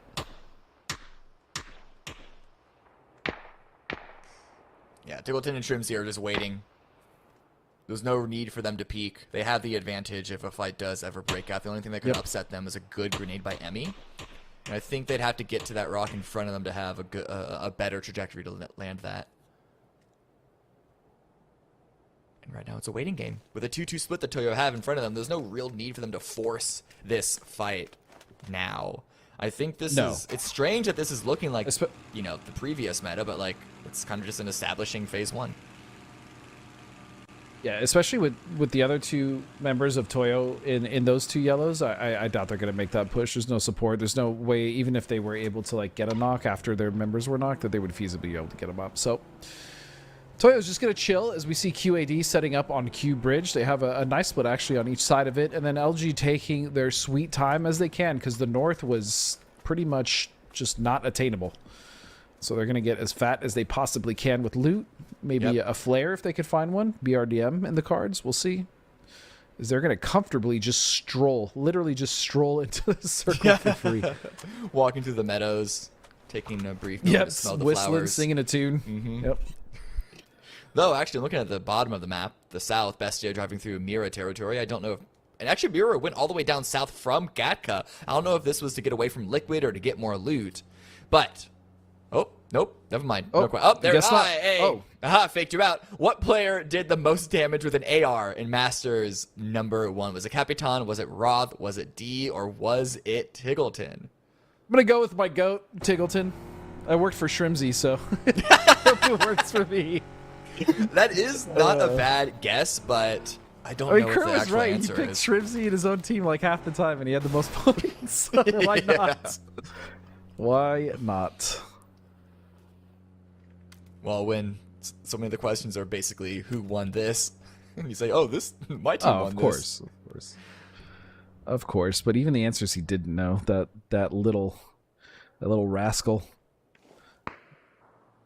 LG might get close enough to Furia to fight, but even then I kind of doubt that. No, false alarm. They're rotating around each other. Pure has opted to camp the western bridge for 55 and Carrick. Hey. What it looks like to me, though, is that they're setting up to take the ferry. So this might just be a massive waste of time for Pure RNG.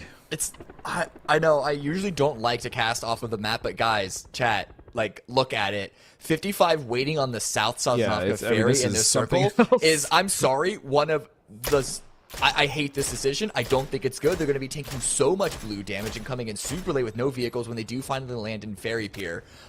So we'll see how that happens. We'll watch the teams that are actually in the zone, like Toyo taking some shots onto. Yeah.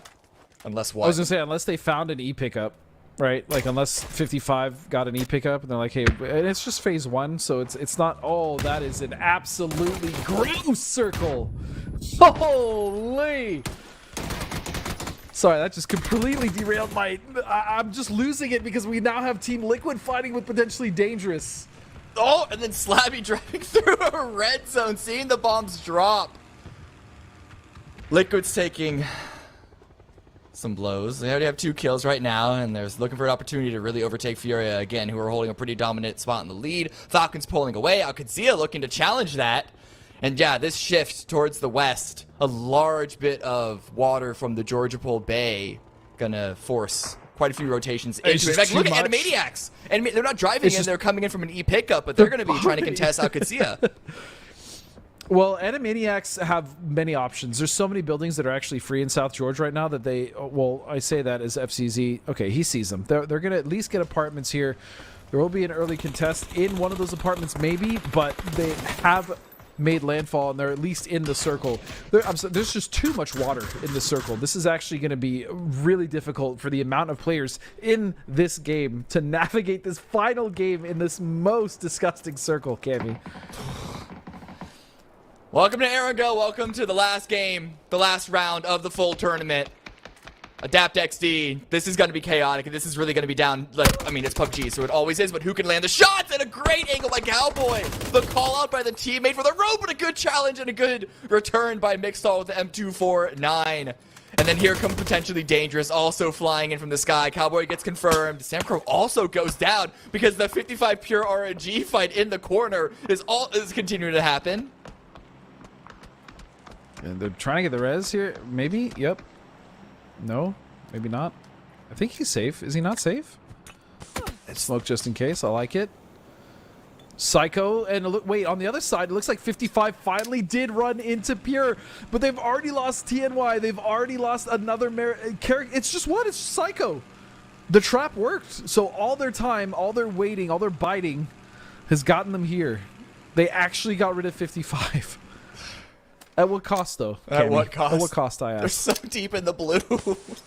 And, like, they probably see where the circle actually is, and they say, you know what? I'm glad I took this fight. I mean, let's also call it what it is. Pure is not winning this event, right? So sure. Maybe they had a lot of run-ins earlier with 55 and sending a message for Masters 3. Sending a message, or maybe they didn't. Maybe they didn't even know what team was still left here. You know, who knows? I would imagine they do, but oh. Double knock against Luminosity as they try and make landfall on the west side of Georgia Pole. We saw Flood in the glider a few moments ago, probably relaying as much information as they could see. But now Luminosity are likely down to 2.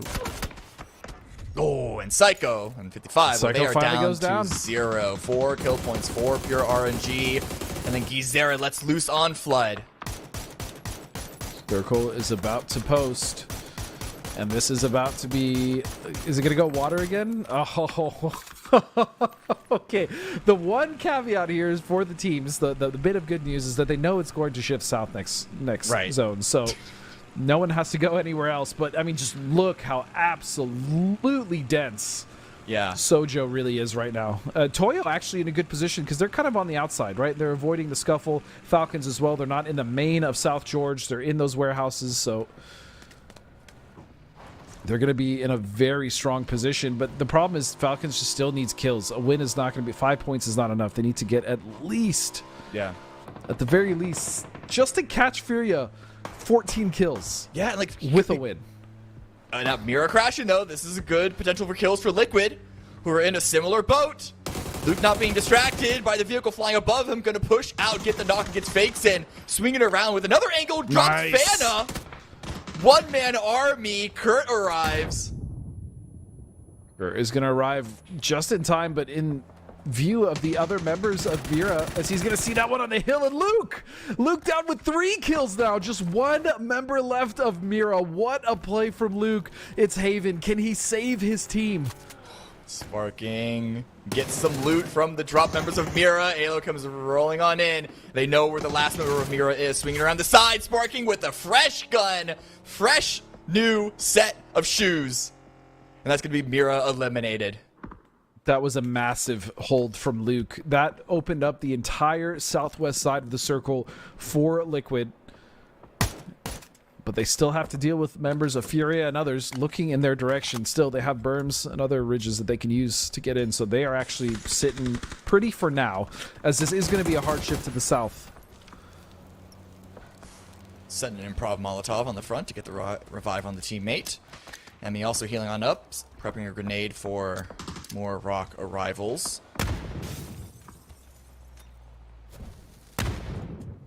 He just really focused on that warehouse, but no one in it. It's really that shack that was the issue, and it looks like RBN is still trying to make sure that he's able to provide enough cover to maybe get the res up, and looks like they will.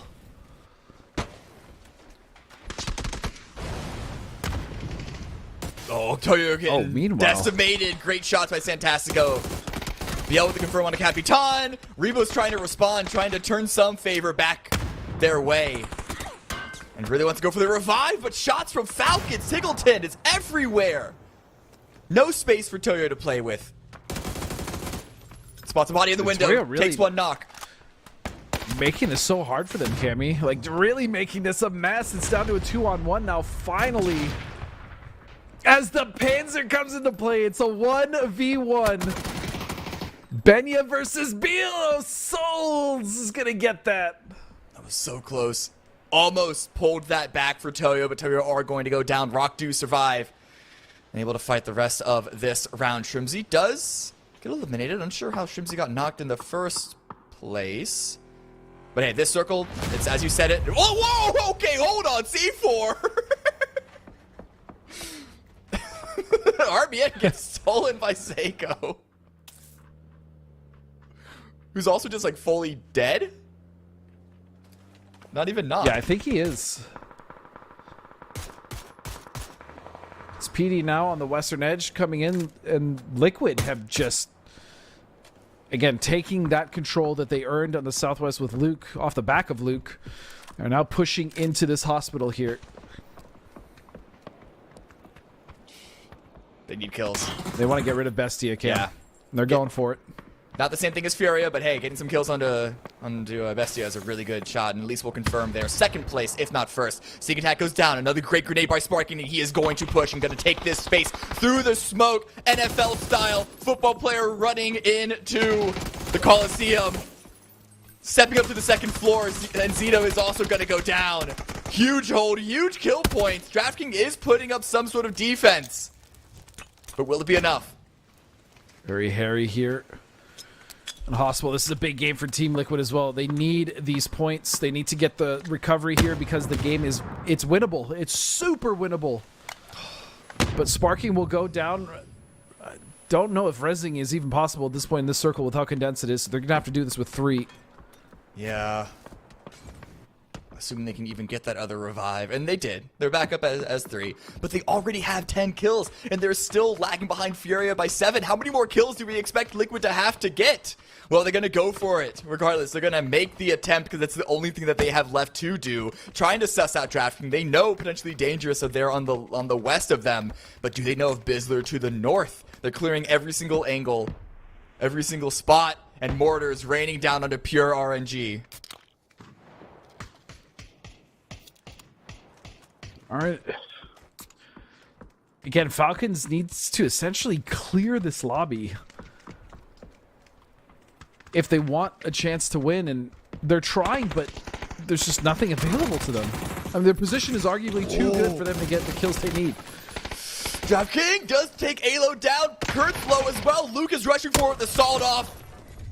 Nice! He's had enough of this, and he was dropped low as well, but Bestia are eliminated. Luke and the rest of Liquid can recover.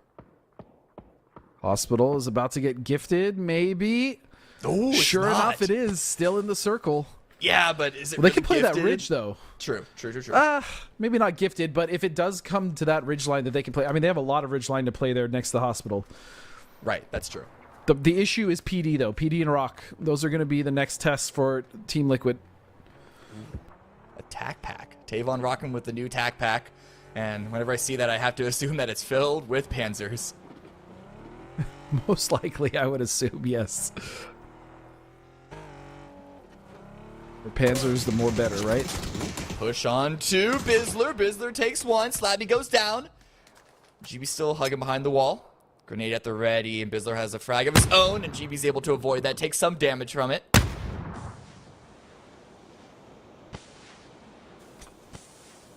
Smoking the windows to go for the revive.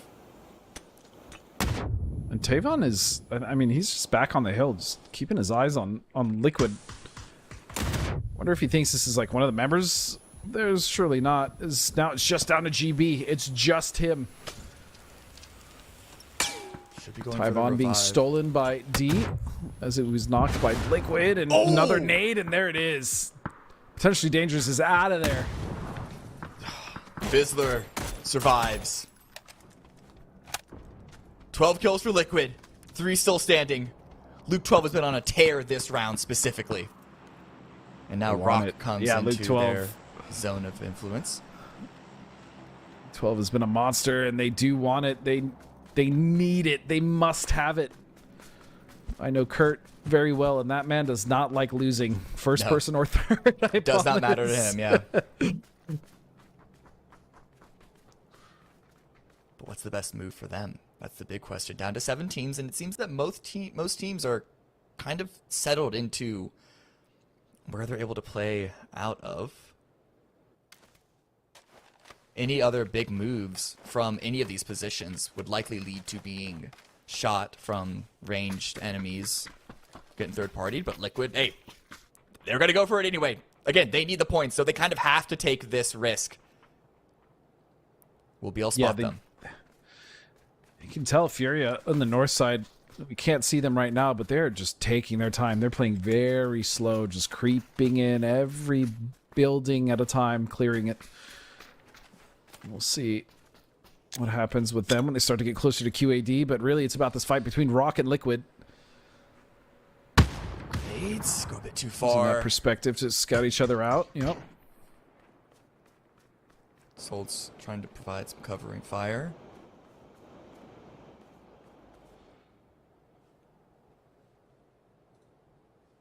And the shift is going to hard shift northeast, away from this position. Falcons looking good. Animaniacs looking good. Furia currently in first place. They need to make moves through the buildings into Alcatsia and Animaniacs position. But Liquid, do they commit to this fight against Rock, or do they try and go elsewhere?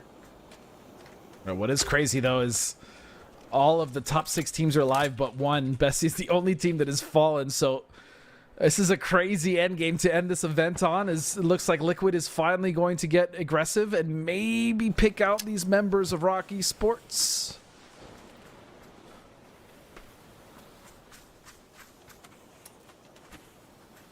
They're trying to spot it. They're trying to scout it. Third-person camera. But they're going to start running out of time. Blue's going to start closing in about 10 seconds.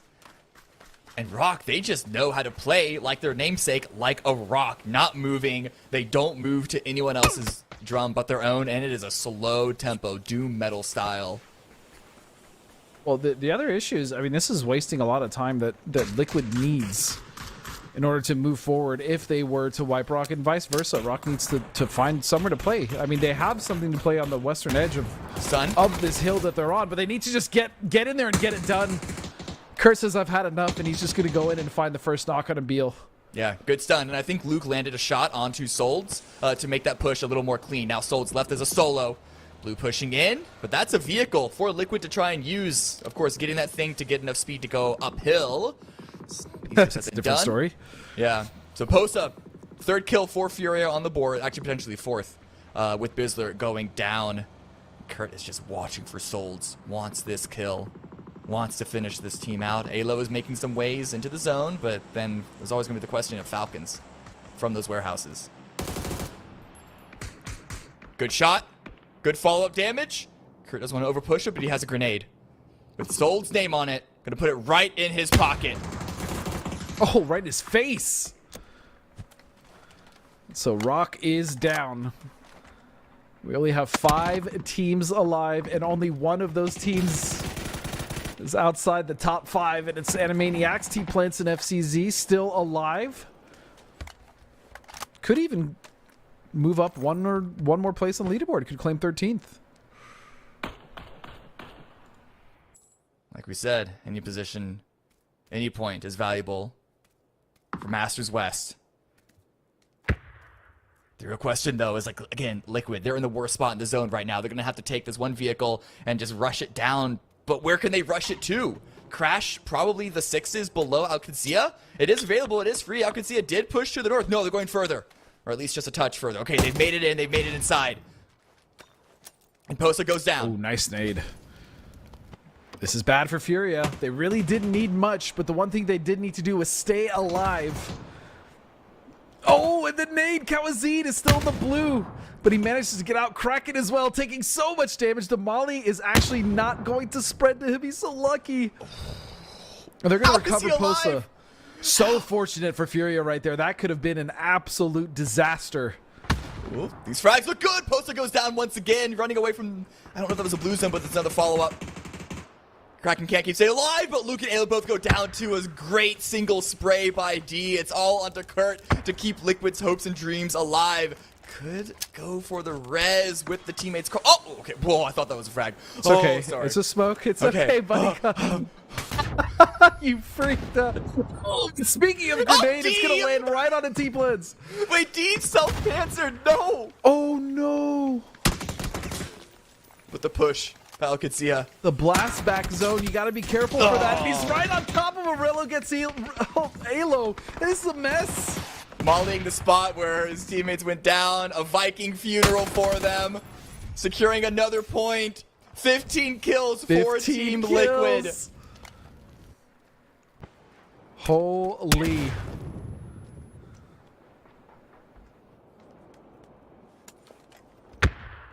Looks like we still, I mean, Kurt and Rello are not. Oh, man. Kraken, a solo push, solo effort. I don't know if Furia just got spooked by how many kills Liquid are getting. I'm pretty sure they're still in first place. I don't know. But yeah, Kraken pushing up there alone was very confident. Some would say overconfident. And now FCZ I like is... the word. I like the word choice there. Very confident. That's indeed what it was. Is FCZ the solo man left for Animaniacs, holding out.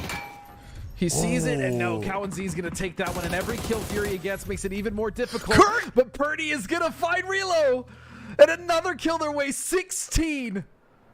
No, but look at the total points, and Kurt is going to deny. Knows that Nice Furia try. is still in the game. What a great run by Liquid.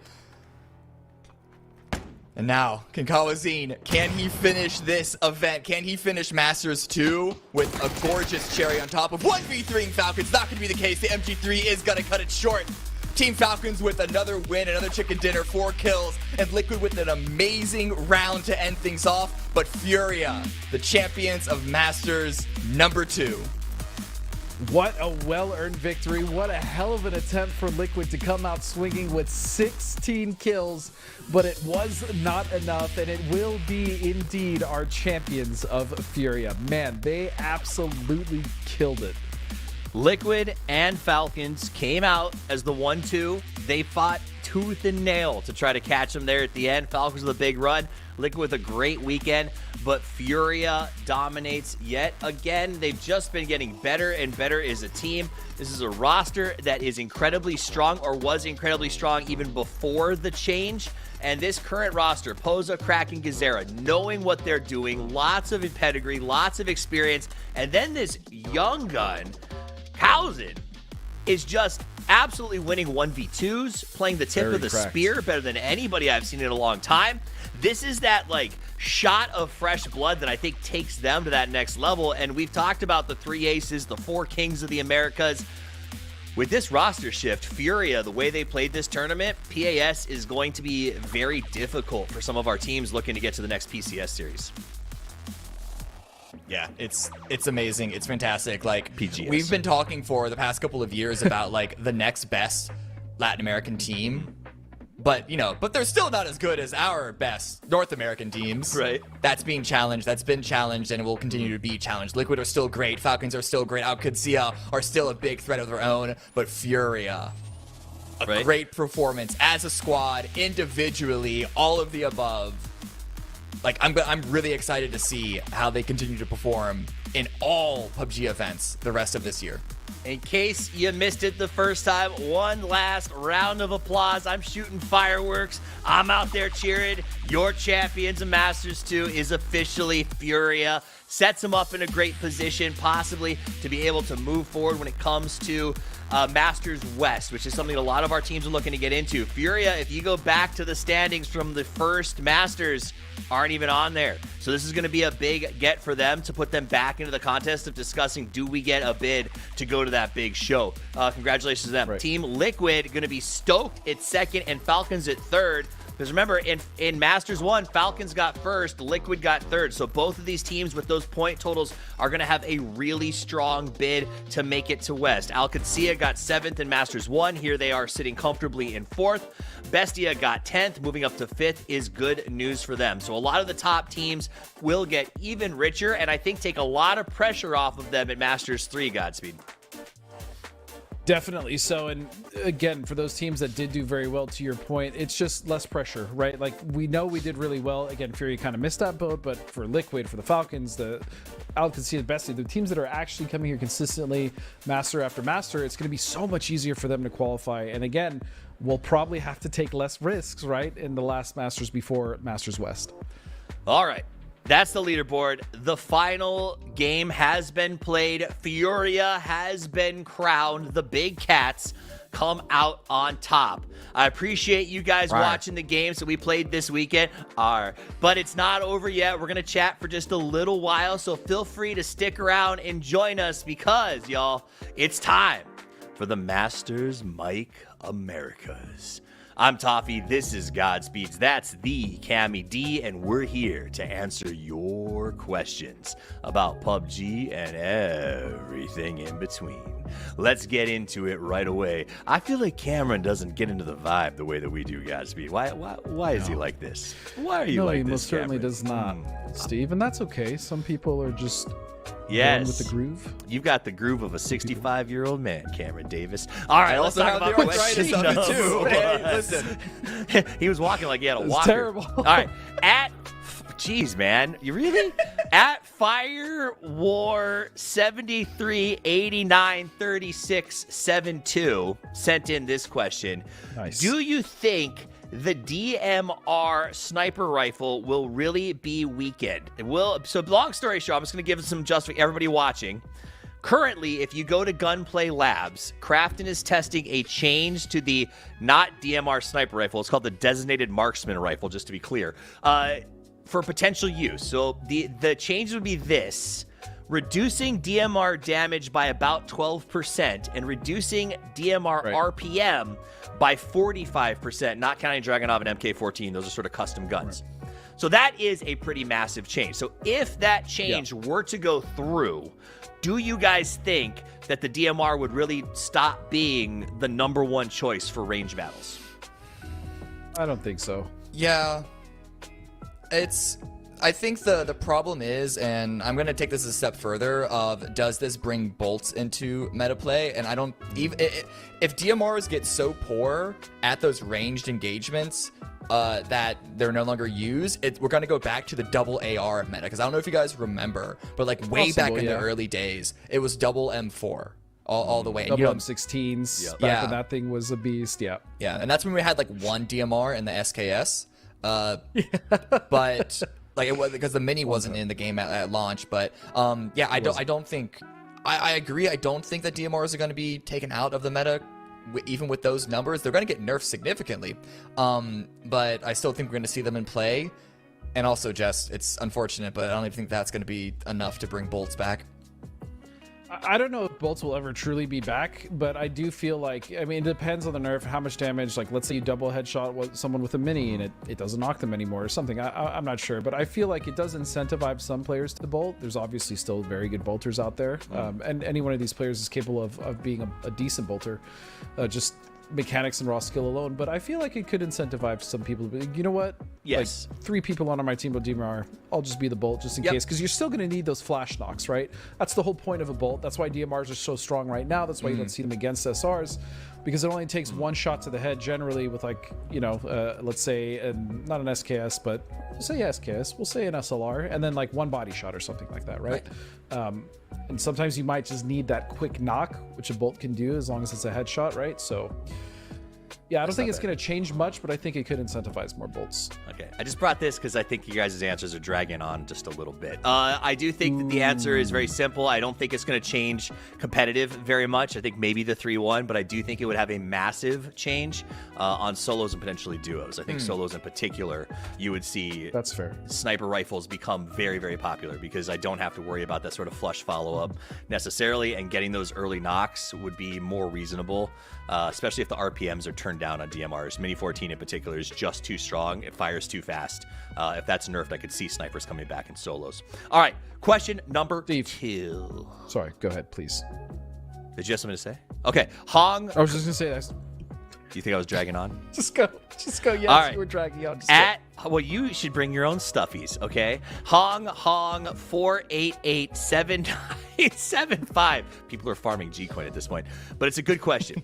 Which moment did you like the most during these 3 days? Guys, what was your favorite moment of the 3 days of TPP chaos? A lot of good ones. A lot of good ones. It was, for me, I don't remember, it was Vox, right? In the BRDM? Yep. Was that? I think Vox with the good one. I'll say that one. Oh, with the single shot snipe? No. He had the BRDM and he ran over like 4 people. I thought you were talking about when Vox was parking the VRDM and got shot in the head. No. I mean, that was sick too with the links, but no, I think when he just happened to just drive over like a whole team, I guess would be my favorite moment. Okay. Yeah, I'll go with that. Cameron?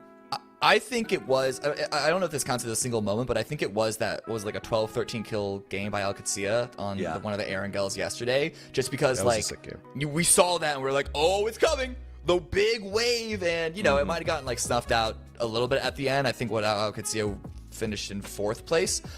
Still, like, they woke up and it was a great run from that point on, but like the fact that it started with a 12 kill game, which like I even watched back and like, where are they getting these kills? They're not even crashing. They're just like picking them off one by one, and it racked up. Oh, mine's easy. It's the moment that Cameron and I both discovered at the same time that stupid BRDM floats. That's all. Amphibious. Yep. I've never been so equally ashamed and astonished at the exact same moment. It doesn't make sense, but hey, that was cool. You should be ashamed. Well, you're right. It happened a long time ago, and the last time I read the patch notes about it, it looked like a Jeep, so things have changed. But anyway, let's get on to the 3rd question. Thank you for that last one. That was an excellent, fun one. This is from Ellie FPS. Now, that is a name I can handle. Thanks, Ellie. What are your thoughts on progressive skins? I am fascinated by this. I think the actual one that sent in the full question was, and how can the schematics be a little more affordable or attainable for some players? But let's focus on the progressives. What do you think, Godspeed? Okay, so I actually, this is like a big subject for me personally. Same. Because I've always loved skins in games. Like whether they're ones that you grind for or ones that you can buy, whatever, like that's kind of like the individuality of it, makes it personal, right? I think PUBG skins are sick as hell. I think they have some of the cooler skins in games, and I think they're entirely too expensive. I feel like there has to be a way, especially if you want to show these amazing skins off in game, there has to be a way for these players to actually like attainably get them. Whether it's through Battle Pass or you know, the Survivor Pass, I should say. Maybe make like more schematics available, or if you break down certain guns, you have a chance. There just needs to be a way to get these progressive skins actually leveled, because otherwise I think the cost of entry in the gate is just far too high for some of the cooler skins that people want to use. I think that's my take. I agree with you. I think that these are, bar none, progressive skins in general are some of the best skins that I've seen in most shooters, right? Especially when you get to max level. The issue is that's what I mean. The top 3 levels are too many schematics, or you spent too much to get there. So the solution, and honestly, and I think I've mentioned this to them, and hopefully Krafton loves this video and watches it, because if the first 3 levels or 4 levels were attainable by, say, watching esports or playing hours in game or spending time investing your character and your time into PUBG, and then the later levels are determined by schematics, I think you'd have a much higher attainment level and That's a significantly higher player buy-in, right? League of Legends taught us a long time ago, sunken cost fallacy is a very big deal. Players come back because they've got cool stuff that they feel like they earned. Whether or not that's true doesn't matter. And so I do think that idea of creating an aspect of like, hey, I watched PUBG, maybe I didn't win G-Coin, but I did get to level up my favorite schematic 1 point, or I got to pick up something for watching the whole weekend. I think it really drives everyone to benefit, right? More money for esports, more viewership, more use in game. I think that's a really elegant way to keep everyone together. And I do want everyone to have these skins because I'll be honest, I've got them and I absolutely adore them. They're just so good to not be used by more people. It's a shame because they're really good skins and they're just very, they're just very expensive. Cameron, we just cut you out of this one. What do you think? Yeah, Cameron, you need to answer. You're good, bro. I just think that. No, I agree though with the skins being like some of the best in the game. I remember when the skins first came out for PUBG and they felt a little weak and half baked, but like they've only been getting better and better and better. And I think my favorite skin line actually has to be the Chinese skin line of the Journey to the West. The from, M24 I think it was one, and the King and stuff, there was an M24. There was I like the mini one. The mini one's my favorite from that.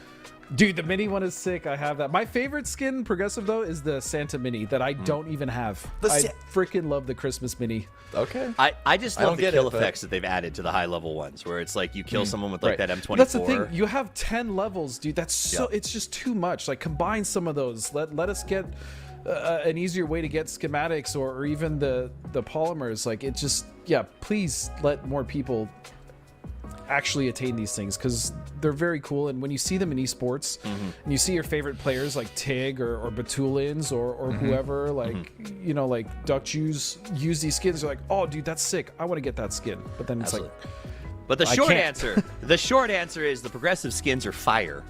I hope that the next third-person progressive skin is something a little less schoolgirly. I'll be honest about that, but I think that was a cool idea too. So I look forward to seeing what sort of future skins progressively come out from there as well.